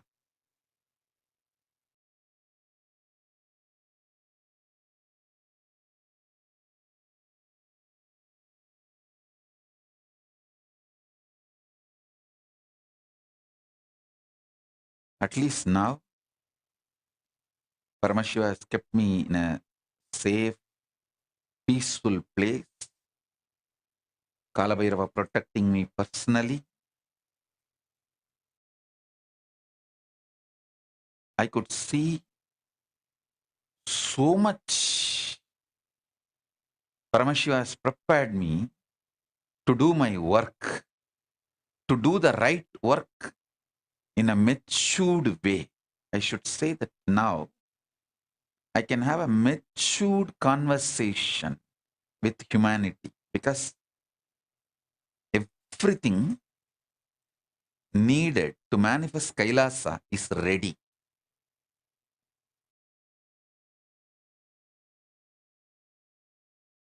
Let me be very honest with you all. Even I did not expect we will be recognized by so many countries in so many levels, multiple levels.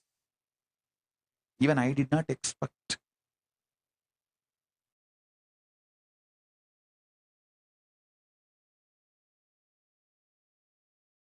Just these 3 years.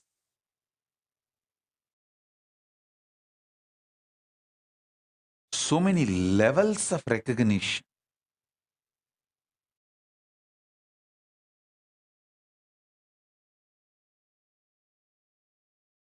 This Chaturmasya, it is only started just now.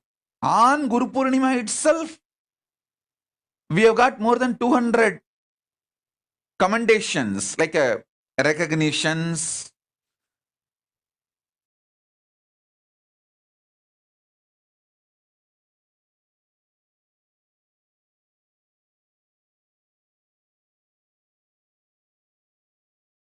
By that time, I think this 4 months over, this 41st Chaturmasya, we may have at least 10,000 commendations, recognitions. Please understand, we are publishing only non-legal, like commendations, recognitions, honor, all that only we are publishing. All that legal recognition, which is as per the international law, like embassy relationships, those documents we don't publish because the diplomatic relationships are classified documents. That is not published.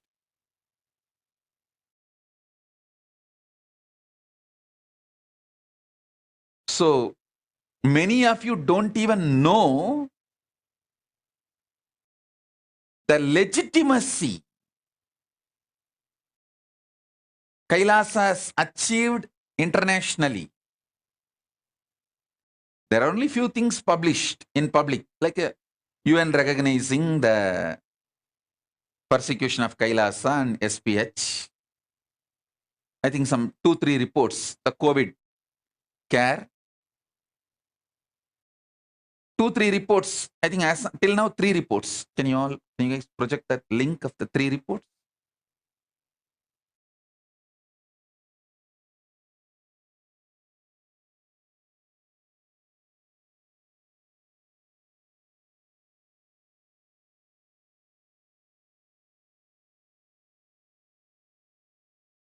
These are all the public documents we published. But many things, like a legal recognition, we have not published for various reasons. It's a classified document. The diplomatic relationships and diplomatic agreements for various reasons. But I want you guys to know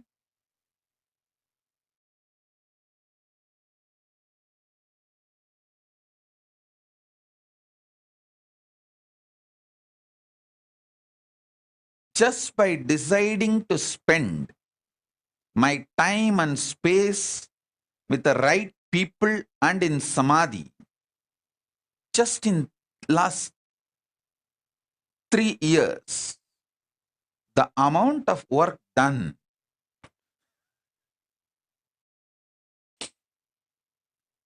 And actually still this Guru Purnima till now, all the recognitions which can be publicized, which is not classified documents, even that we have not yet released it to all of you. The San Jose city mayor has given recognition, and so many, from so many countries, the sister city agreements have been signed. The home country agreements have been, host country agreements are signed. Diplomatic relationship, full-fledged diplomatic relationships are signed. Appa.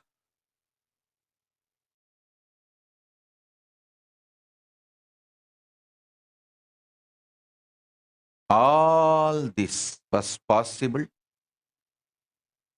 because of Paramashiva's grace and the way he made me take the right decision. I give you the technique, key. Spend your time and space to manifest your conscious sovereignty. I tell you, conscious sovereignty will give you the higher purpose and everything you need to manifest that higher purpose. Non-involvement, cunningness, cheating, with all these emotions, if you spend time, by the time you are 50, you will be just deluded, cheating yourself, frustrated. With what you spend time, you will manifest that. That's all. I just decided I am going to spend my space and time with Paramashiva and manifest conscious sovereignty as he guides me. That's it. Guidance also came inside, from inside. I tell you, when Paramashiva ordains, he sustains. I am seeing clearly how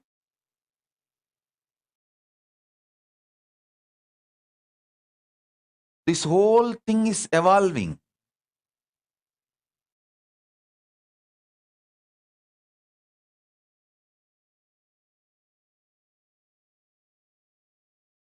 We have now completely compiled the first volume of Kailasa's jurisprudence with thousands of Shastra Pramanas and compliance, Hindu compliance standards for thousands of Shastra Pramanas, with thousands of Shastra Pramanas.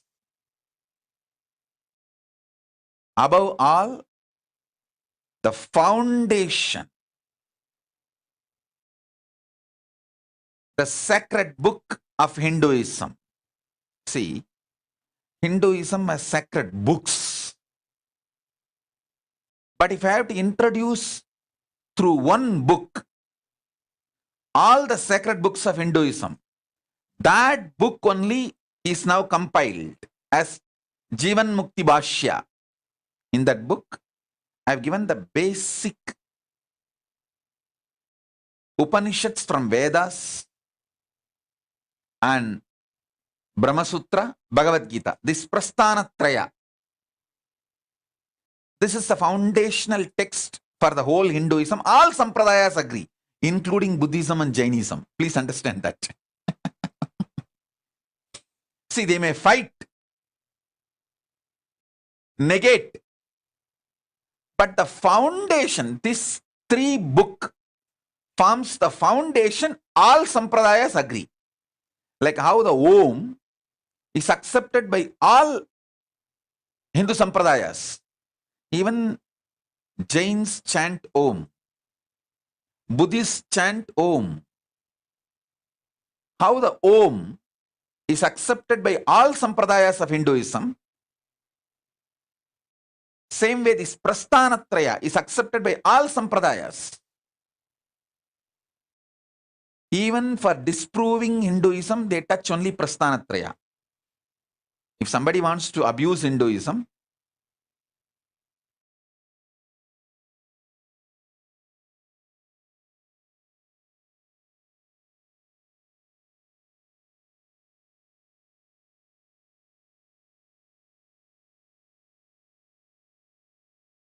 if somebody wants to explain Hinduism, somebody wants to revive Hinduism, somebody wants to abuse Hinduism, somebody wants to attack Hinduism, somebody wants to legitimize Hinduism, or somebody wants to make Hinduism illegitimate, Prasthanatraya is the book they attack.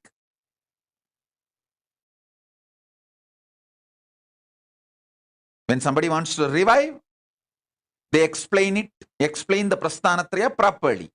When somebody wants to abuse, they attack these three books. So this becomes the fundamental text for Hinduism.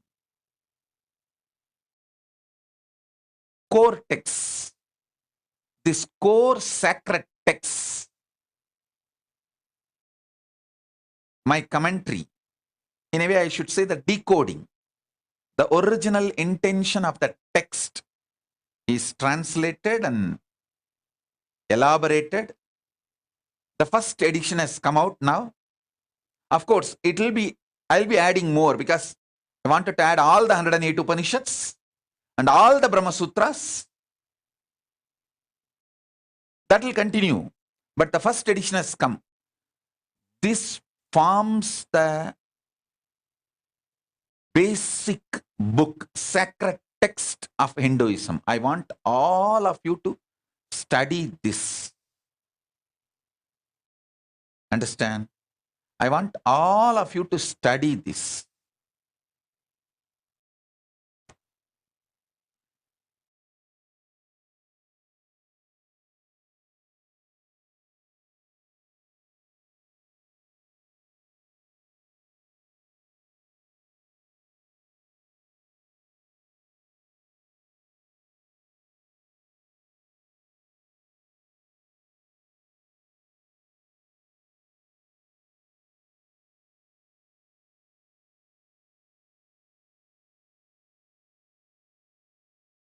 I tell you,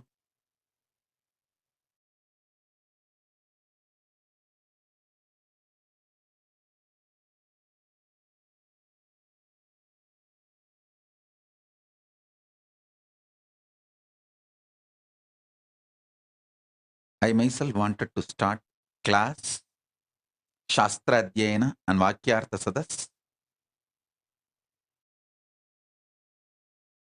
on this Jivan Mukti Bhashya. The book title will be The Sacred Texts of Hinduism. The subtitle will be Jivan Mukti Bhashya, Living Enlightenment Commentary by Bhagavan Nityananda Parameshwaram. The author name, that's all. Author means the translator and commentator, Bhashyakara. The original book is revealed by Paramashiva himself. Paramashiva himself revealed in Vedas all the Upanishads. It was compiled by Paramashiva's incarnation Rama. And then Paramashiva's incarnation Vyasa compiled Vyasa Sutras. And Paramashiva's incarnation Krishna compiled Bhagavad Gita. That is why Bhagavad Gita is considered as Upanishad. Bhagavad Gita Su Upanishatsu Brahma Vidyayam Yoga Shastre. So every chapter it insists Bhagavad Gita is a Upanishad. Shruti, not just Smriti. Even though it is part of Mahabharata. So Paramashiva's direct revelation Upanishads compiled by Ramachandra, incarnation of Paramashiva. Then Paramashiva's incarnation Vyasa compiled the Brahma Sutras, Vyasa Sutras. It is called Vyasa Sutras.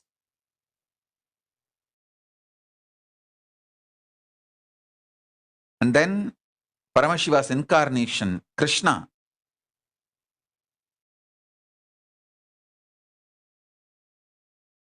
compiled Gita. So now all the three books together, the commentary is available. All of you start reading. Soon I will start the classes on it.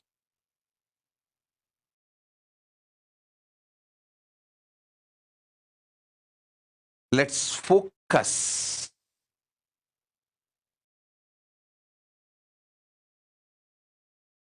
on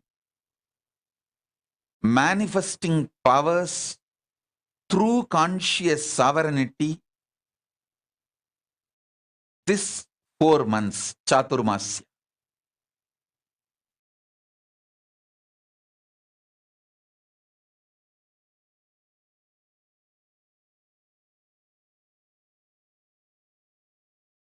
I'm not going to wait till the time I'm able to open the Kailasa for all of you to come and have initiation.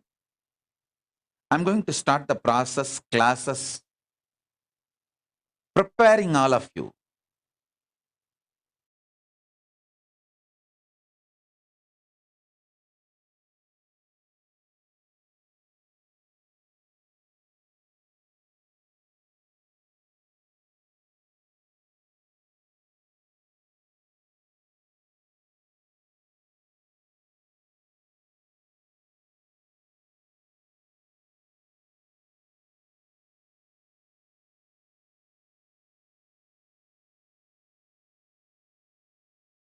This Guru Purnima is usually called even as Vyasa Purnima, and it is also celebrated as Vyasa's Jayanti.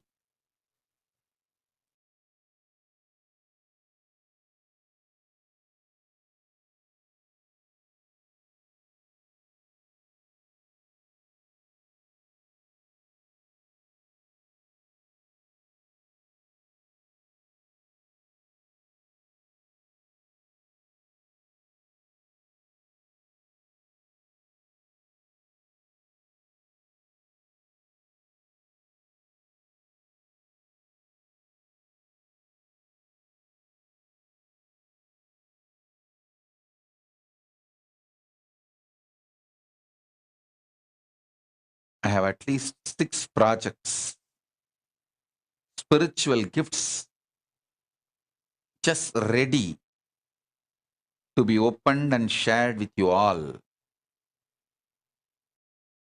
I'm just waiting for the right time to open the Kailasa to share all the 6 with you all.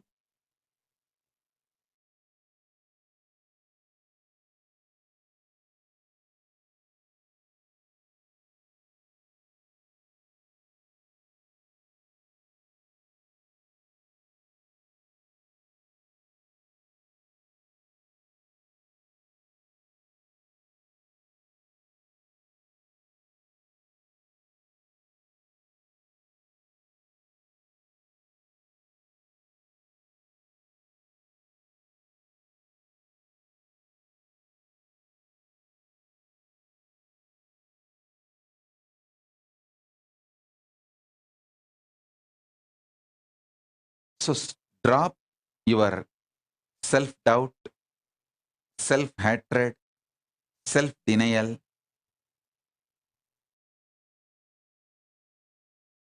Spend time and space with conscious sovereignty and power manifestation signs. You will simply manifest what you want. That's all is the ultimate truth. Having patience till your self-doubt, self-hatred, self-denial cracks, till your arrogance comes down, till your delusion leaves you, till the parasites leaves you and your system is detoxed and you come down and settle down with your Paramashivatva. till that becomes your manifested reality.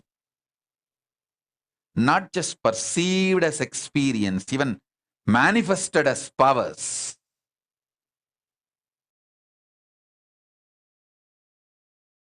Spend time with conscious sovereignty, truth,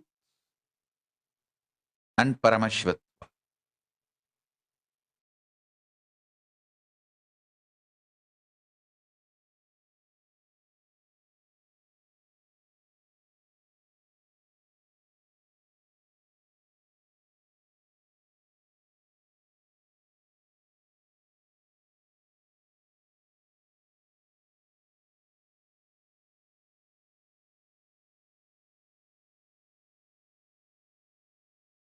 I tell you, spend time these 4 months as much as you can.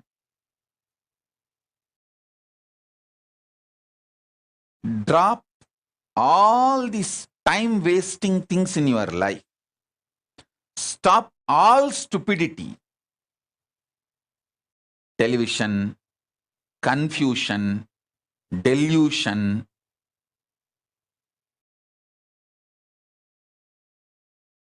constantly notifying your cell phone and social media. Drop all stupidity for these 4 months. Only conscious sovereignty related work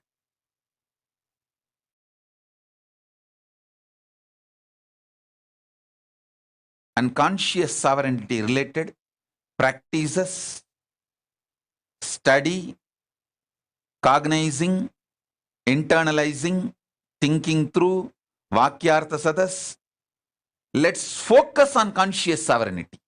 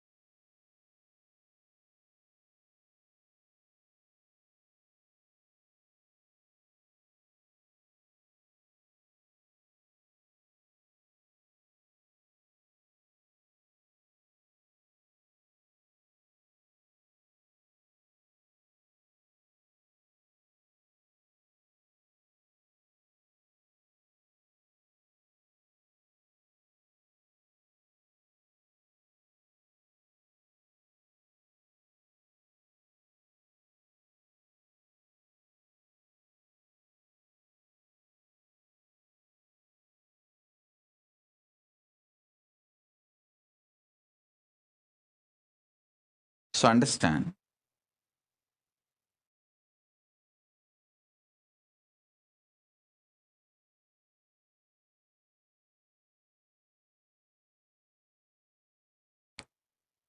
just start spending time with your conscious sovereignty.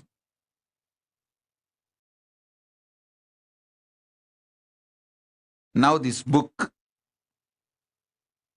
Jivan Mukti Bhashya,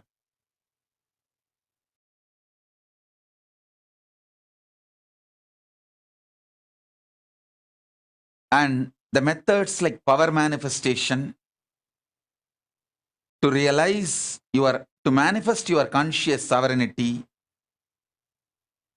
spend time and space on this.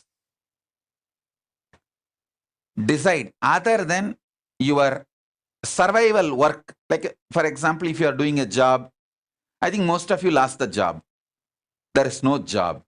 There is no work. The planet Earth is shrinking. There is no work.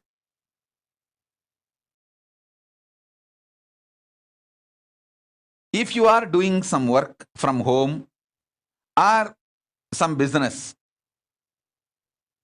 do that.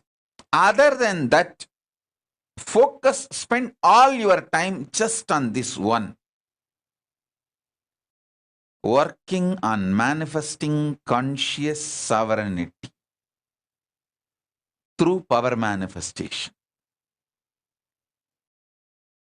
These 4 months, I'll also start giving more and more programs. All these 6 gifts, as I told. I'm waiting for opening the Kailasa to all of you to give. There are some gifts I can give even now.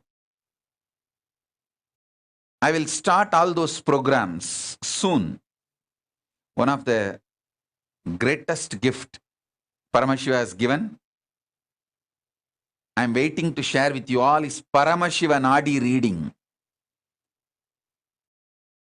I don't know how many of you know this. Agastya Nadi, Sukar Nadi, the different Nadis are there. From the palm leaf, they will read out your whole story. Past, present, future. Paramashiva has given me Paramashiva Nadi directly from Kailasa. It's ready.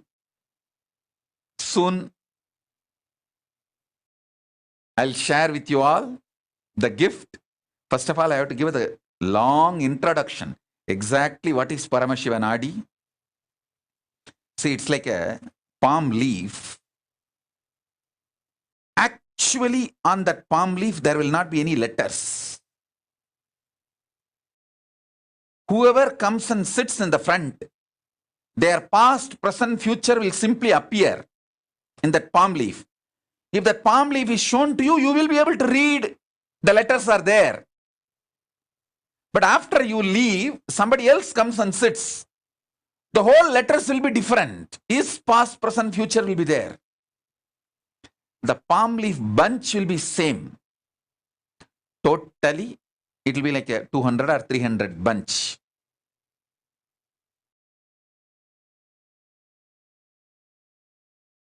When you give your thumbprint, they will pick up the bunch of your thumbprint.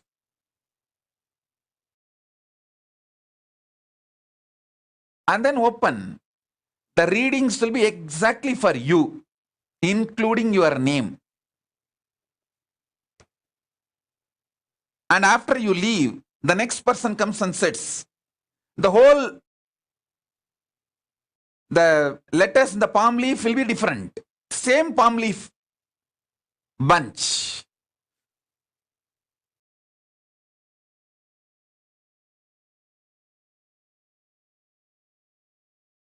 Paramashiva has given the Paramashiva Nadi directly from Kailasa.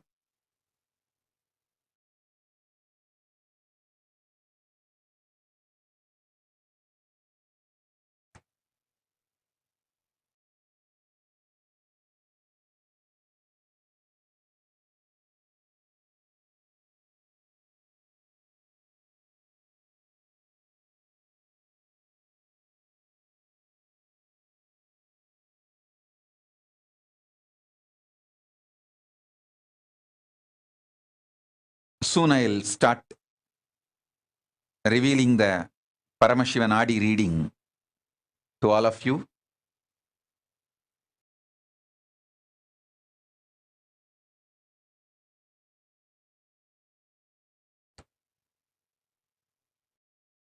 So many things ready to be shared.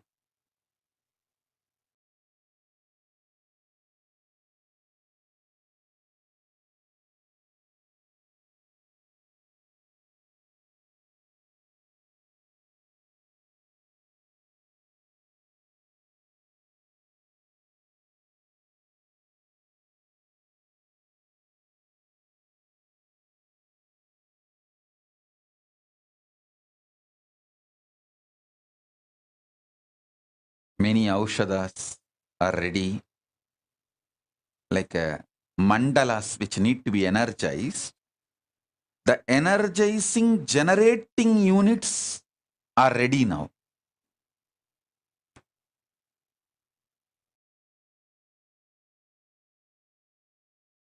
That's the most important thing.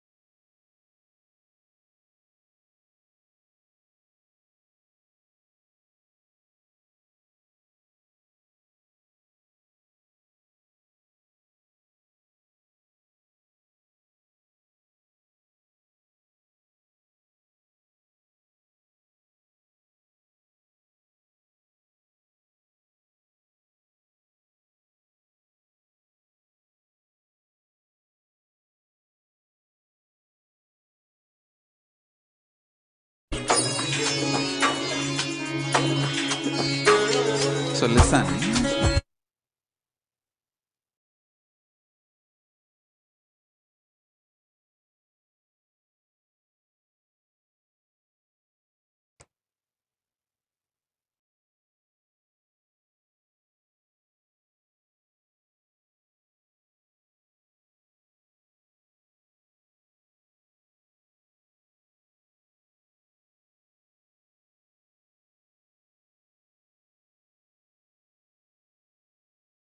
Same way the gadgets of Kailasa, whether the science of flight or bioenergy, charger,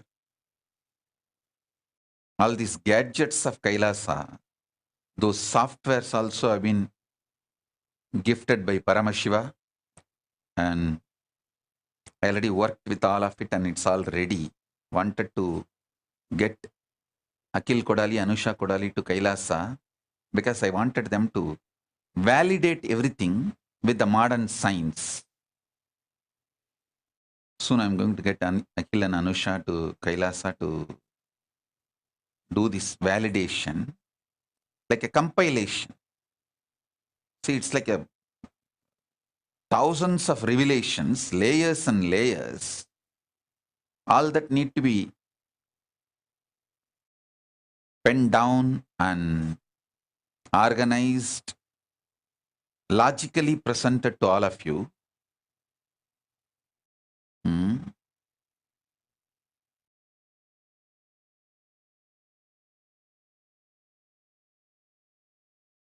The gadgets of Kailasa.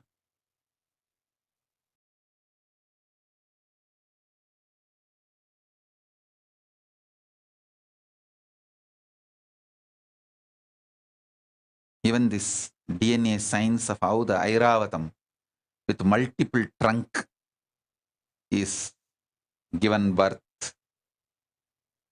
how the Kamadhenu is given birth, and this Parijata, the various flowers, even all those things are also Paramashiva is gifted, working on manifesting all of it. Means it's already manifested. How to reach it out to all of you. That's the only work I'm doing.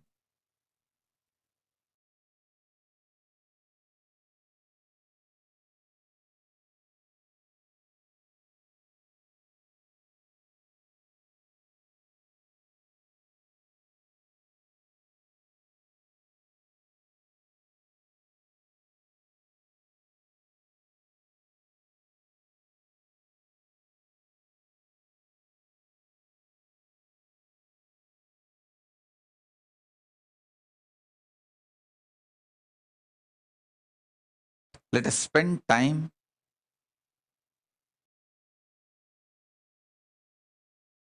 with conscious sovereignty and manifesting conscious sovereignty.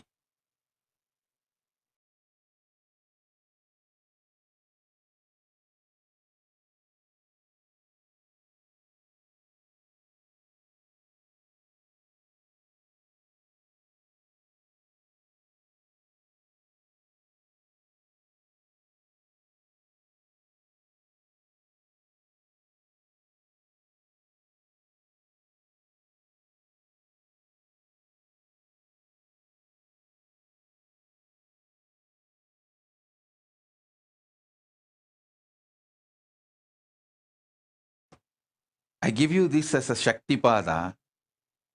Take a conscious decision to live conscious sovereignty and manifest powers this Chaturmasya. Get your Atmalinga, keep it on your heart or with both within both the palms. Keep your Atmalinga and make the conscious sankalpa, resolution to manifest conscious sovereignty, not only perceived reality as the manifested reality with powers. With powers. See, you cognizing conscious sovereignty is perceived reality. You manifesting powers of conscious sovereignty is the manifested reality. So get your Atmalinga, sit.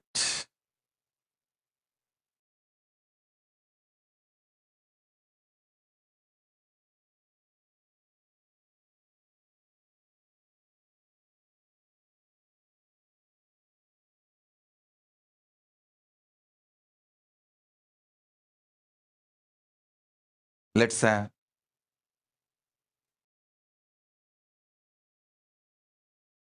Shaktipada and Shaktinipada.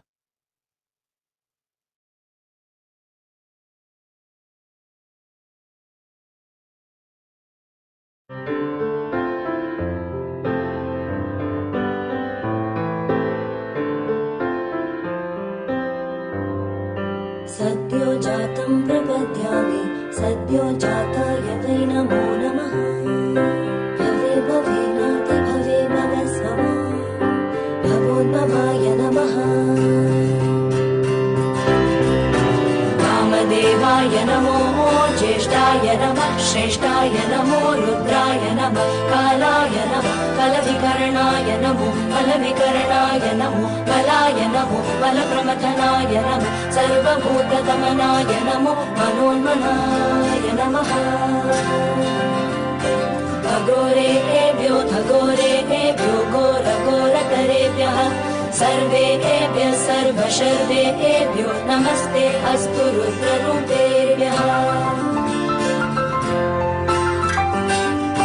Tatpurushaya Vidmahe Mahadevaya Dhimahi, Tanno Rudra Prachodayat. Ishana Sarva Vidyanam, Ishvara Sarva Bhutanam, Brahmadipati, Brahmanodipati, Brahma Shivo me Astu Sada Shivo. Namo Hiranyabahave, Hiranyavarnaya, Hiranyarupaya, Hiranyapataye, Ambikapataya, Umapataye, Pashupataye, Namo Namaha.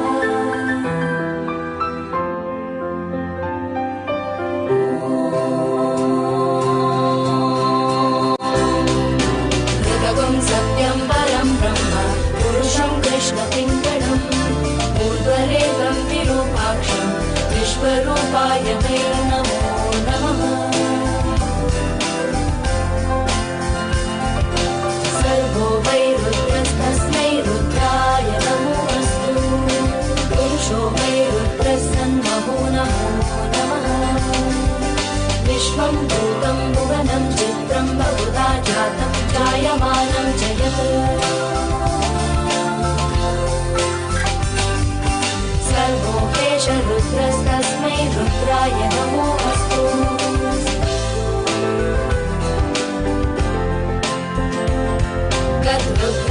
चेतसे नीरुष्टमाय तव्यसे वोचेम शन्तमगुं हृदे सर्वो ह्येष रुद्रस्तस्मै रुद्राय नमोऽस्तु।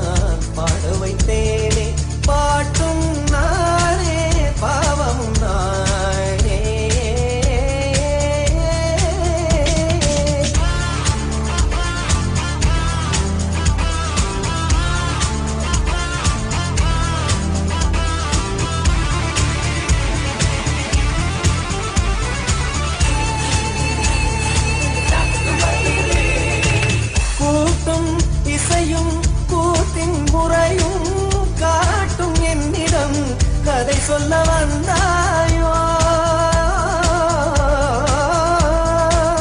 கூட்டும் இசையும் கூத்தின் முறையும் காட்டும் என்னிடம் கதை சொல்ல வந்தாயோ பாட்டும் நானே பாவமும் நானே பாடும் உன்னை நான் பாட வைத்தேனே பாட்டும் நானே பாவமும் நானே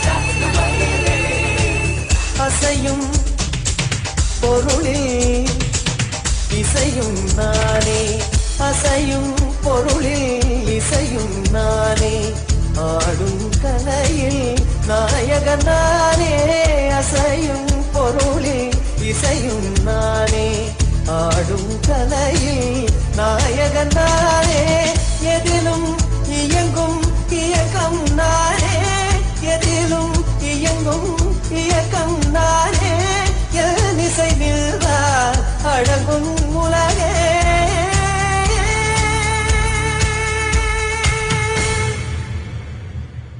நான் அசைந்தால் அசையும் அகிலமெல்லாமே அறிவாய் மனிதாவும் ஆணவம் பெரிதா நான் அசைந்தால் அசையும் அகிலமெல்லாமே அறிவாய் மனிதாவும் ஆணவம் பெரிதா ஆலவாயிலோடு பாட வந்தவனி பாடுவாயை மூட வந்ததொரு பாட்டும் நானே பாவமும் நானே பாடும் உன்னை நான் பாட வைத்தேனே பாட்டும் நானே பாவமும் நானே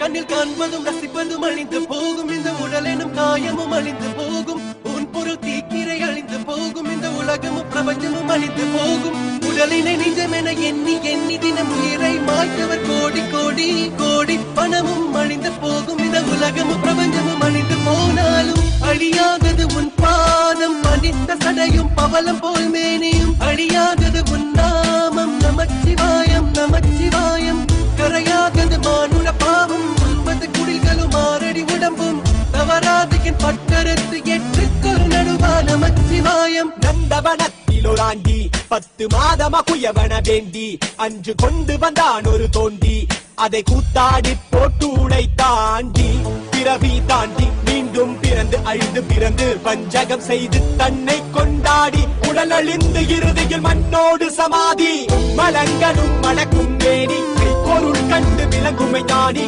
திரை களைய நினைவோடிருப்போர் திரை காண முயல்பவர் அன்றோ மண்ணுயிர் கொன்று சுட்டதை தின்று தோற்றதை விட்டு வென்றதை கொண்டு ஆறாத காயம் குசிப்பது மாட்டார் தலை பூட்ட மாட்டை ரசிப்பதன்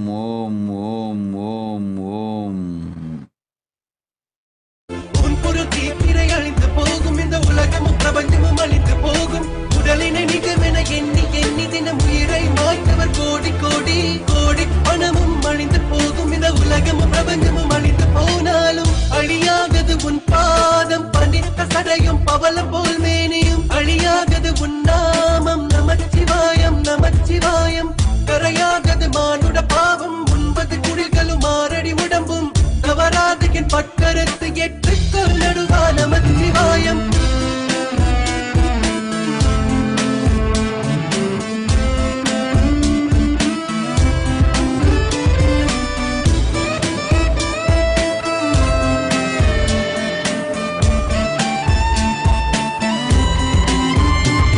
ஊழ்வினை முன்வினை தன்னை சுடும்பினை முன்வினை அதன் முன்வணங்கிடு தலைவனை சேர்வாய் காலனை உதைத்த நாயன் நடுவனை பூரணமே ஈசனே காரணமே காரணே வாரணமே நமச்சிவாய மரணமே வருக வருக அவனிருக்க பயம் ஒழிக ஒழிக சந்தன குங்கும சாந்தும் பரிமளமும் பிள்ளைகள் அனைத்தும் கூட்ட காமுகனும் கந்தக்கண் கொண்டிருக்கும் மாதவரும் கன்னியரும் வெந்த சதை நாளை பால் வெந்த சதை குமிழில் வெடித்துவிடும் உயிர் புட்டை பிரிந்துவிடும் உச்ச கோடை இயலாது தோழி துணி மறைத்துவிடும் மேலென்ன கீழென்ன நீ என்ன நான் என்ன உயிர் போகும் தருவாயில் ஈசனே சரணாகதி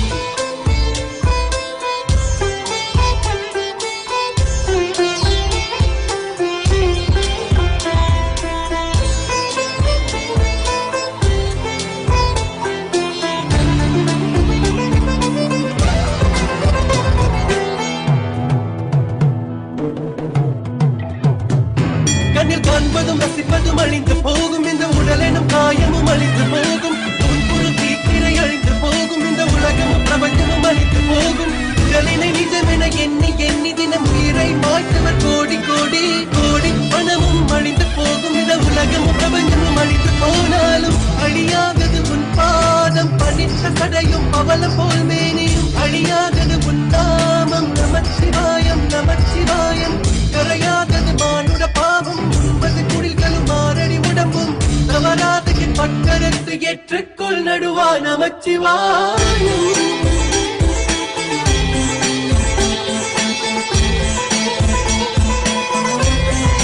Namachivayam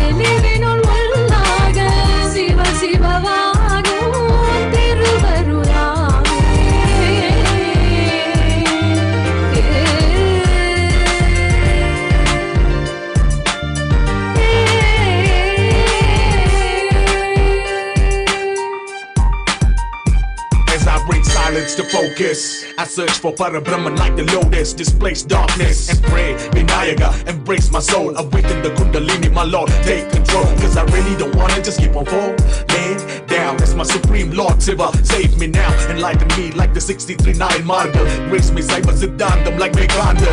Sivaya Namaho, Lord bring me back home. Come as Lord Krishna, show me Vishwarupa. My Lord Muruga, you are one and the same. Arumugangal within the third eye flame. My Amma, divine mother, PARASHAKTI. Without you, how can I or anything be?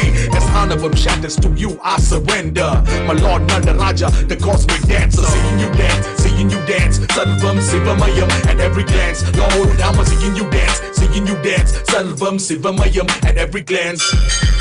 Siva Siva Yandre Teligila Ruma Siva Siva Vayu Bunde Tulladanga Siva Siva Yandre Teligila Ruma Siva Siva Vayu Bunde Tulladanga Siva Siva Vaya Teligino Lullaga Siva Siva Vayu Tirugarulame Siva Siva Vaya Teligino Lullaga Siva Siva Vayu Tirugarulame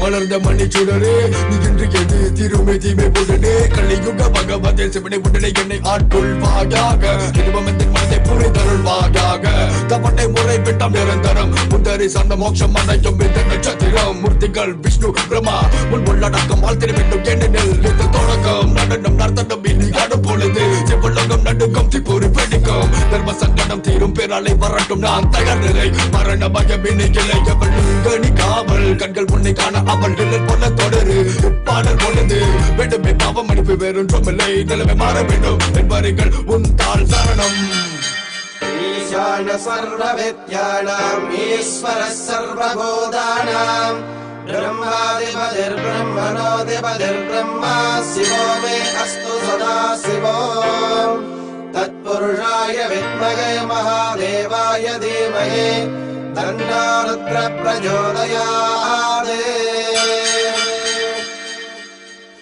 கண்ணுடையானே முல பொருளே காத்திருந்த நாள் பல கடவுளே கைலாயம் வரை என் மேல் முறையீடு நிலகண்டா திவ்ய தரிசனம் கொடுச்சினம் கொண்ட தமிழ் மகன் இசைப்படையுடன் நடைபோடும் இவன் விளை பல கண்டேன் துணையாய் உனை கொண்டேன் விட்டு கட்டை சர்ச்சைகள் பல உண்டு இனி என் மனதில் நீ நின்று கொடியவனை கொண்டு வென்று அர்த்தநாரேஸ்வரா உடல் முழுதும் திருநீரு கங்காதர கடல் நதிகள் உன்னோடு நவரச தாண்டவம் திரிசூலம் கைலாயம் உன்வசம் தோடுடைய செவியோனே என அருள்வாயாக சிவனே திருச்சிற்றம்பலம் சிவ சிவ என்றே தெளிகில ரூம சிவ சிவ வாயு பூண்டே துள்ளடங்க சிவ சிவ என்றே தெளிகில ரூம சிவ சிவ வாயு பூண்டே துள்ளடங்க சிவ சிவ வாய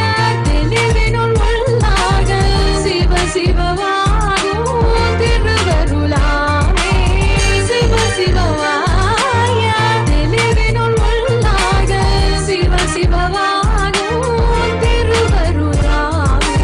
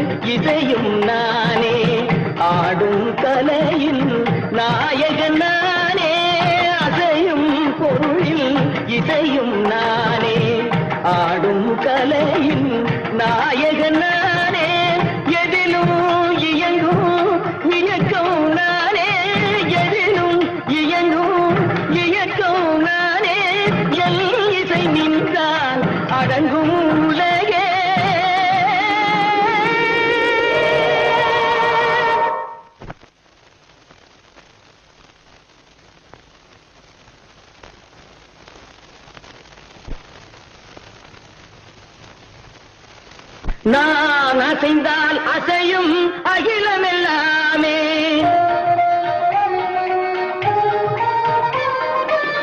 நாம் அசைந்தால் அசையும் அகிலமெல்லாமே அறிவாய் மனிதாவும் ஆணவம் பெரிதா நான் அசைந்தால் அசையும் அகிலமெல்லாமே அறிவாய் மனிதாவும் ஆணவம் பெரிதா ஆடவாயனோடு பாட வந்தவனின் பாடுவாயை இனி மூட வந்ததொரு பாட்டும் நானே பாவமும் நானே பாடும் உன்னை நான் பாட வைத்தேனே பாட்டும் நானே பாவமும் நானே கத்திக்கம் திகதிகம் திகதி தனிதபதி தரிதடி தனிதனி தப்ப மகரி சமகரி பமகர பமகரி மக பமர பமதகிதம்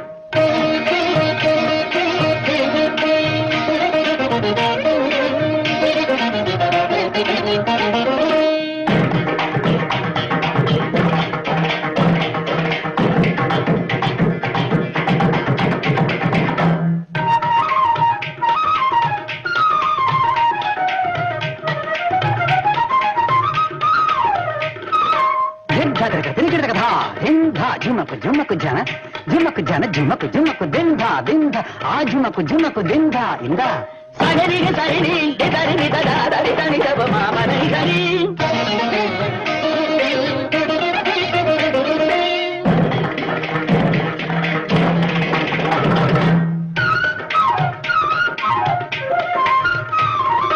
कतपरी तकित जन तरी दिन तक गरी मगरी तारी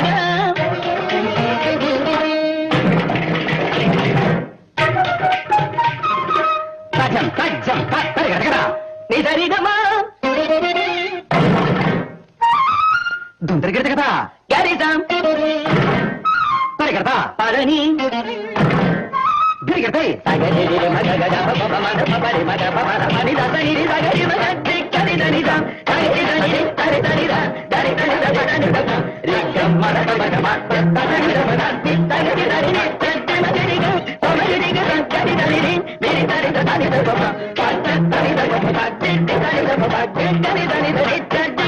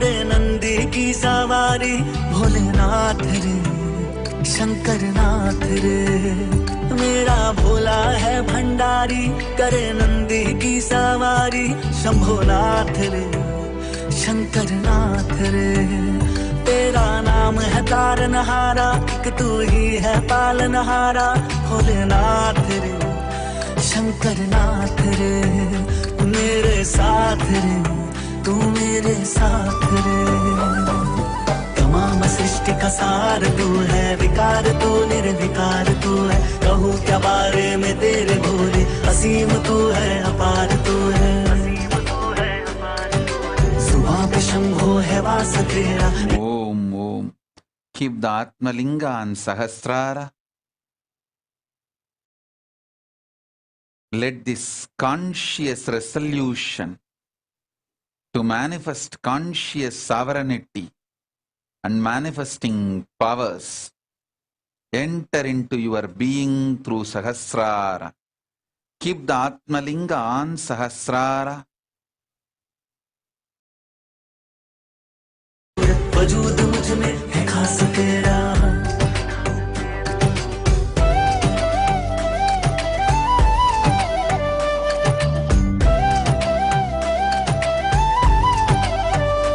गंगा सोहे जिसके केशा करता मंगल जो हमेशा भोलेनाथ रे शंकर नाथ रे तू ही त्रिपुरारी कैलाशी तू ही दुख भंजन अविनाशी शंभोनाथ रे शंकर नाथ रे मेरा भोला है भंडारी जिसे पूजे दुनिया सारी भोलेनाथ रे शंकर नाथ रे मेरे साथ रे तू मेरे साथ रे उदासियों को मिटा दिया है चिराग दिल में जला दिया है हमेशा से भोलेनाथ तूने सुख का रास्ता दिखा दिया है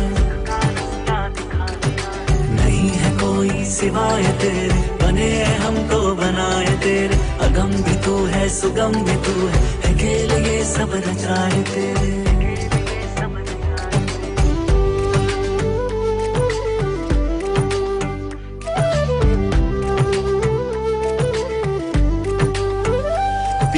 खुद ही विष का प्याला दुनिया को अमृत दे डाला भोलेनाथ रे शंकर नाथ रे कुल सृष्टि का चक्र चलाए बिंदौरा आधा कहलाए शंभोनाथ रे शंकर नाथ रे मेरा भोला है भंडारी करे नंदी की सवारी भोलेनाथ रे शंकर नाथ रे मेरे साथ रे तू मेरे साथ रे नमामि परमेश्वराय शंकर नमामि सर्वेश्वराय शंकर नमामि योगेश्वराय शंकर नमामि भुवनेश्वराय शंकर मेरा भोला है भंडारी करे नंदी की सवारी भोले नमामि योगेश्वराय शंकर नमामि भुवनेश्वराय शंकर नमामि भुवनेश्वराय मेरे साथ रे तू मेरे साथ रे मेरे साथ रे तू मेरे साथ रे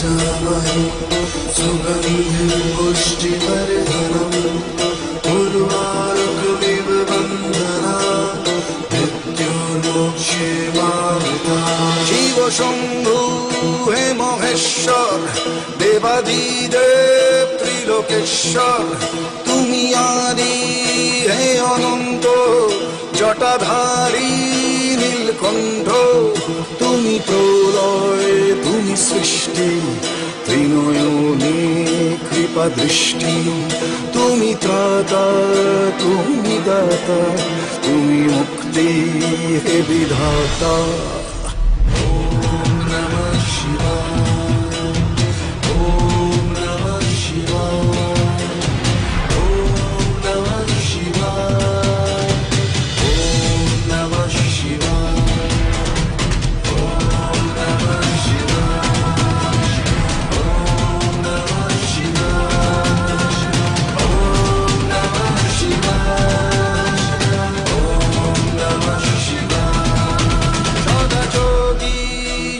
গঙ্গে নিয়ে ভস্য সারা অঙ্গে কর পালন নেত্রীভুবন তব অপার লীলা রঙ্গে ধর ত্রিশূল নে হস্তে আনো শান্তি শুভ চিত্তে তুমি ত্রাতা তুমি দাতা তুমি মুক্তি হে বিধাতা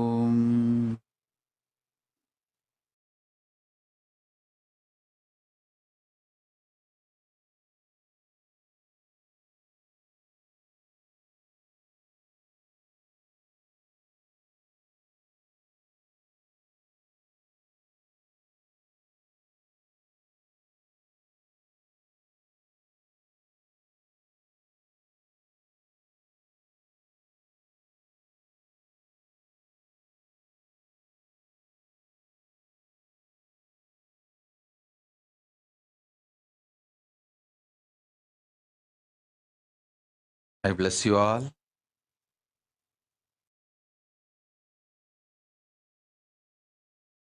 Let's all radiate with integrity, collective integrity, authenticity, responsibility, enriching, causing, living Shuddhadvaita Saivam, Paramadvaitam, the Shuddhadvaita Saivam, the state, space, powers, being, superconsciousness, and Kailasa of Paramashiva. Paramashivoham Om Nityananda Paramashivoham. The eternal bliss, Nityananda. Thank you. Be blissful.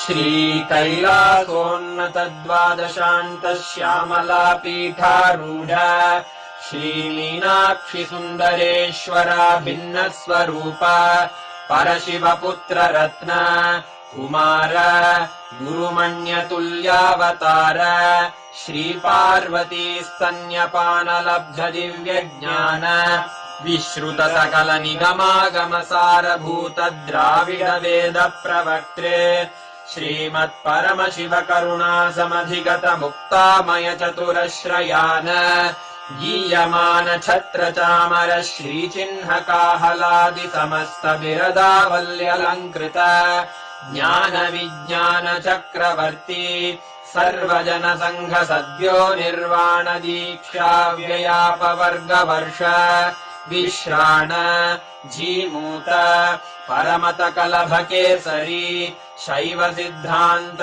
स्थापनाचार्य श्रीराजाधिराज Pandya महाराज गुरु क्षपण शाक्यादि महान्धकार निवारण ज्ञान भानु वीक्षणानर्हार्हध्वजोच्छेदन पूर्वक श्रीमद्वृषभध्वज स्थापक शैव समय कर्त्रे सर्वज्ञ पीठारूढ श्री जगद्गुरु श्री ज्ञान संबंध देशिक स्वामी वागीश सुंदर माणिक्य वाचक स्वामिनाम् अवतार भूत श्री ज्ञान संबंध स्वामी पुनरुद्धृत श्यामला पीठ सर्वज्ञ पीठ त्रिनवत्युत्तरद्विशततम गुरु महासन्निधान अरुणगिरि योगीश्वर परम्परागत अरुणाचल सर्वज्ञ पीठ गुरु महासन्निधान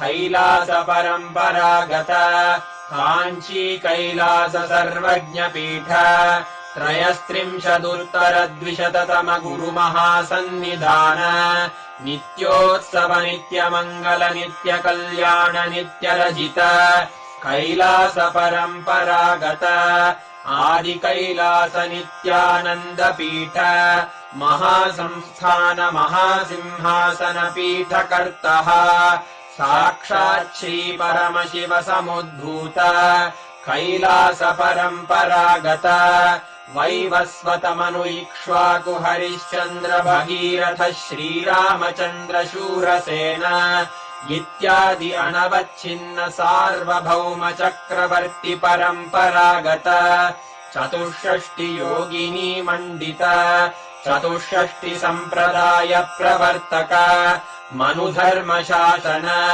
सूर्यवंश प्राप्त सर्वज्ञ पीठ सुरांगी साम्राज्य मूर्धाभिषिक्त चूडामणे साक्षात् श्री परमशिव समुद्भूत कपिल महागुरु पुनरुद्धृत महानिर्वाणि पीठ अष्टोत्तर सहस्र श्री महामण्डलेश्वर साक्षात् श्री परमशिव सिंहासनाभिषिक्त समस्त गणनायक श्री महागणपति समारंभ अनवच्छिन्न पीठाधीश्वर गुरु परंपरा प्राप्त अटल पीठ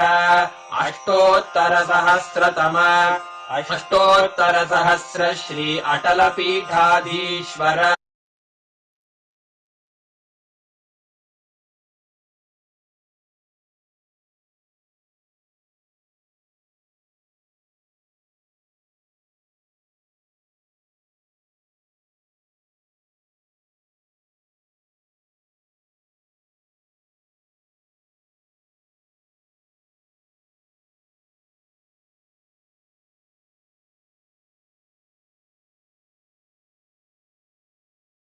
Bhagavan Nityananda Paramashivam.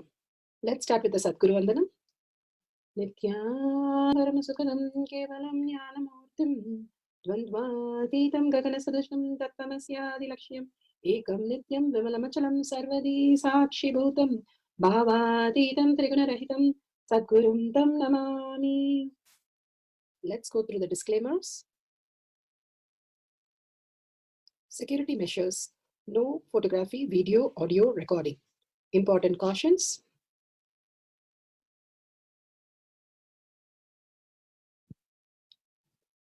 Please be aware of the important cautions.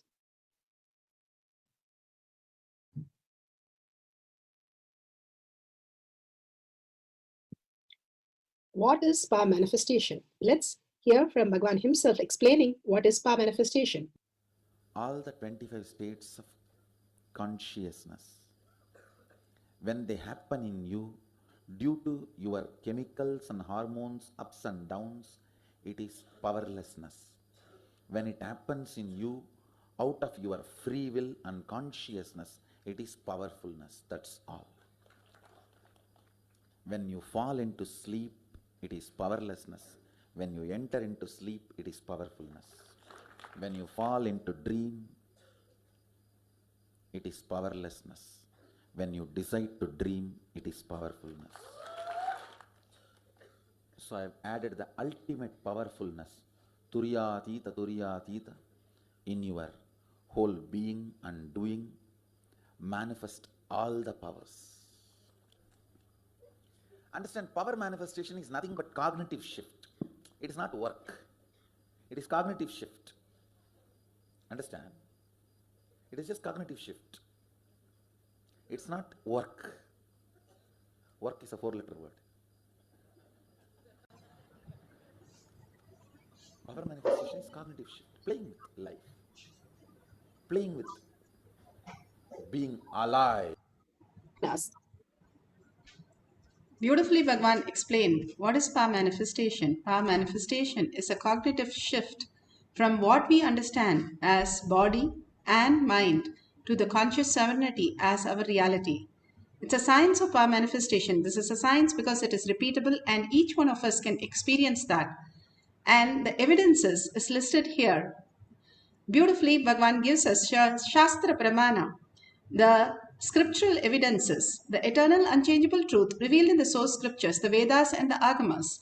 Apta Pramana, the Aptas, the results and experience of the Aptas.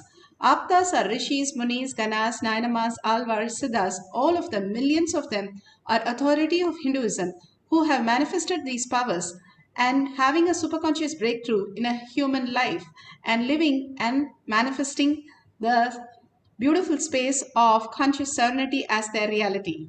Atma Pramana, account of His Divine Holiness, Bhagavan Nityananda Parameshivam, this millennium's avatar's personal experience of each power manifestation, Bhagavan's very own Leelas. Bhagavan plays the Leela, how a human can have a conscious breakthrough, the conscious sovereignty as reality, and have a superconscious breakthrough and manifest all the powers of Paramashiva. Shakshi Pramana, the experience of millions of disciples, devotees, followers all around the world initiated by Bhagavan into the science of power manifestation. Bhagavan beautifully says, I myself will be in the Kailash courtyard and manifest all the powers of Paramashiva through you.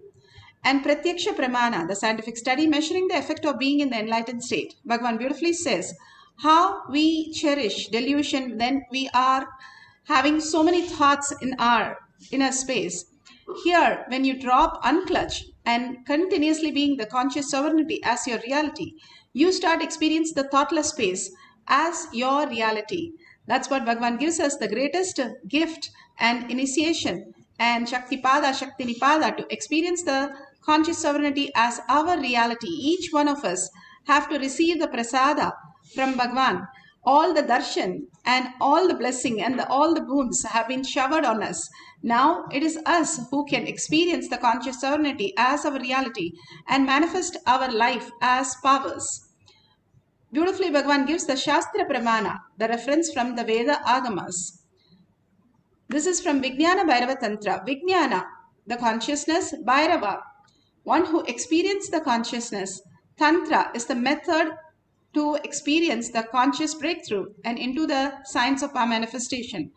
Beautifully, this is from Vijnana Bhairava Tantra, Sutra 32, Dharana 57.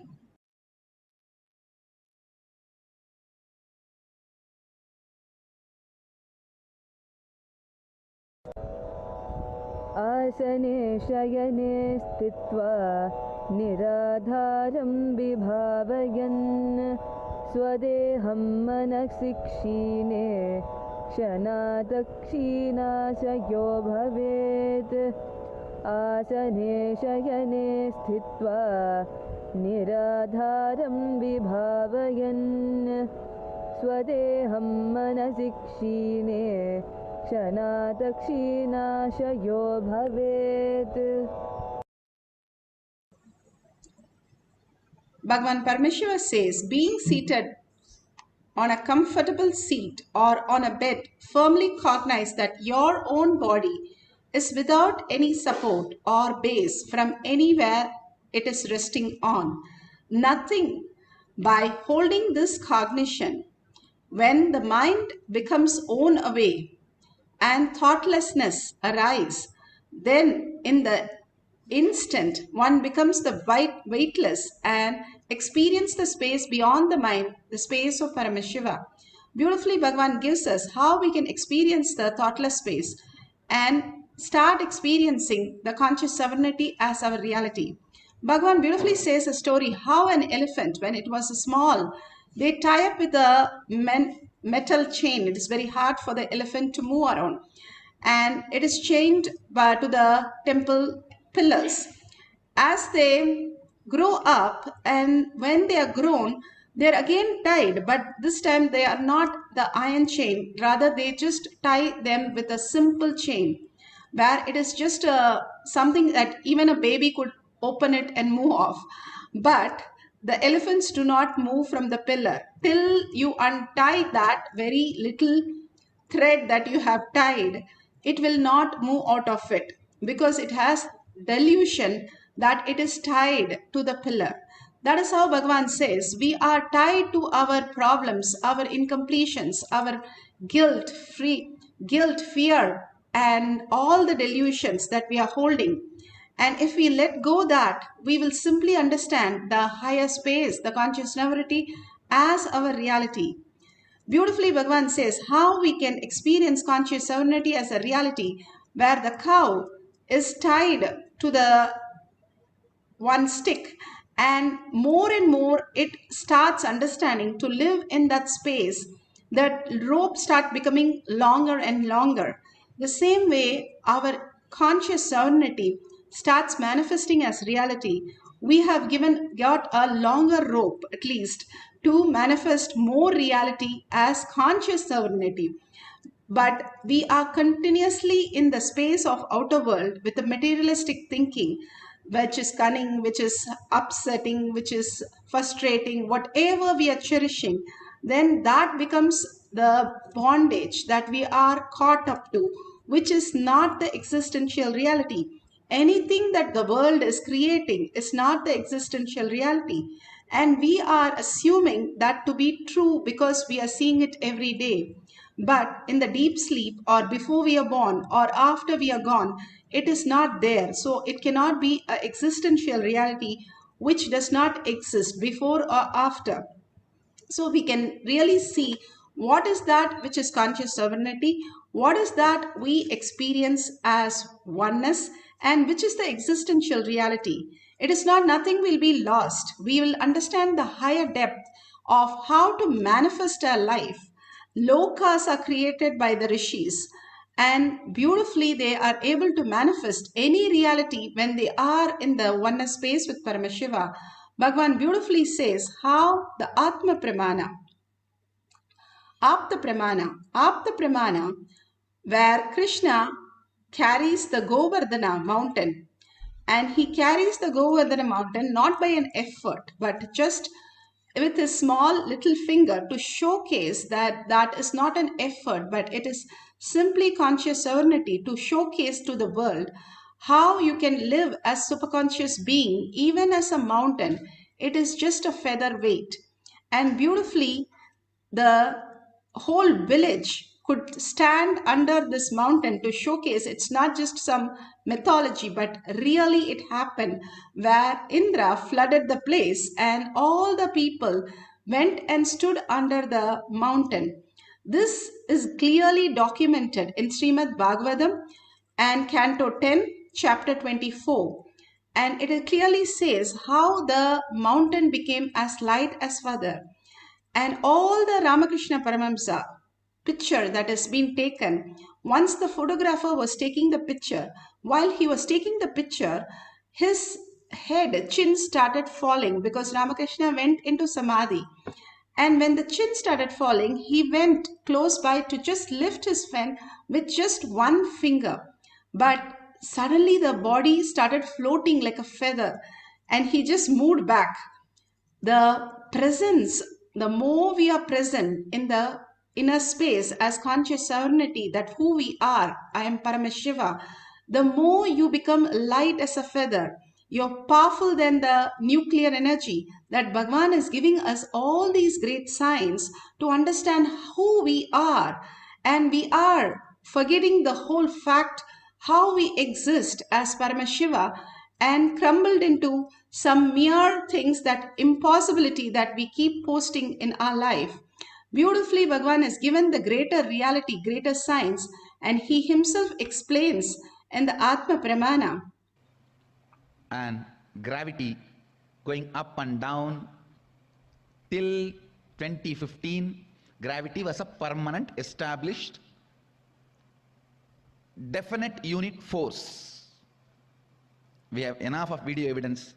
In 2012 itself I said it is not. Gravity goes up and down. Now in 2015, scientists have confirmed what I said.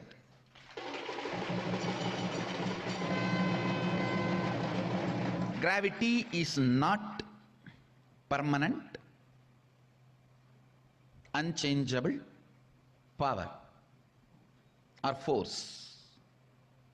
Please understand, when the cosmic magnetic waves have a different influence on the planet Earth and the gravity goes up or down, it directly affects your everyday thinking, your everyday action, because your patterns, you carry two levels of patterns.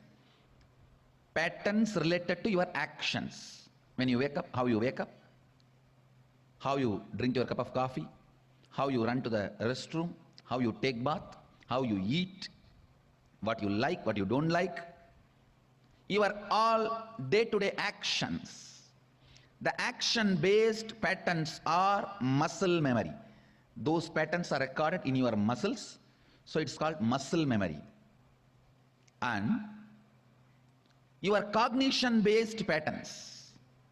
Listen, second is your cognition-based patterns. What you feel as you, what you feel about you, how you cognize you. Your cognition-based patterns. Morning, how you cognize you. After a cup of coffee, how you cognize you. Evening, how you cognize you. When hormonal pressure is there on your body, how you cognize you. When the hormones are released, how you cognize you. When there's a fear, shivering, how you cognize you. When there's a success, support, how you cognize you. Your cognition-based patterns, they stay in your biology, in the core of you. That is why they are called biomemory, because they are very close to the life, God particle in you. Muscle memory, one layer pattern, all the patterns related to actions. Biomemory, layer of pattern, all the patterns related to your cognition. Third is bioenergy, the God particle in you. When the gravity goes up or down, it directly affects your muscle memory and biomemory, because your muscle memory and biomemory is matter. They are not conscious. Matter means they do, and they are also under the influence of gravity. Please understand, they may be micromilligram. Your depression has weight over you. It weighs you down. That is why when your body levitates, you are completely out of depression. Understand? Levitation is not just to fly or jump. By levitation, you are not going to reach New York from here. You are not going to go to Germany from here. The purpose of levitation is not flying to different place or space or country, but by the time your body levitates, whatever weighs you down is kicked out of you. Whether it is micromilligram or micromilligram, your depression as a weight, because it is a pattern. Patterns are only matter, and matter as a weight. It has a mass and weight. Please listen. Even a slight magnetic wave change on the planet Earth, a slight change in the gravitation force can suddenly make so much of free space in you. If you know how to handle the free space in you, you will just fall into the unclutching, enlightenment, meditation. Your biomemory and muscle memory will become pure. You will just radiate complete completion. But if you don't know how to handle that vacuum, that emptiness inside, you will fall into loneliness, more depression. The Shakshi Pramanas are the initiated disciples who are sharing. Shakshi Pramana, Bhagavan has beautifully given how they have shared. And here you can see the weight of the object changing, and how Bhagavan said that you can experience the conscious serenity when you unclutch and are experiencing the higher reality. Now each one of us can experience the levitation when we become light by experiencing the thoughtless space. Now, if you have the Jnananjan in your Kantamala, you can apply in your third eye and your temples. And if you have the camera, you can start recording. Make sure the place is very safe. There is no sharp object or something close by which you will hurt when your body is levitating. And if you are going to increase or decrease the object weight, make sure you measure the weight, and then you can check after the session, the Mahavakya, whether the weight has changed. In Kailash Courtyard, each one of the Balasans sat on a weighing machine and seeing if they are losing the weight and they are becoming lighter as consciousness. Beautifully, Bhagavan was doing that as the last thing before we stopped the Kailash Courtyard, because he has to move out.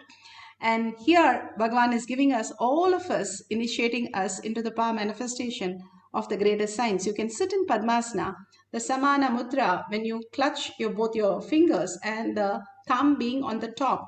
You can keep your hands on the thigh like how Bhagavan is sitting, and you can sit in Padmasana if possible. If not, you can sit in the regular way that you are comfortable with.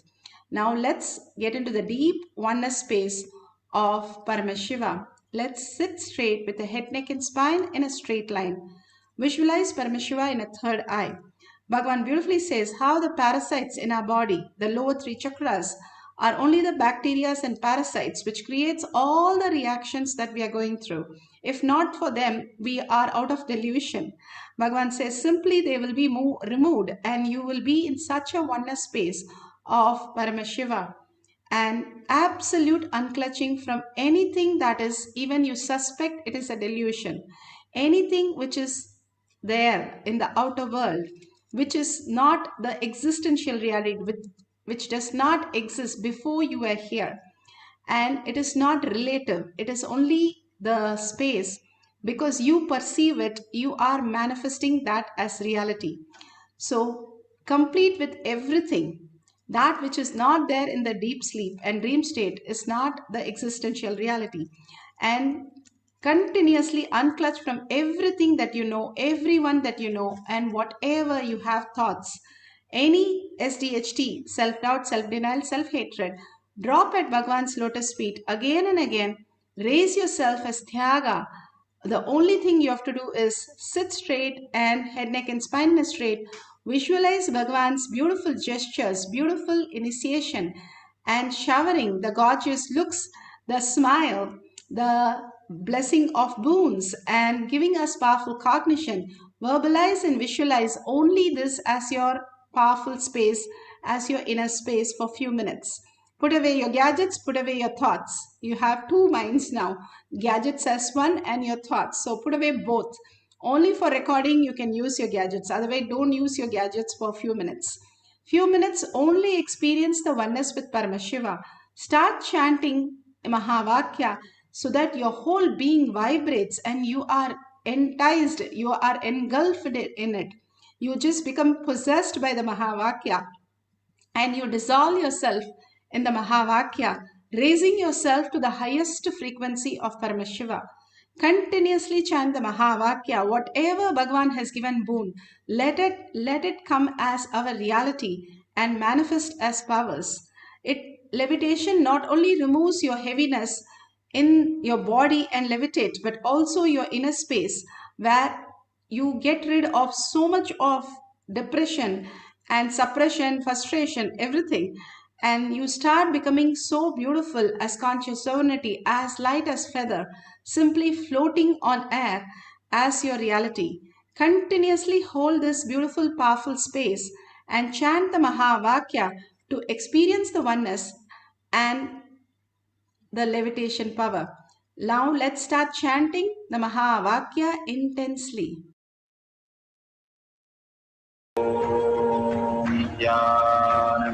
Paramashivam Om Nityananda Paramashivam Om Nityananda Paramashivam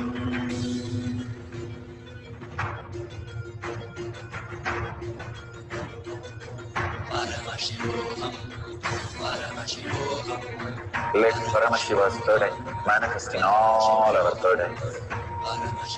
Let the Amrita pour, let the Varni open up, manifest in all of us.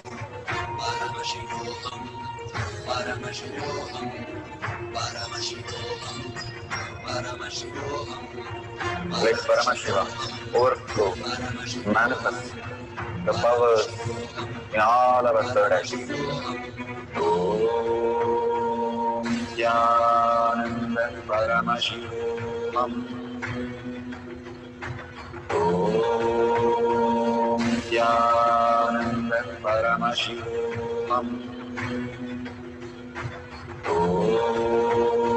Nityananda Paramashivam Om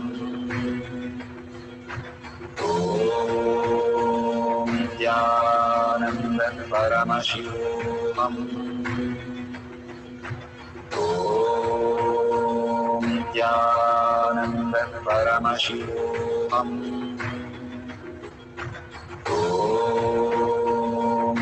Nityananda Paramashivam Om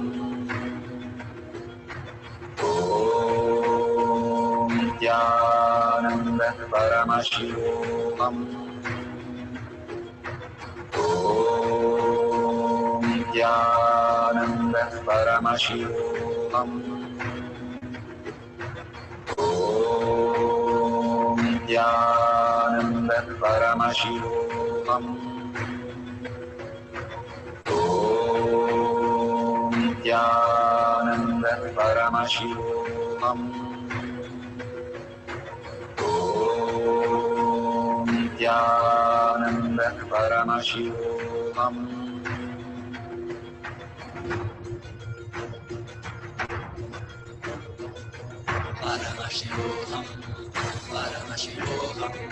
Let Paramashiva's third eye manifest in all our third eyes. Let the Amrita pour, let the Varni open up, manifest in all of us.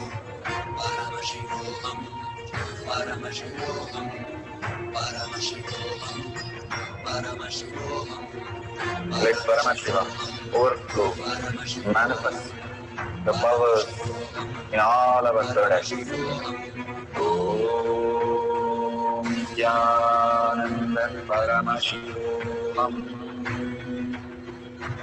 Om Nityananda Paramashivam Om Nityananda Paramashivam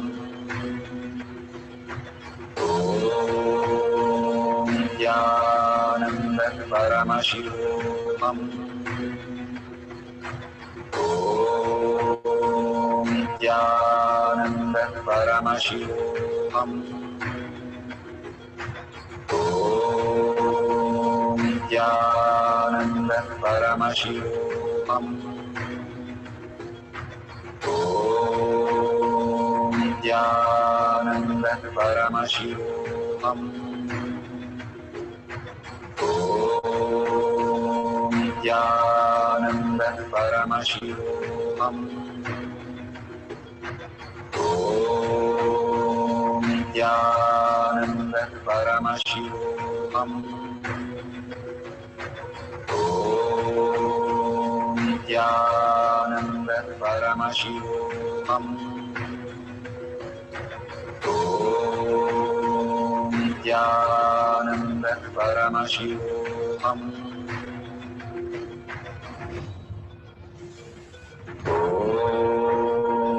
Nityananda Paramashivam Om Nityananda Paramashivam Om Nityananda Paramashivam Om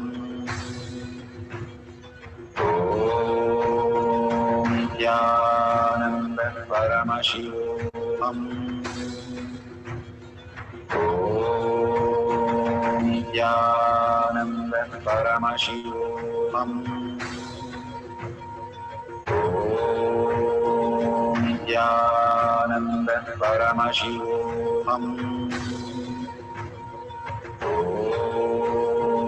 Nityananda Paramashivam Om Nityananda Paramashivam Om Nityananda Paramashivam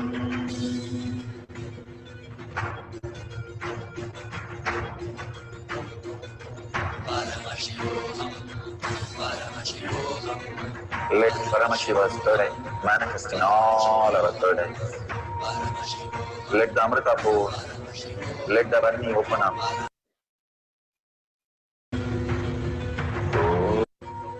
Om Nityananda Paramashivam Om Nityananda Paramashivam Om Nityananda Paramashivam Om Nityananda Paramashivam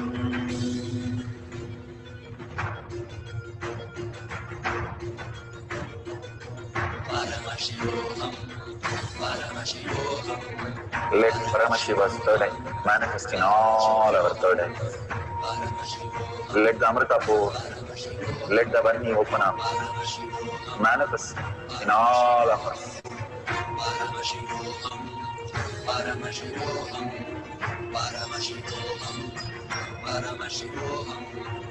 Let Paramashiva overflow, manifest the powers in all our third eyes. Om Nityananda Paramashivam Om Nityananda Paramashivam Om Nityananda Paramashivam Om Nityananda Paramashivam Om Nityananda Paramashivam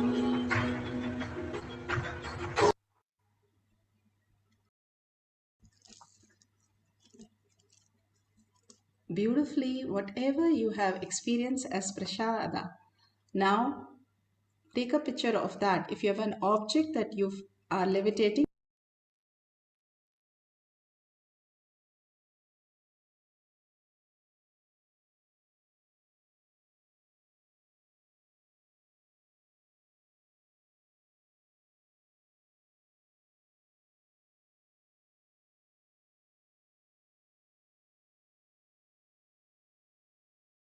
again take a video of the weight which has decreased as it is levitating.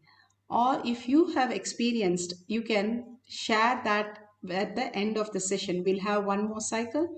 Whatever you have experienced as per manifestation, more and more when we share, the whole sharing gets us to more manifest. When we celebrate the conscious sovereignty as our reality, all these greater signs that Bhagavan is giving, and he himself waits in the Kailash courtyard.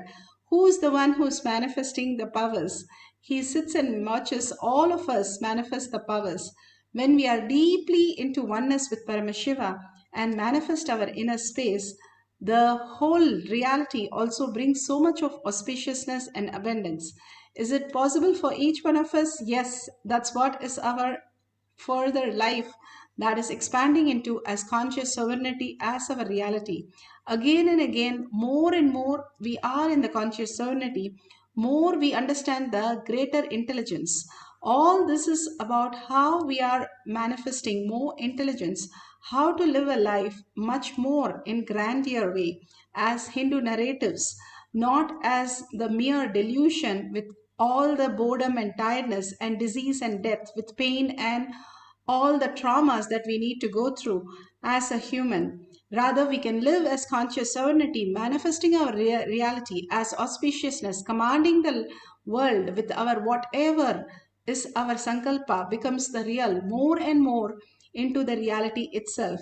Such a beautiful space Bhagavan has initiated us into, and holding that and manifest becomes our prasada, and it becomes grounded and bolted when you share that to the world. Now we'll have one more quick cycle of manifesting the power of levitation, and continuously chant the Mahavakya. Put away your gadgets, put away your thoughts. Which thoughts are we holding when we go to sleep? Nothing. We go to deep sleep and we go to the dream state without all this that we have in the outer world. Same way, consciously drop everything for a few minutes and unclutch from that again and again as it comes, and get back. Hey, I'm Paramashiva. Let me hold only Bhagavan inside me and the powerful cognition that Bhagavan gave. Other than conscious sovereignty, the powerful cognition that he gave, I'm not going to think about anything. If we are in a deep fear or a deep greed, we won't think about anything. Same way, you are in deep authenticity, awareness, and literally sit as 25 heads as PARASHAKTI with 75 eyes and 50 hands. When you're so alive, nothing can disturb you. When you're holding that ultimate space that you're Brahmanya Bahuputratam, you are the favorite inheritance of the cosmos, nothing can disturb, because you are now the consciousness itself, the Paramashiva, the quantum itself. More you experience not as words but as cognition shift that you are consciousness, you are Paramashiva, you will understand that everything that exists is Paramashiva. That Bhagavan beautifully said, Rama avatar of Paramashiva, Krishna avatar of Paramashiva. Everything happens as Paramashiva, as manifesting as PARASHAKTI. Continuously hold and enjoy the whole scene, how you are come to planet Earth to experience everything. The sun's rays is equally power as the sun's, but the clouds are not stopping the sun's, but even the clouds are seen because of the sun's. So understand the higher signs that even we are here because of the conscious sovereignty. Bow down and in deep gratitude decide that you are here to experience the oneness and receive the prasada. So let's sit straight with the head, neck and spine in a straight line. Continuously chant the Mahavakya. Beautifully merge into the oneness space of Paramashiva and manifest the power of levitation. Either you or you can have an object which is weighed and you can start levitating the object. Let's start manifesting the power of levitation. Paramashivam.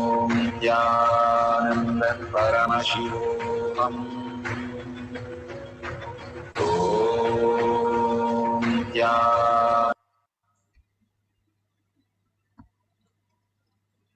Beautiful.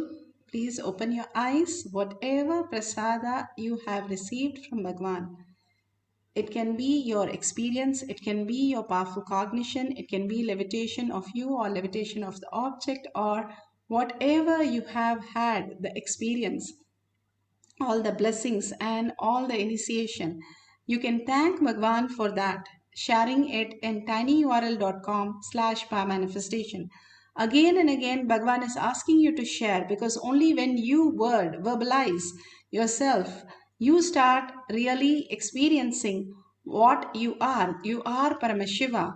Go on writing to the world how you experience Paramashiva, conscious sovereignty, as your reality, and how it has become more and more every day through all the power manifestation, that it becomes more and more real for you. That manifestation starts happening in you.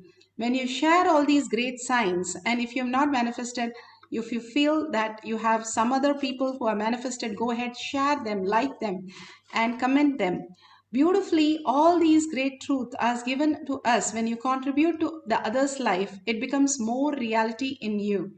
And if you see the $sign at the end of the YouTube, you can offer to Kailasha whatever Bhagwan is showering in deep gratitude. When you offer your gratitude, even as low as 1 unit of your currency, the simply showering of auspiciousness and abundance happens. That's why each and every Hindu temple, at the Dwajastambam, they have a hundi for us to offer. And all that we offer simply wipes away all that incompletion and builds the Kailasha in our inner space when we vote for Paramashiva as our reality. Again and again, surrender all these powers and powerful cognition to Bhagwan's lotus feet. Contribute to Bhagwan's, thank all the things that he is giving, and thank Bhagwan with a deep gratitude, and offer all the powerful cognition and power manifestation at his lotus feet. Thanking each one of you, hundreds of you sitting here and manifesting the powers of Paramashiva. Bhagwan himself has said, whoever is in the Kailash courtyard, I myself will manifest their auspiciousness and abundance as each one's reality. That beautiful space, we are all experiencing the greatest intelligence that has happened to us as an initiation, as our own conscious sovereignty, as our own reality. So with that deep gratitude, let's end the session with a Purna Mantra. Om Purnamada Purnamidam Purna Purnamudashyate Purnasya Purnamadaya Purnameva Vashishyate. Om Shanti Shanti Shanti. Hari Om Tat Sat Sarvam Bhagavate Sri Nityananda Paramashivam Paduka Arpanamastu. Om Nityanandam. Thank you so much. Again, we'll have at 6 p.m. in the Kailash Courtyard in the Zoom session. You can log in through eKailasha. Thank you, Nityanandam.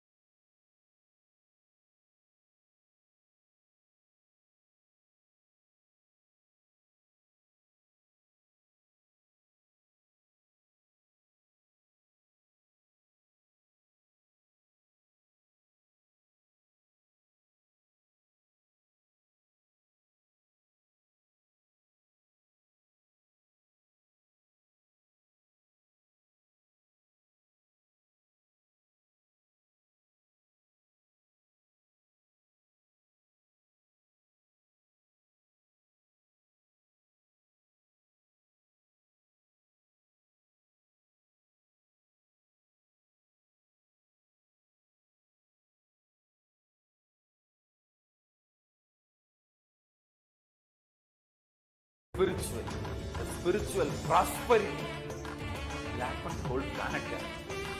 We all have to coexist together.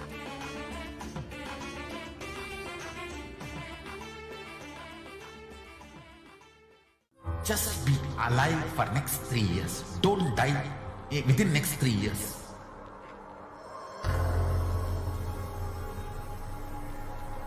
Just don't die within next 3 years. Be alive, somehow be alive. I'm working sincerely. I will reach you somehow. Somehow I will reach you. It's my commitment to humanity.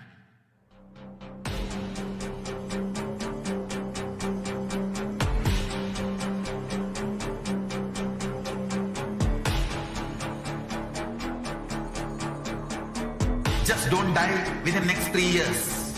I will reach you wherever you are, whichever corner of the world you may be. I will reach you with enlightenment. You manifesting the space, state, powers, being, Paramashakti. It is possible, and it is possible for you.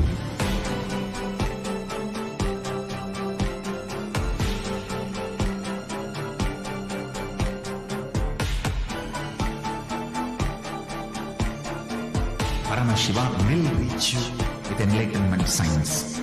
I know he is going to do the job. Just be alive for next 3 years. Nothing else.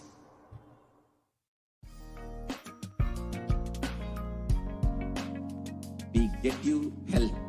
We get you ability to build beautiful relationships in your life. We get you direct spiritual support, and we make sure you become wealthy.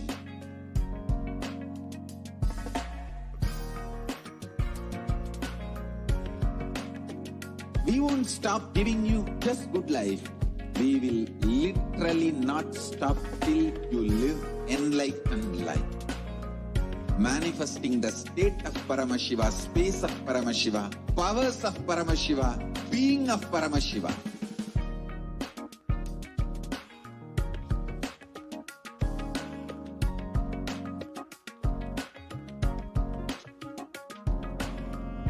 Whole world should become e-Kailashians. I want the whole world to know Hindus have something great to contribute to the world.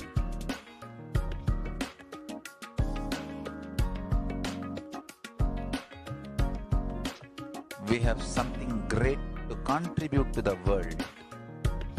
Let us do that.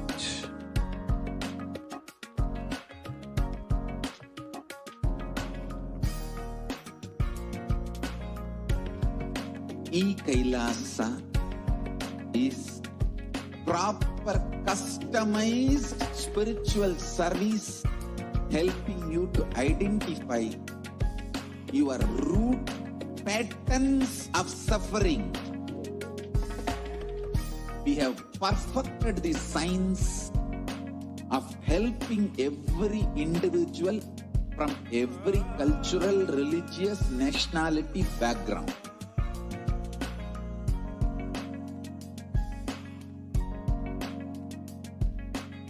You will have lowest reactionary assumptions, highest awakened response, alive response for life continuously.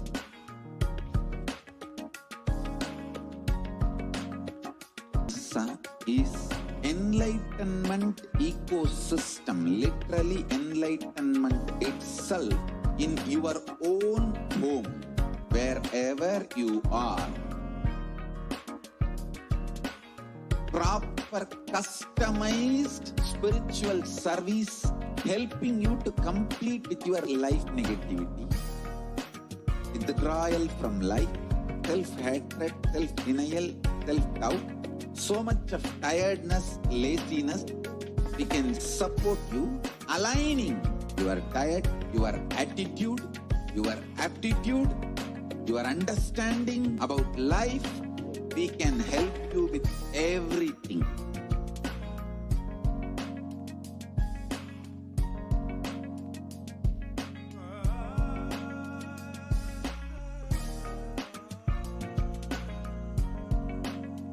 If you are interested in enlightenment, we will immediately bring this to you. If you are not interested, we will explain the whole science, inspire you, and make you interested in enlightenment science. We need to cater this enlightenment science to the whole world wherever they are, because enlightenment is the birthright of all human beings. Kailasa is responsible to provide that to all human beings.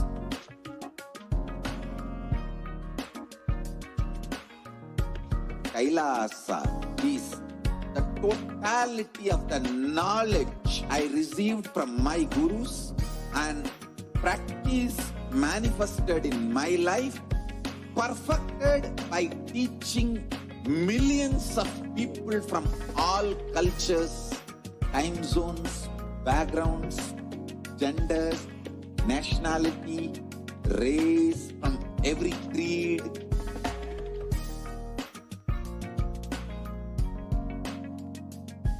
So this absolutely perfected knowledge available to you, served to you in your home without even you moving out of your couch, free of cost.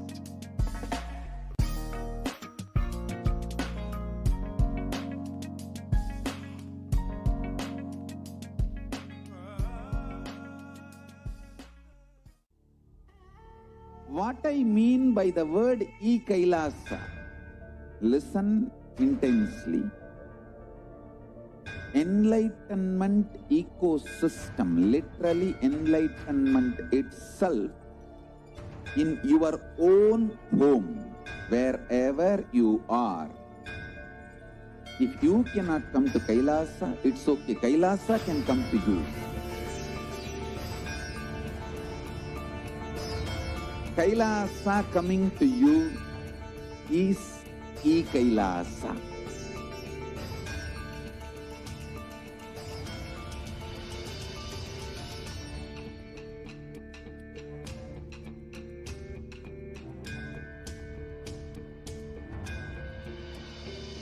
I will revive Hinduism. I am a Hindu revivalist, not by any revolution, but by evolution.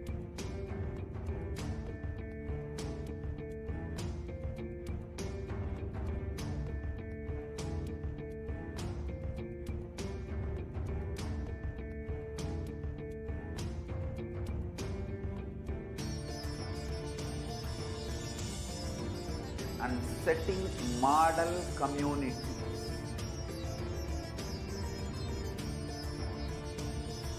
Kailasa, enlightenment ecosystems, Sarvanya Pitas all over the world.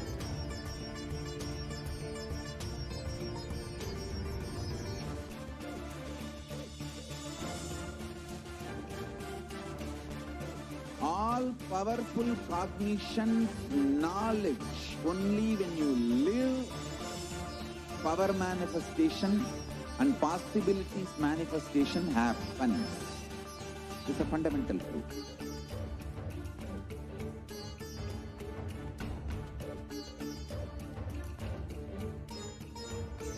Hinduism cannot live exclusively.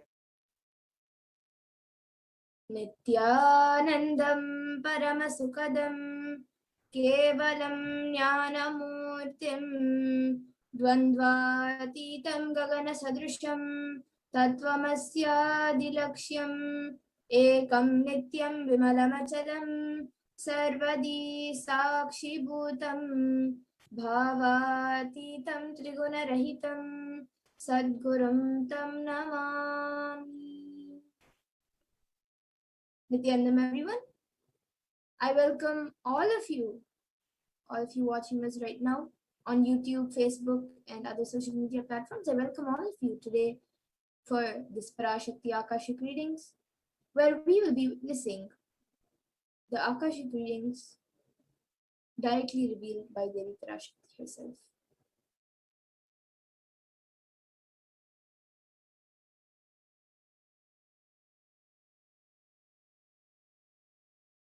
If you are here, it means existence wants you to be here in this form.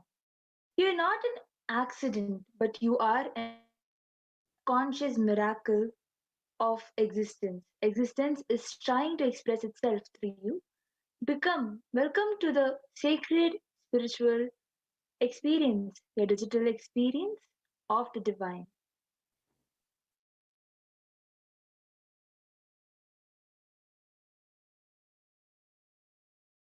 And this may be what all of you think as your first time in the presence of a divine being, a divine cosmic being.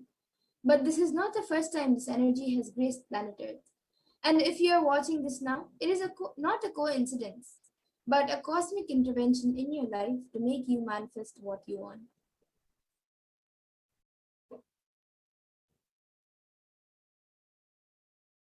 How is this possible? How has this worked before? Experience these answers through powerful cognitions as reference from the ancient texts of Hinduism revived by the Supreme Pontiff of Hinduism.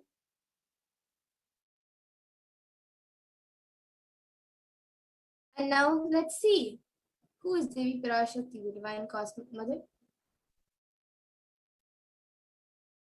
So Devi is the ultimate pure feminine consciousness, the Cosmic Mother.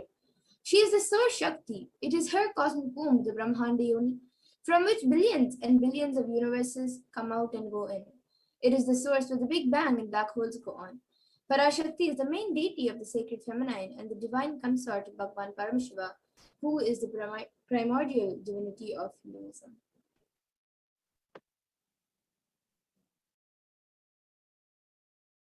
PARASHAKTI, Cosmic Mother. First and foremost relationship is mother. Ability to learn, even idea to relate starts with mother. How to relate starts with your idea to relate, your ability to relate starts with mother. So mother is too important way to connect what you think is life. In Vedic tradition, our rishis were aware their ability to connect with the mother should be directed to cosmos. It should inspire, it should awaken your higher consciousness.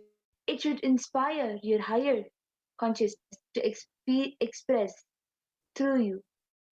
Your higher consciousness connecting with life as mother is the most sweetest, most beautiful, most easiest and form to ever connect.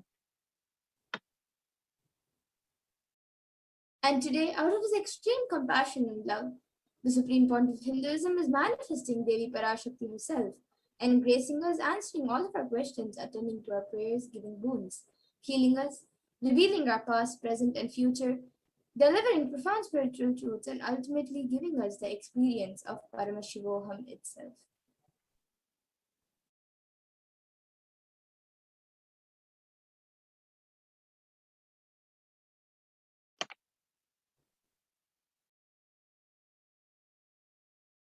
So now let's understand what is the Bhavasamari Darshan and the science of Bhavasamari Darshan.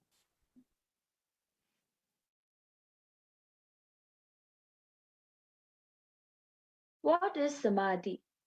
Sama is oneness and Adi means source. So Samadhi means one with the source. Bhava means attitude or aspect. And so Bhava Samadhi means being one with the source through this aspect. And darshan means to have a glimpse of. In the Vedic tradition, it is used to describe the moment when we behold a deity, an avatar, or a saint, or also an enlightened being. As just seeing such a being can cleanse the karmas of lifetimes and in us, or in you, in whoever the receiver is. And darshan is the powerful superconscious vibration that is present around an avatar at all times, and he simply radiates darshan just as the sun continuously radiates light. And the auspicious moment when you are able to catch it, and that is when you raise to the next level of superconscious breakthrough, which is like hitting a reset button on your being.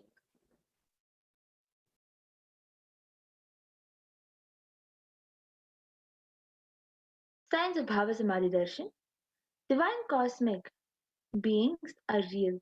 They manifest from Kailasa, the enlightened time-space zone, through deities and incarnations. The divine cosmic beings manifest through Arshavatara deities in the temple and through Nijavatara, the Bhava Samadhi Darshan, through incarnation. And the Bhava Samadhi Darshan is the science of the Nijavatara manifesting Paramashiva, the consciousness. It is where the formless, the being of Paramashiva, expresses through Divya Sharira, the light body, and manifests as Nijavatara, the physical form or embodied form for us to experience Paramashiva.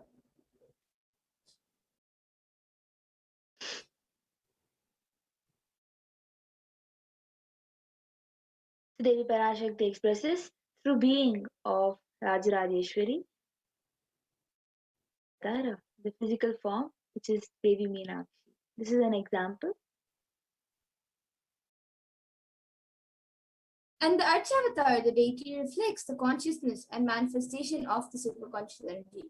But unfortunately, human beings are not matured enough to receive the higher level experience directly from the Archavatar. And so the avatar, the physical embodied form, comes down to bridge the gap and create an experience of superconscious energy in all of us.